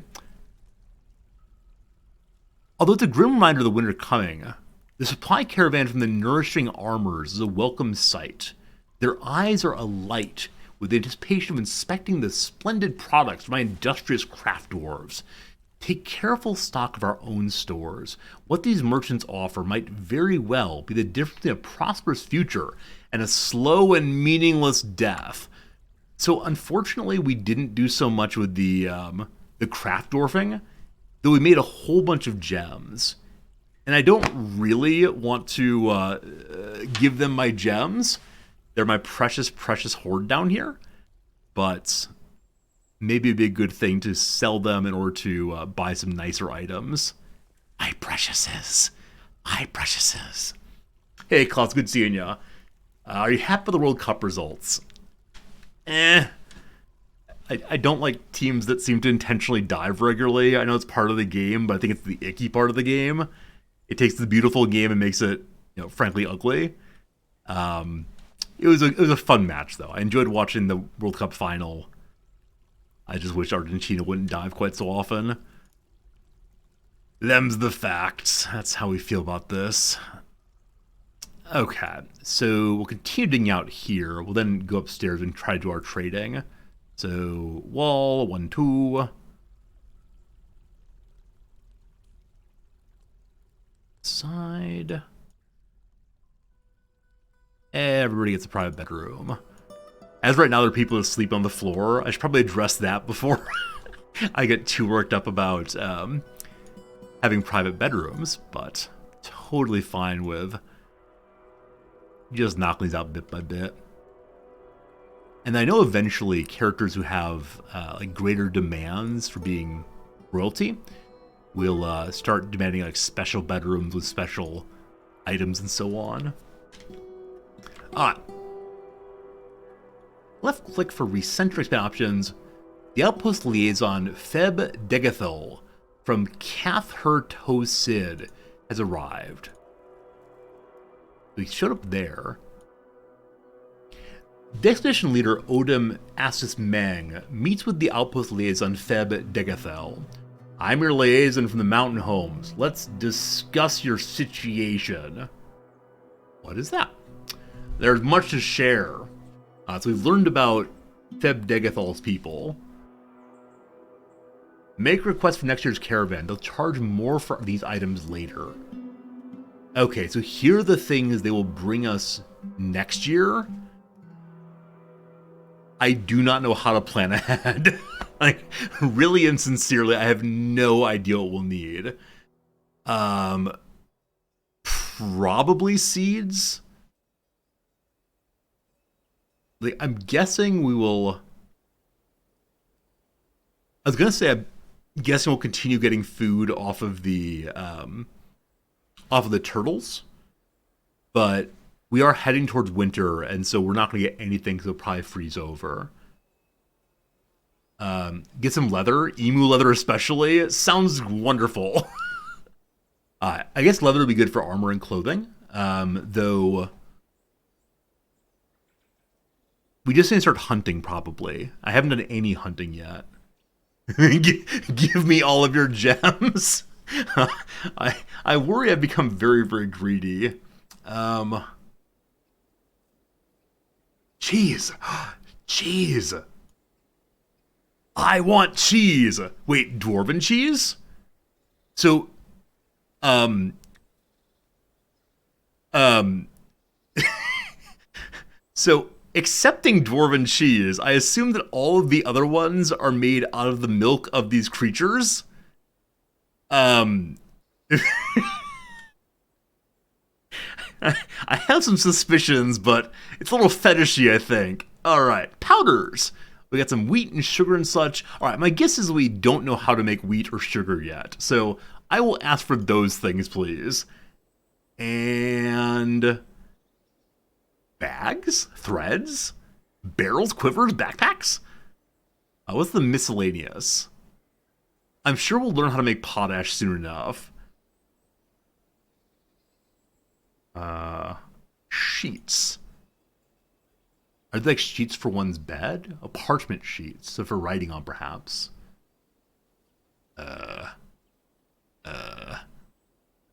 Instruments. These are instruments.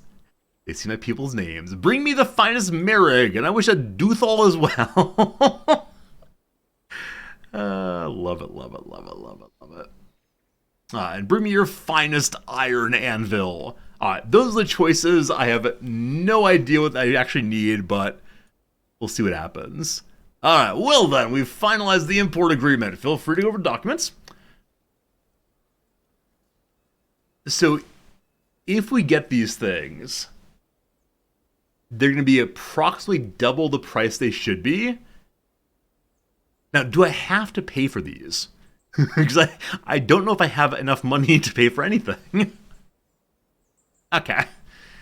Let's discuss what we're willing to offer for your craft's dwarfsmanship. A need for cloth and scepters is expected. If you're able to provide some, the caravan will offer big money for them. The export agreement only applies to trades next year, not with the merchants currently present. Okay. So if we're able to make cloth or scepters, then they'll give us huge money for those, again, next year. We have gems. We have wood. I imagine a scepter is just wood with a gem on top. Can I make scepters? Cloth, I'm guessing we'll need to like learn how to plant cotton or something. All right, so make scepters. Remember this. The end? The end. Where are the traders? Oh, hammer dwarf. Okay. Trade depot. So these are the things they have, I guess. Copper shield. Oh. We could get some actual armor for some of our militia people. I do wonder how expensive it is. Okay, so what buttons am I seeing here? I don't have a broker. So maybe a trade we have to have a broker character. Can legendary stonecutter make scepters? That'd be awesome if so. I don't know yet. Who is a broker? Pardon me. The broker used their appraisal skill to allow you to see the value of items in the fortress. They're also the default negotiator with visiting merchants. I believe that our manager / expedition leader has some skill in appraisal. Okay, so Odom here has adequacy in some. Ornla here has skill in appraisal. So I don't know how to think about these. Like, I imagine negotiation is useful for getting more money, but maybe good to know what things are actually worth. You know what? I don't want to make my leader do absolutely everything. So Onal, you win. And for that, they need nothing. Maybe I should apply other jobs here. A hammerer. Is the hammerer like the keeper of the Great Forge? We don't have a Great Forge yet, though. That could be cool, though. A sheriff to round up the bandits. A bookkeeper keeps an accurate count of items in the fortress. They work in the office to improve precision of the count. Okay, as of right now, we don't have another office available. We can probably make some offices pretty easily, though. Hello. So the planter is a proficient record keeper. I'll make that once I have an office available. Militia captain. We have a militia commander. I guess that's the highest rank of the militia. Maybe the captain is like a subordinate assistant. And the messenger is a who knows what. We'll find out eventually. Okay, we have a broker, though. So with the broker requested at the depot. I don't know if that means my broker will show up here on their own. Yeah, here we go. I'm guessing I have to decide what I want to sell up here. Hello. We have an anvil. We probably want to keep that for now. We got some bags. I'm guessing we want to keep those for now. We got a pile of barrels. Okay, so these cogs apparently are what the money is. Is there a standard term used in Dwarf Fortress universe for what the money is? Like, cogs feels good to me, but I'm guessing there's some other word for it. Maybe gold or something else. So we have excess barrels we could use. Got some beds. We definitely need all of our beds. Oh, what are these lines? Maybe that's like higher quality.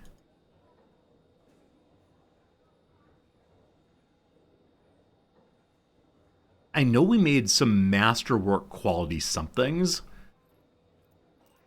We could probably do by price. All right, so this barrel with the asterisk is 23. With the cog looking thing is 50. So this is higher tier than that. But we can only compare things made of the same material. All right.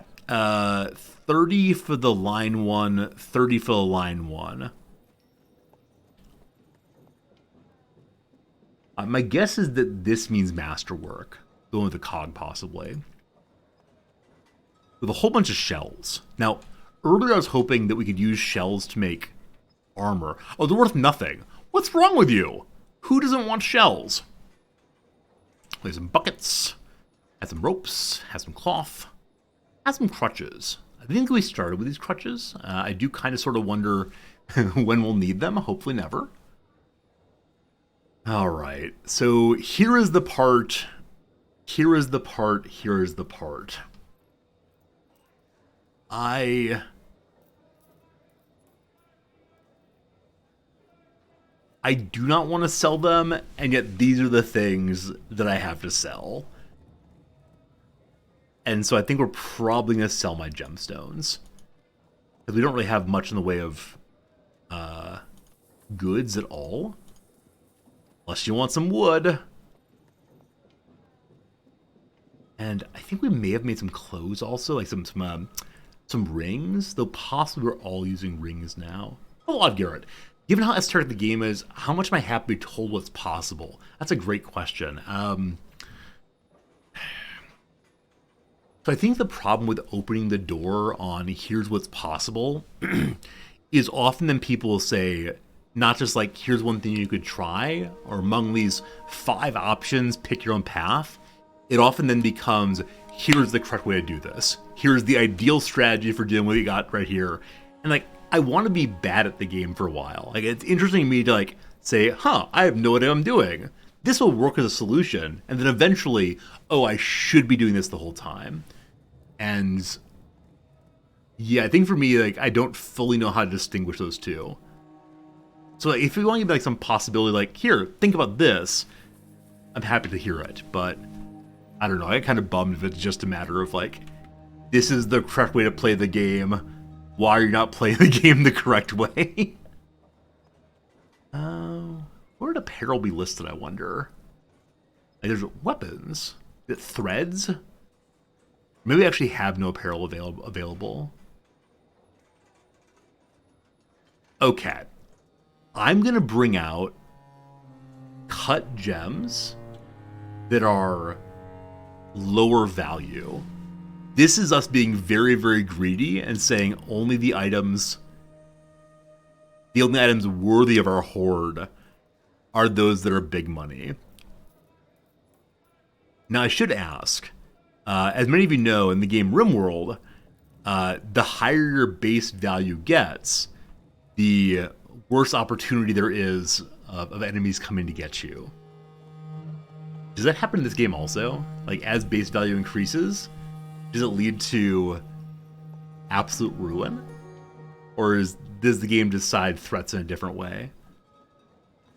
So we're bringing out everything but for our red tourmalines and fire opals. Hopefully they'll buy those things. Cool. Awaiting items. Awesome, awesome, awesome. I guess we're done talking with Liaison. We need nothing more there right now. However, we can begin to remake our tremendous wall. And we'll make it out of mudstone. And same across here. We skip this point. I probably want to do a better job with organizing this wood. As much as I want to have wood below the ground, I do also worry that we will need to have a zone up here as well. We'll see. A population and value factor of various events. Thank you, Nairo, for knowing that. Appreciate it. Alright, so our junk is showing up now. Is it all here? Not quite. Back downstairs again. What's this? A Kea mangled corpse. This is a Kea mangled corpse. It's splattered with Kea blood. It's spattered with Kea blood. It is spattered with Kea blood. Did that butcher table get made down here? Not quite yet. However, the fishery is here, preparing raw fish. Let's do that forever. Now, is there also, like, prepare... No. No, I was hoping there would be a prepare, turtle as well. We don't know about that quite yet. Maybe it's the butcher as well. Here, I'd like to begin making foods. So, prepare easy meals. We have 12 people. So let's go ahead and make 20 meals. And then unpause, yes, when we're under 10 of them. Now, I probably want to have like a food stockpile also. Basically, my poor colonists have lots of jobs right now, so I shouldn't give them too many more probably, except to go ahead and install a bed in here. What a grand room you got.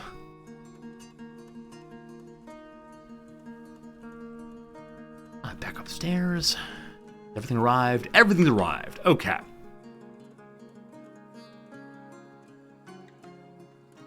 So now I'm requesting my broker to come visit. Presumably once he's here, he can then talk through what trades we'd like. Here, they. All right, here we go. Trade. So it looks like they're offering the same value we expected for some things and about half as much for others. Let's see what they have at like. Various bars seem like they'd be very cool. I haven't found any ore yet. So it feels like even if we built a forge, we wouldn't get anything out of it. They do have an expensive gem. I probably want to buy that. Various kinds of glass. Now, realistically, we need to buy food, right? Clearly food. An Asmal appears to be a harpsichord or piano, maybe. A Rangob. Whoops. What is a Rangob? We may have to buy these things just to see what they are in the future. Might be, it's probably like a pan flute. A little baby forge. Some cages, we can get a rabbit or a goat. Venom. Venom. Some beer. I think we're good on alcohol. Probably can never get enough alcohol, but all right, we're gonna get some beer for the boys. Oh, fancier weapons. Training weapon. Oh, I hit the wrong button there, sorry. Training weapons. So I know it's possible to set your troops to train. Do you need to have training weapons to do the training? Or That's something you could potentially have.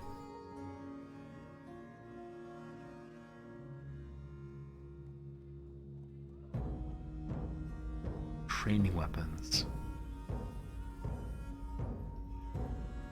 I'd like to give at least like basic armor for my troopers. This one's so cheap, I'll definitely buy that. And we'll probably come back to the mail shirt also. Some little boots as well for our fine soldiers.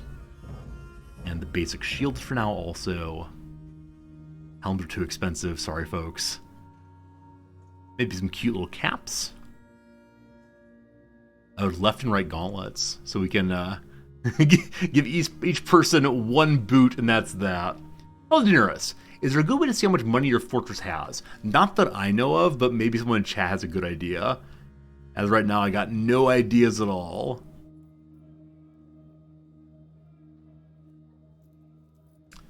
Bags of stuff.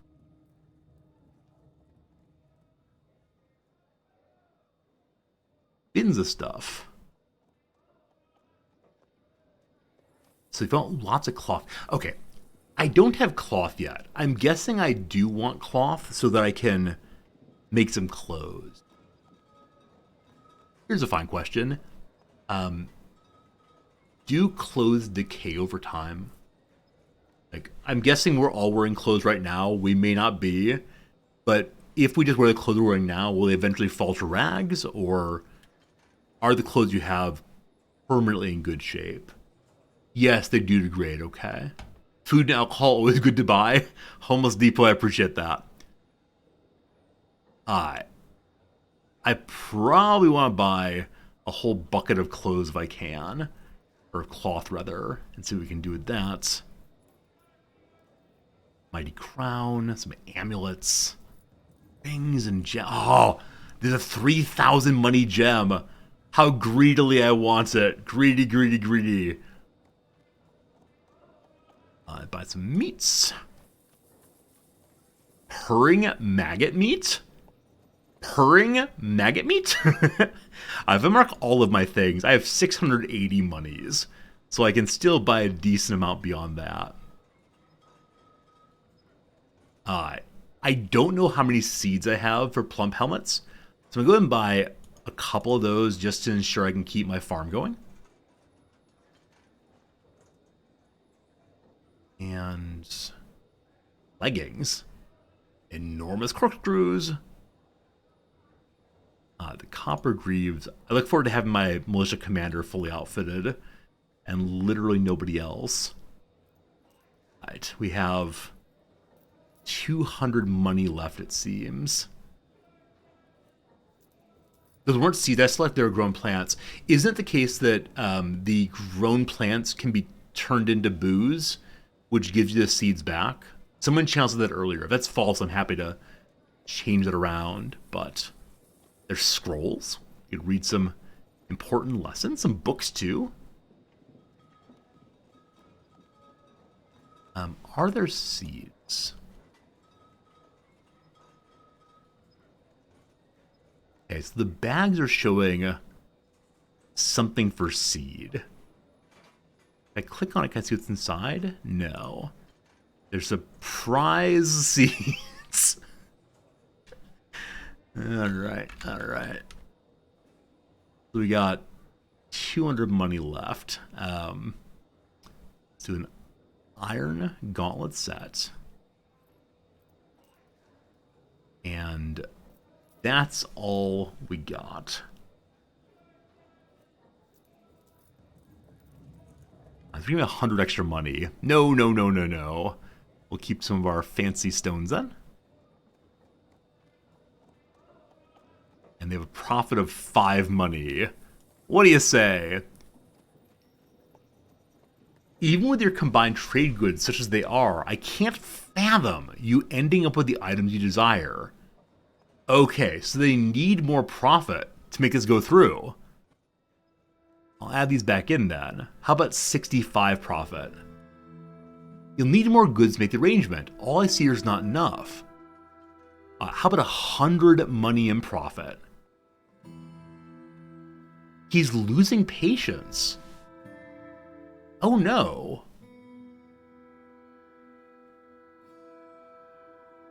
Okay, I didn't fully realize it would happen this way.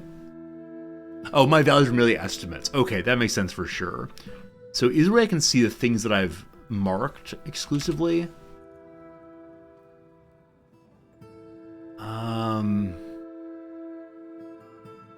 I guess not. So I marked some stuff just for fun, I remember. Maybe not the beer. Maybe not the beer would be good. Okay, 165. I think I'm gonna go to like 200 or 300. I very much want to keep the armor. Trade profit yellow means maybe accept. Green equals will accept. Oh, okay, I didn't know there was a possible acceptance there.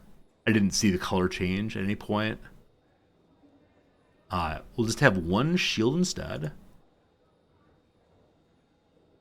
We'll have to have one one glove instead of two. I know I bought a bunch of cloth in a box. Maybe better to buy the individual cloth instead of the box. Okay, I see it's green now. It's green now. So maybe just buy the cloth instead of buying the box. We can make our own boxes. Alright, that's the point which changes over. Okay, that's that. Ah, wonderful. Thank you for your business. Well, thank you also. There you go. We bought some stuff. Another successful year here. Which I mean our first year. Cool. So I want to give my militia leader some armor and such. Can I force you to change clothing? I know there are uniforms I can give them.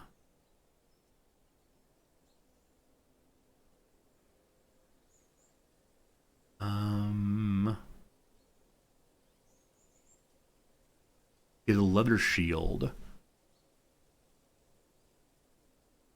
Like you to have the metal shield instead. Hopefully goes and finds it. And I also gave you leather armor's correct for you. The handwear were made out of metal instead. I think we bought some copper booties also. Okay, hopefully finds those. We'll see, we'll see. And then the other person's group, hello. Udib. Where's Udib? So many children. Wait, more people are here? Do you understand we're going to starve in the winter because of you all? We got a second woodcutter. We got another a blacksmith, our very first blacksmith. Hello, friend. Competent at using spears. Okay. Okay. Hello, Trexie. It's good to see you. It's been a while. Oh, man. A peasant. And 3 more children. A peasant. 19 years old. So I'm guessing peasant means has no skills at all yet. So I wonder if I should try to train them into something in particular. Or to let them do whatever they want to do and hope they'll figure it out over time.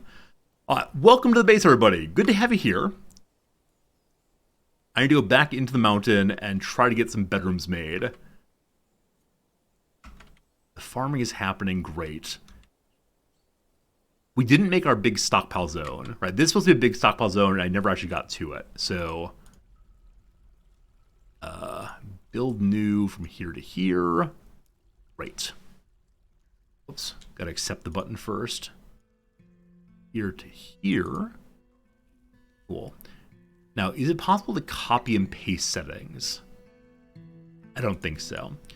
So, this is going to be called the main storage. And I don't want gems here, definitely. I don't want corpses here, almost certainly, nor refuse. Right now, all of our weapons are living upstairs. We'll stay with that. Don't want wood there, though I do need wood somewhere. So right now I'll throw it here. And, not the ammo. Okay, hope that gets figured out. Probably not food also, but I'll figure that out eventually. Okay. How many military we have? We got 2 dudes. 2 dudes are military. I have a bookkeeper. I just got a bookkeeper a bit ago, I think. Is that true? No, I said I was going to get a bookkeeper once I had an office made for them. And, yeah. I swear we're working on it. We have an office for our administrator guy up here somewhere. I'm shifting everything downstairs right now, though. It's a slow and steady process for sure, for sure.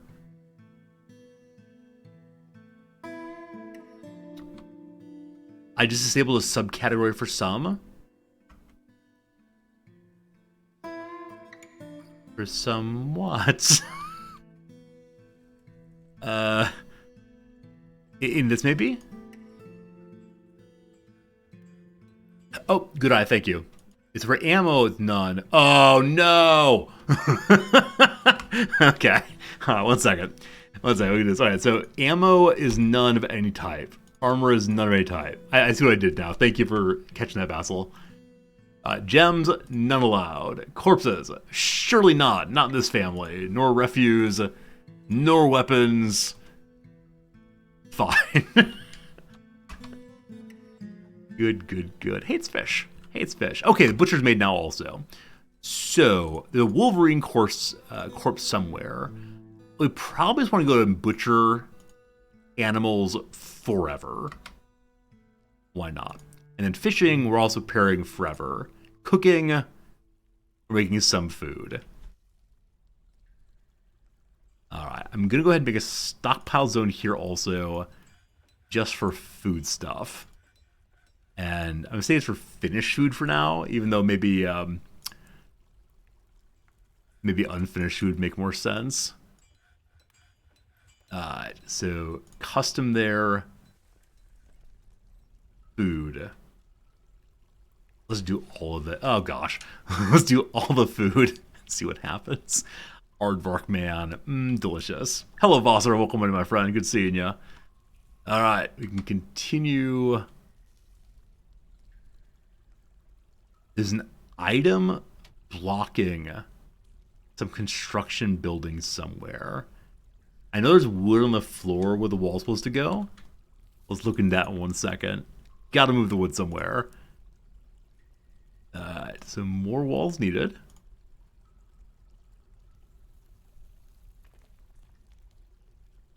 Right there. Huh. It's not showing any mudstone. Are we actually out of mudstone? We got coal, that's cool. Huh, we may actually factory be out of mudstone. That kind of surprised the heck out of me.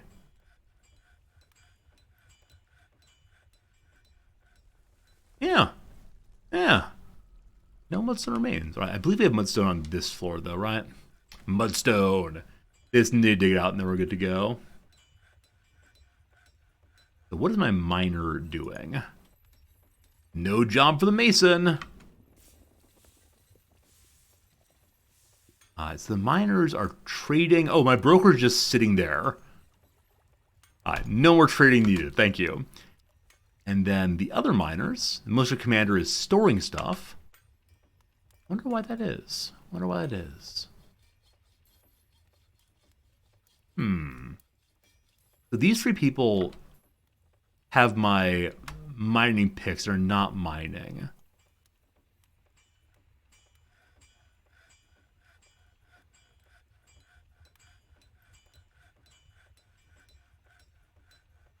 Hello. The merchants are leaving soon. Goodbye, my friends. Thanks for the help. Let's go ahead and remove this and then add it right back in again and see if that changes things.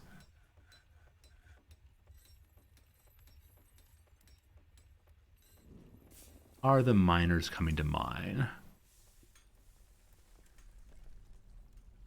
In Later do I have mining open or restricted? I think it's restricted to mining characters. Let's see. Miners. So these 3 people are marked to go mine. Yeah? The master miner, the comp miner, the skilled miner. The ones with mining skills should be mining. I don't know. All right. We're mining so well. They'll have picks. I mean, unless picks get broken. Do picks get broken? Yeah, this guy has a copper pick in his right hand there.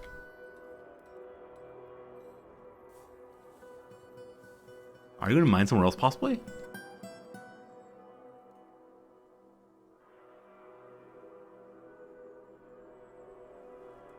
I don't think there's any more mining to do, is there?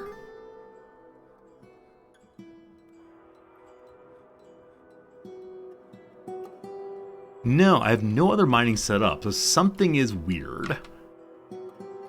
There would be starving animals in my meeting area? Really?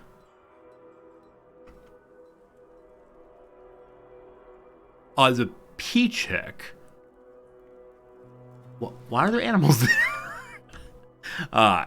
So some animals decided they wanted to hang out. I don't know how we got a peach hick. Very, very strange. Very, very strange. Cool. Good to have. Must have watered and joined us. Oh, new migrants bring animals. Got it. Makes sense. That makes sense. All right. Build like this. And okay, this is where I was trying to use the stone. I don't have any.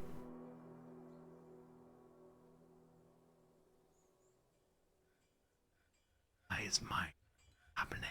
Okay, I'm gonna go ahead and say literally anybody who wants to mine gets to mine.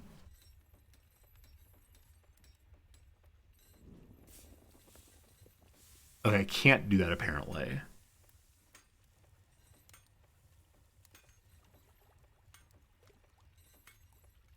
Let's take everybody off it for a moment. And then put them back on. Boop, boop, boop.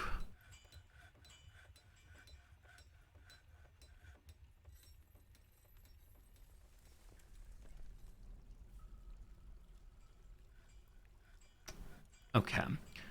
Let's go ahead and put another one in here. Surely we'll figure this out. Do some kind of like workroom. I don't know what it's be, but it'll be something. It's narrower than I'd like. I screwed that up slightly. So we'll take out one more. I said miners only mine by toggling green icon to red. Okay. Maybe they're getting distracted about other tasks first. And now they will only mine.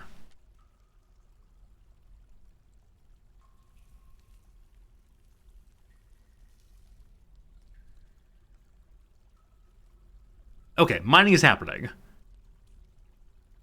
From... Okay, that's interesting. So I'm giving them too much freedom. I'm giving them freedom of choice that's causing big, big, big problems. Thank you for assistance on that. I don't know if that's a mistake. We'll see. Masterpiece large barrel. Glorious, glorious, glorious. We got some miners. Glorious, glorious, glorious. Put a closer stockpile. This is the big stockpile. I'm moving stuff down from upstairs right now. It's just a slow process. But bedrooms, they are coming. That goes away. That goes away. That goes away. That goes away. No, I know it's full. I know it's full. We'll dig out more in a moment. There's just too much digging to do right now. Okay. So deploy bed here.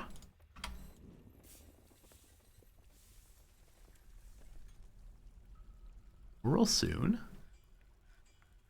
And so we want to make more beds also because why? Make more beds also. We have more people here. We picked up 6 more people since last we were making beds. So it's first floor still. Here. Work orders, create beds. Make 10, that's fine. That's fine. Okay. I just want to uninstall these beds as well. That way they're available to go into the next place. I'm sorry, you're going to sleep on the floor for a little bit. I promise it won't be too long. I promise. Back downstairs, more places for more beds. Got doors put in also. That done very soon.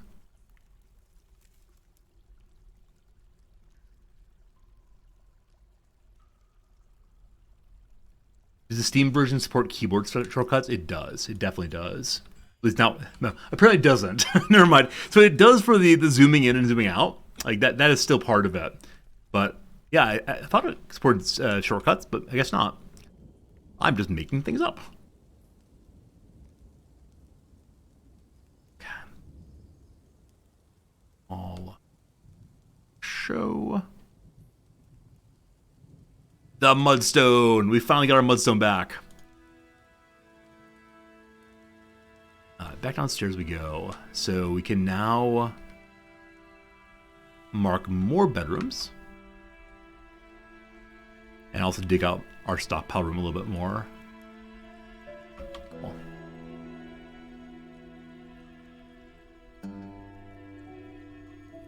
Things popping up over there. We'll look at those in a second. Random doors, random colors. I probably should standardize that a little bit more, but that's fine. Blue Jade and Prace. Zan is now a higher level carpenter, and it is raining. I do not know if that's a problem, but that's okay.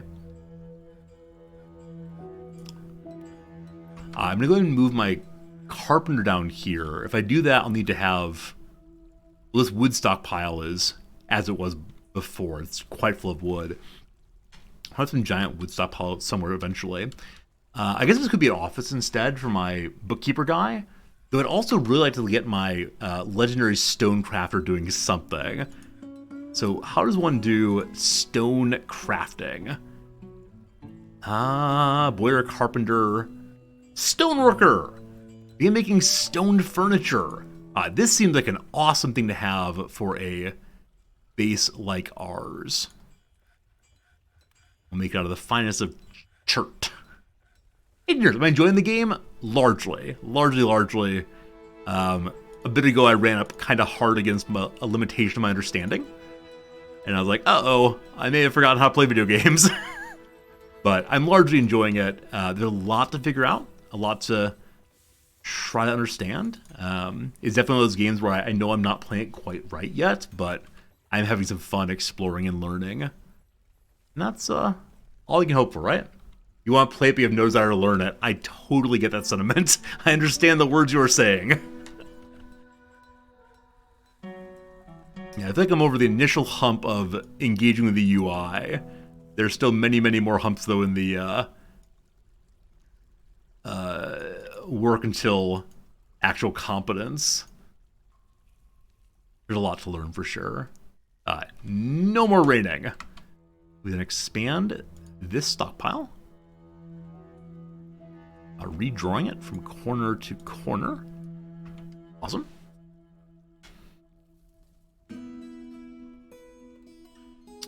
And then, is there a way to move work sites? Or do you have to just destroy and rebuild?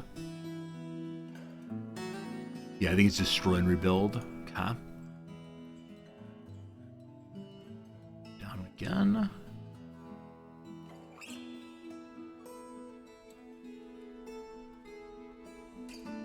Put our carpenter here as well. Oh, sharing a room between stone and wood. It's very confusing for little dwarf friends.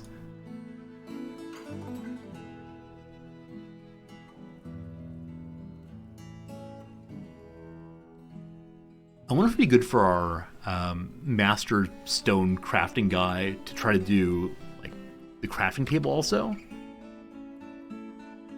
Stone crafter. Is that different than stone worker? I bet it is. So maybe we should give our legendary guy his very own room for working. Mine out this way also. And I guess here I'll make some offices. Now maybe I should have more hallways. So let's also put a line of rooms here to expand the size of our hotel. 1, 2, 3, 4, 5, yeah. Okay, 3 wide and across. I think I'm gonna make this whole area the hotel zone. And then this direction will make into the administration zone. Hello, Faye. This is a game that's not familiar to me. With a scale from SimCity to Oxygen Not Included, what would I rate it? I think the mechanics are more explicit than Oxygen Not Included. Like it's clearer what you need to do, I think. Though there's also like a tremendous amount to learn in this game. It's the game that inspired RimWorld. So of the games I play on stream regularly, it's the closest to RimWorld. It's a logistics game, it's that kind of thing. This child is sort of like a negative face. Oh, someone's getting bummed out. So one of my little dwarf friends is not having a good life. How do I figure that out? Where's the happiness overall page? Here we go. It is almost Abolushir. Okay, he is exasperated after being caught in the rain. He saw a dead body, and he's unhappy he doesn't have a proper bedroom. We're working on it, folks. Working on the bedroom, I swear. Probably that being in the rain thing will go away before too terribly long. Hopefully. Kids like toys. There's not enough time in the day to do everything. I feel like it might make sense to like keep the game paused and set up a tremendous number of tasks for our dwarfs to do, and then and only then unpause. Love it. Do dwarves think I'm unhappy they're not busy at work? That's a great question. That's a really good question. I have no idea. All I know is this is a stockpile full of beds.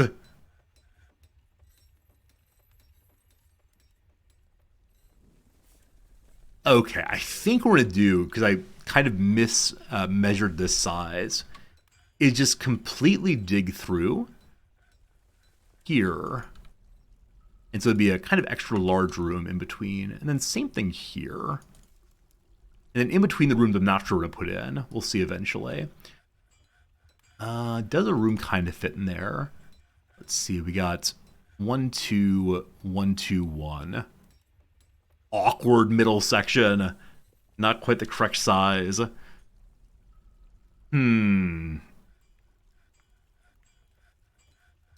Let's continue filling in this hole here.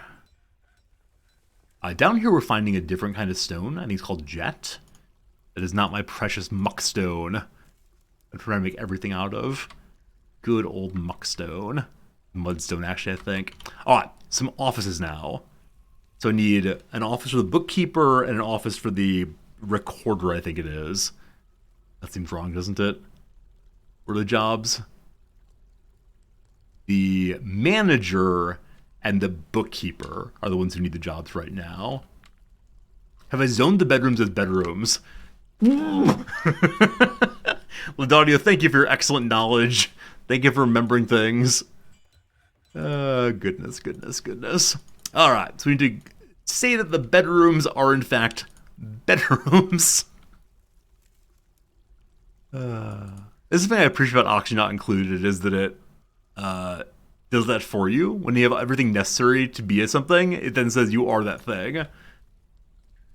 We'll fix that in just a second. What's this blue stuff? Microcline. And the green stuff is Prace. That's probably a gemstone we'll dig out eventually. Nope. Nope, nope, nope. Wall 1, 2. Good. 2. Good. And same on the side also. The most notable thing in my base is going to be the bedrooms. I guarantee as like good player of the game come by, it's like, why are you giving your dwarfs bedrooms? They don't deserve them. They need a small hole, and that is all. Wall 1, 2, there we go. That's enough bedrooms for the moment. We'll surely need more. What's this?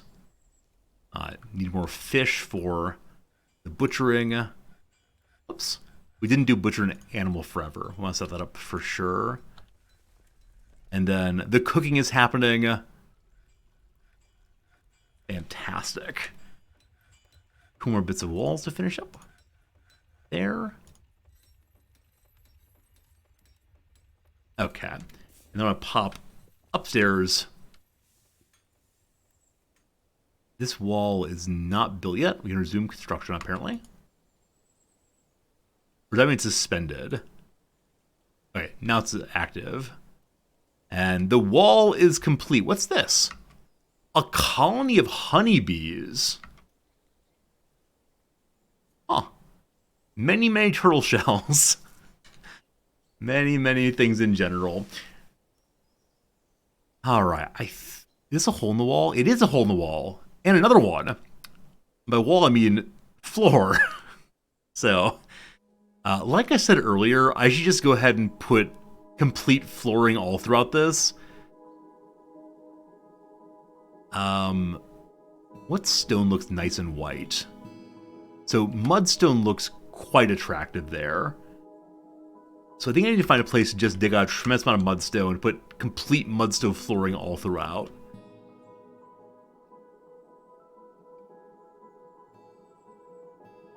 And did I make a new carpenter downstairs, or did I only talk about doing that?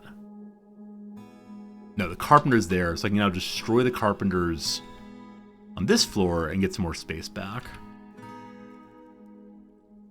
So you are not needed. And the wood stockpile also not needed, but I can... Oh, so much wood. So much wood. The still room... Jeweler needed also.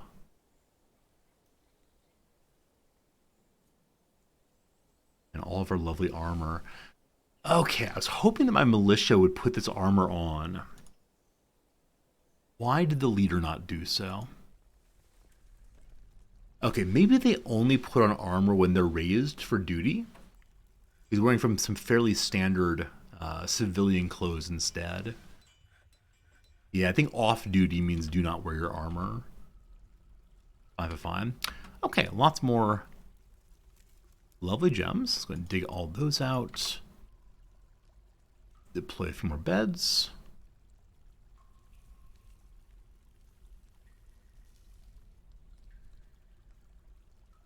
That the colors of the wall are changing is throwing me off.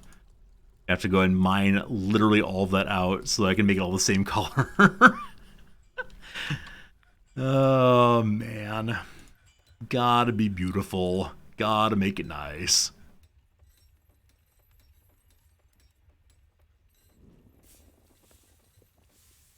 Okay, a bunch more mudstone now. So let's put some doors in, and then we'll go upstairs and floor our entrance.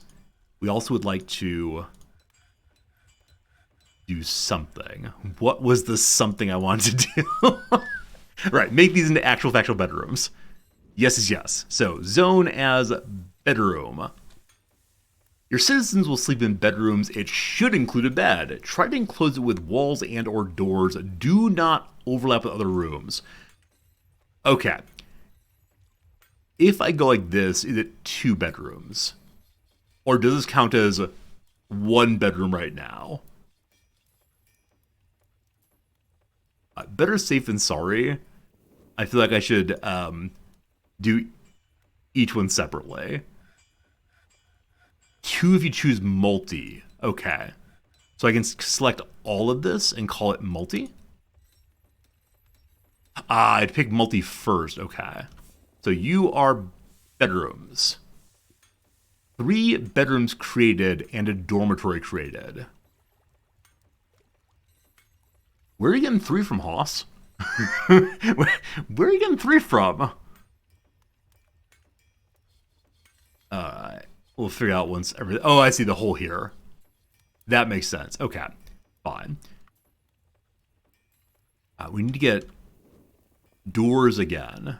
So I'm going to make sure we always have available 10 wooden doors.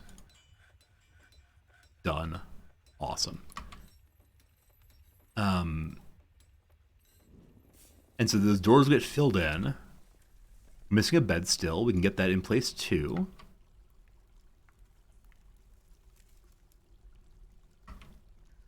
Cool. Then up the top, let's put down some flooring around the area we're starting. Just do this nice middle section. Oh, you can't do the walls. Okay, you have to be careful not to hit the wall at all. Lowering. It's 3. Here. Oh, you can't hit the hatch either.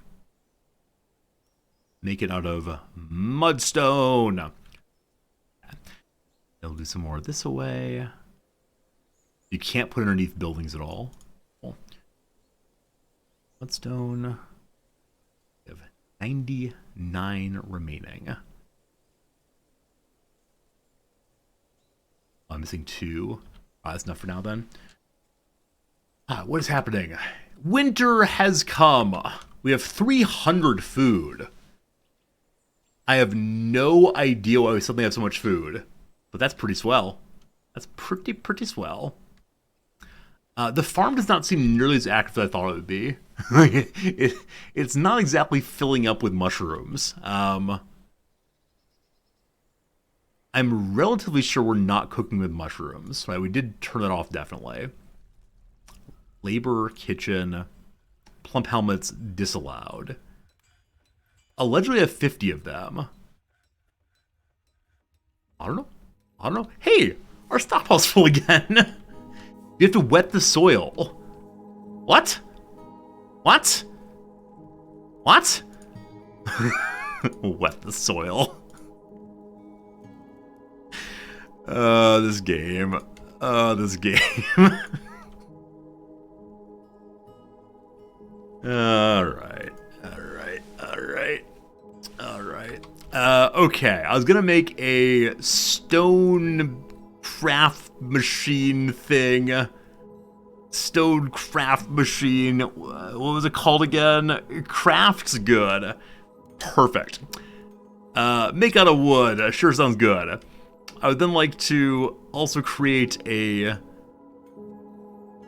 gem dude guy. Is that the jeweler? It is the jeweler. Awesome. Fantastic. What's happening here? There's nothing to catch in the eastern swamps. What? Why am I being told this?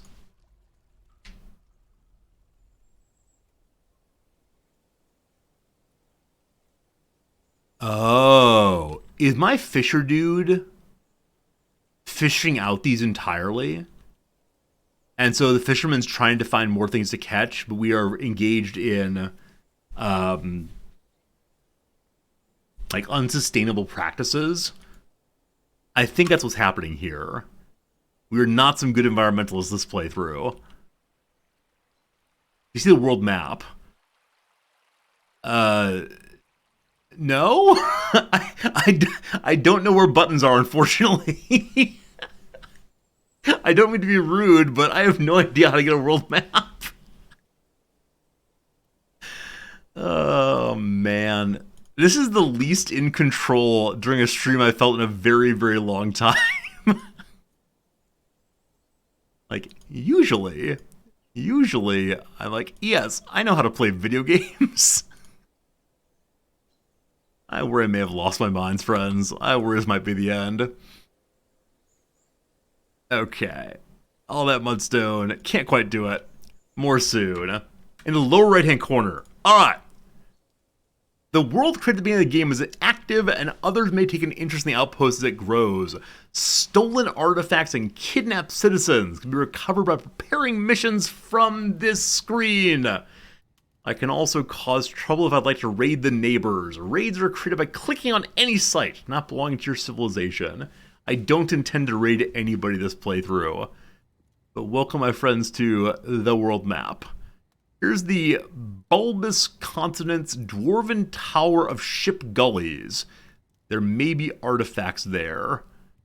This here is the human town of Breadyor. Oh, there are humans? Oh, I knew there were elves. So yeah, I think that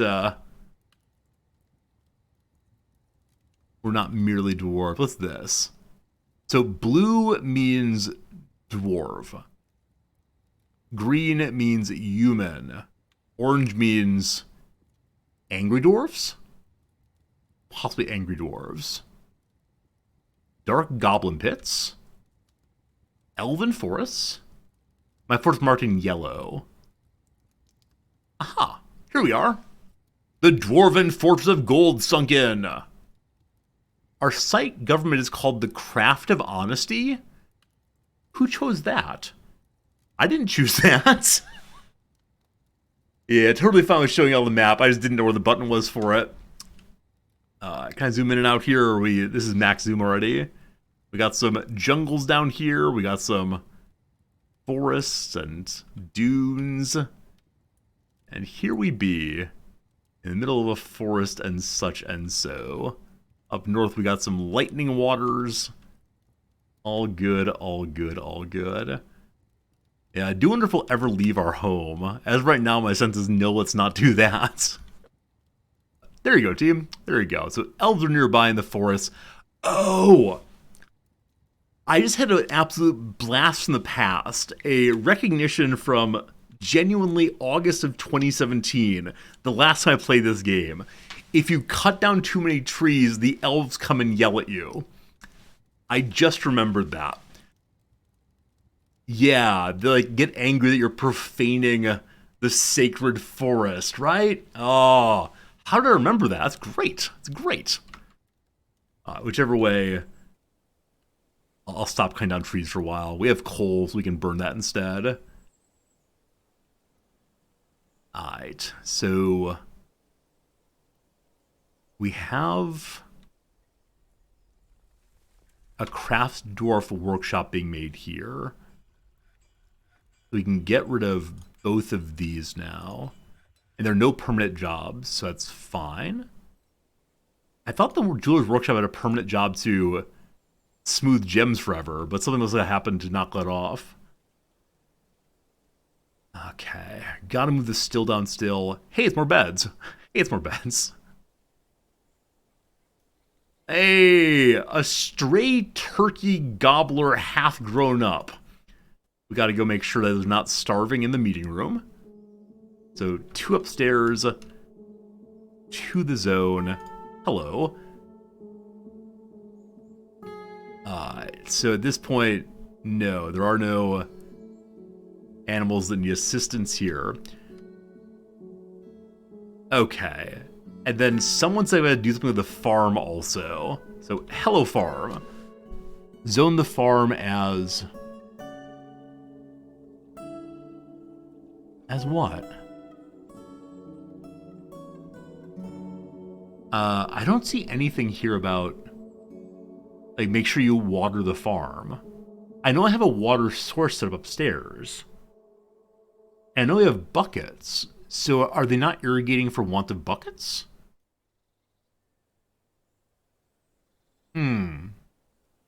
I don't know. Workers make one-off jobs by default? Okay, good to know, thank you. So I need to make sure I do the correct setup for that. Hello, Fruit Bats, how's it going? Are you playing this one also? Or are you going to give yourself a reprieve from the Dwarf Fortress? I know you play a lot of games like I play, but what are you thinking? Alright, doors. We're about to have some actual factual bedrooms for at least some of our fine folks. So let's try that now. Zone, bedroom, multi. Bring me all of this as bedrooms, please. 8 beds rejected because they're already in use. So does that mean they've been declared as bedrooms independently of my doing so?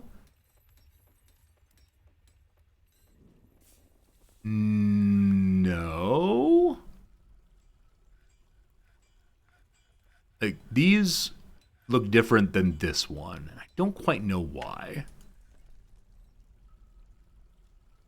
I'll do up here also, then we'll figure it out. One's a dormitory. Oh, right, 'cause I tried to set it up before that wall was correctly built.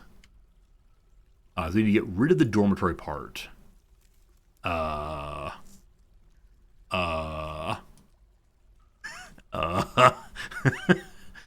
Where's the remove a dormitory button? Or remove the zone at all. Click on the menu up. That's it, thank you.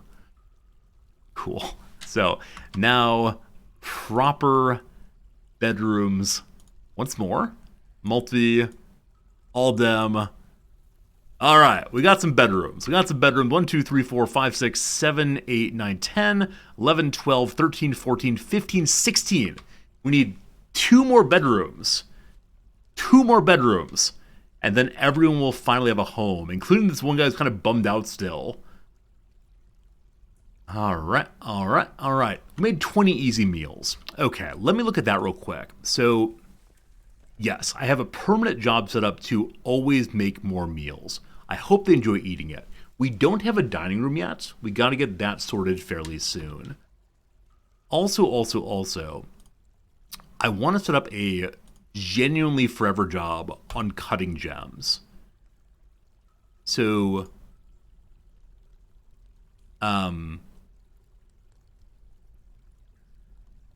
amount of large gems or rough gems is greater than 1. Get to work, you. Right. Do I have manager? I do have manager, yes. I do. And then our traders asked us to make scepters for next year. So can we make rock scepters with my rock guy? I can.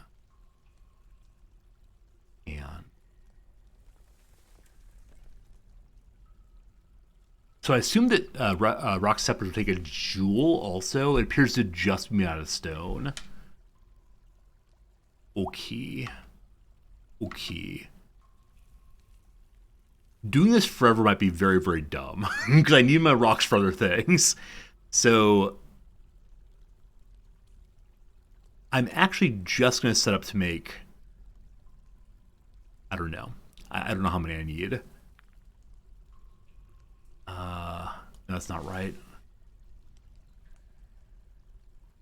And maybe I don't have a forever job set up for the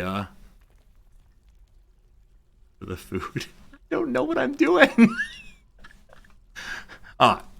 So make stone scepter.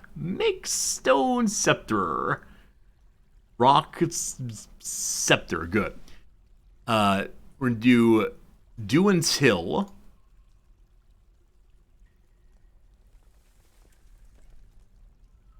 I don't know. Amount of rock scepters is less than 100. Is that excessive? That might be excessive. Let's go and do 50 for now, and then come back later. I hope it's the case that my really good rock guy is doing this work. I need to make sure that this work site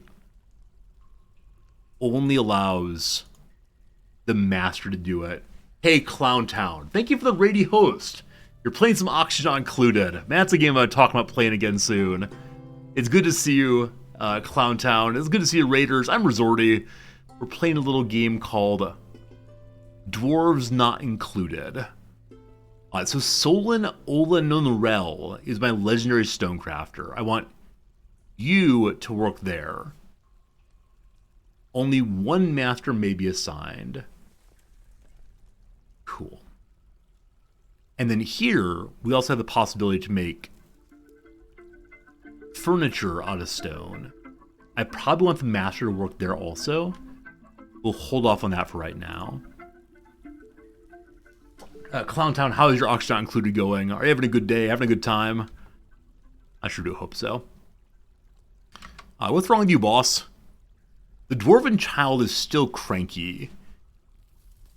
Still exasperated after dwelling upon being caught in the rain, so he can't forgive himself. Embarrassed after sleeping on a proper room. Exasperated and caught in the rain. So, this kid's still bummed. Still having a bad time, despite the fact that he has a proper room now. I don't know. One more set of rooms right now, and then we're never, ever allowing refugees in again. We're going to engage ourselves in some fortress behavior. Because, I don't have any rooms. No rooms. Same thing over here. Go across. Awesome.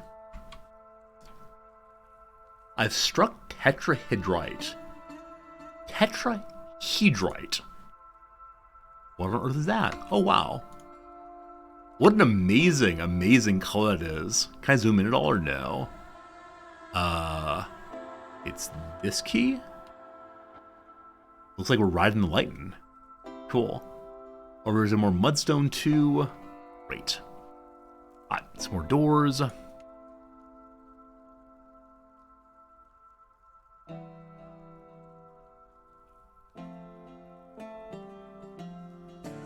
now zoomed in too much.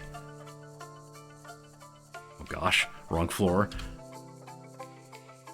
The buttons. We're seeing there's more holes in my floor/ceiling. So let me fix those while I'm up here. Make more floors like so. Out of mudstone, yes. And then same thing over here, bit by bit. Mudstone, yes. Cool. There's holes everywhere? I guess one here isn't there. Good eye. I don't know where these holes are coming from. I think someone said that trees falling could do it. Yeah, there's definitely a hole there. I wonder, can enemies burrow underneath my wall? Will this siege win against me because of my lack of security? 1, 2, 3 across. That looked nice. Give me more mudstone. Okay. Good stuff. Now, what was I going to do? we definitely need more stockpiles for all these lovely hamster remains. Where are these hamsters coming from? And a flying squirrel remains. Why are these here? Okay, I know I made a dumping zone somewhere outside. Where is the dumping zone? Is it full of garbage? This is a trash zone here. Garbage dump. But you have to actively designate them, I think.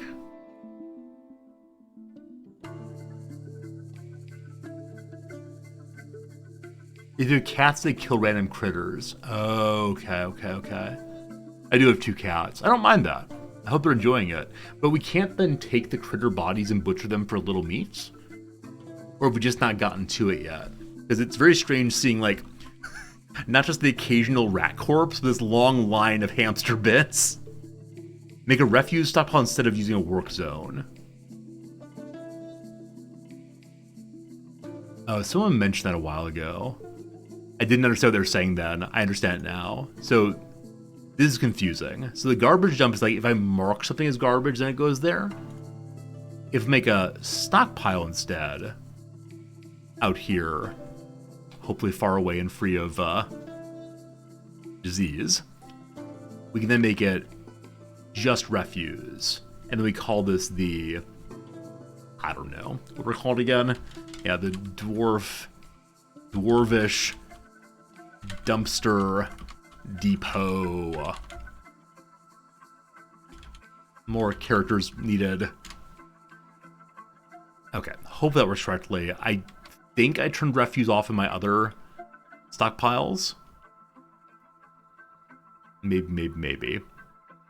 The master stockpile is still full. I very much want to have a wood stockpile for a lot of that garbage. I said it earlier that this section was going to be offices. I think it's now going to be the world's largest wood stockpile, just to get it all in one place. And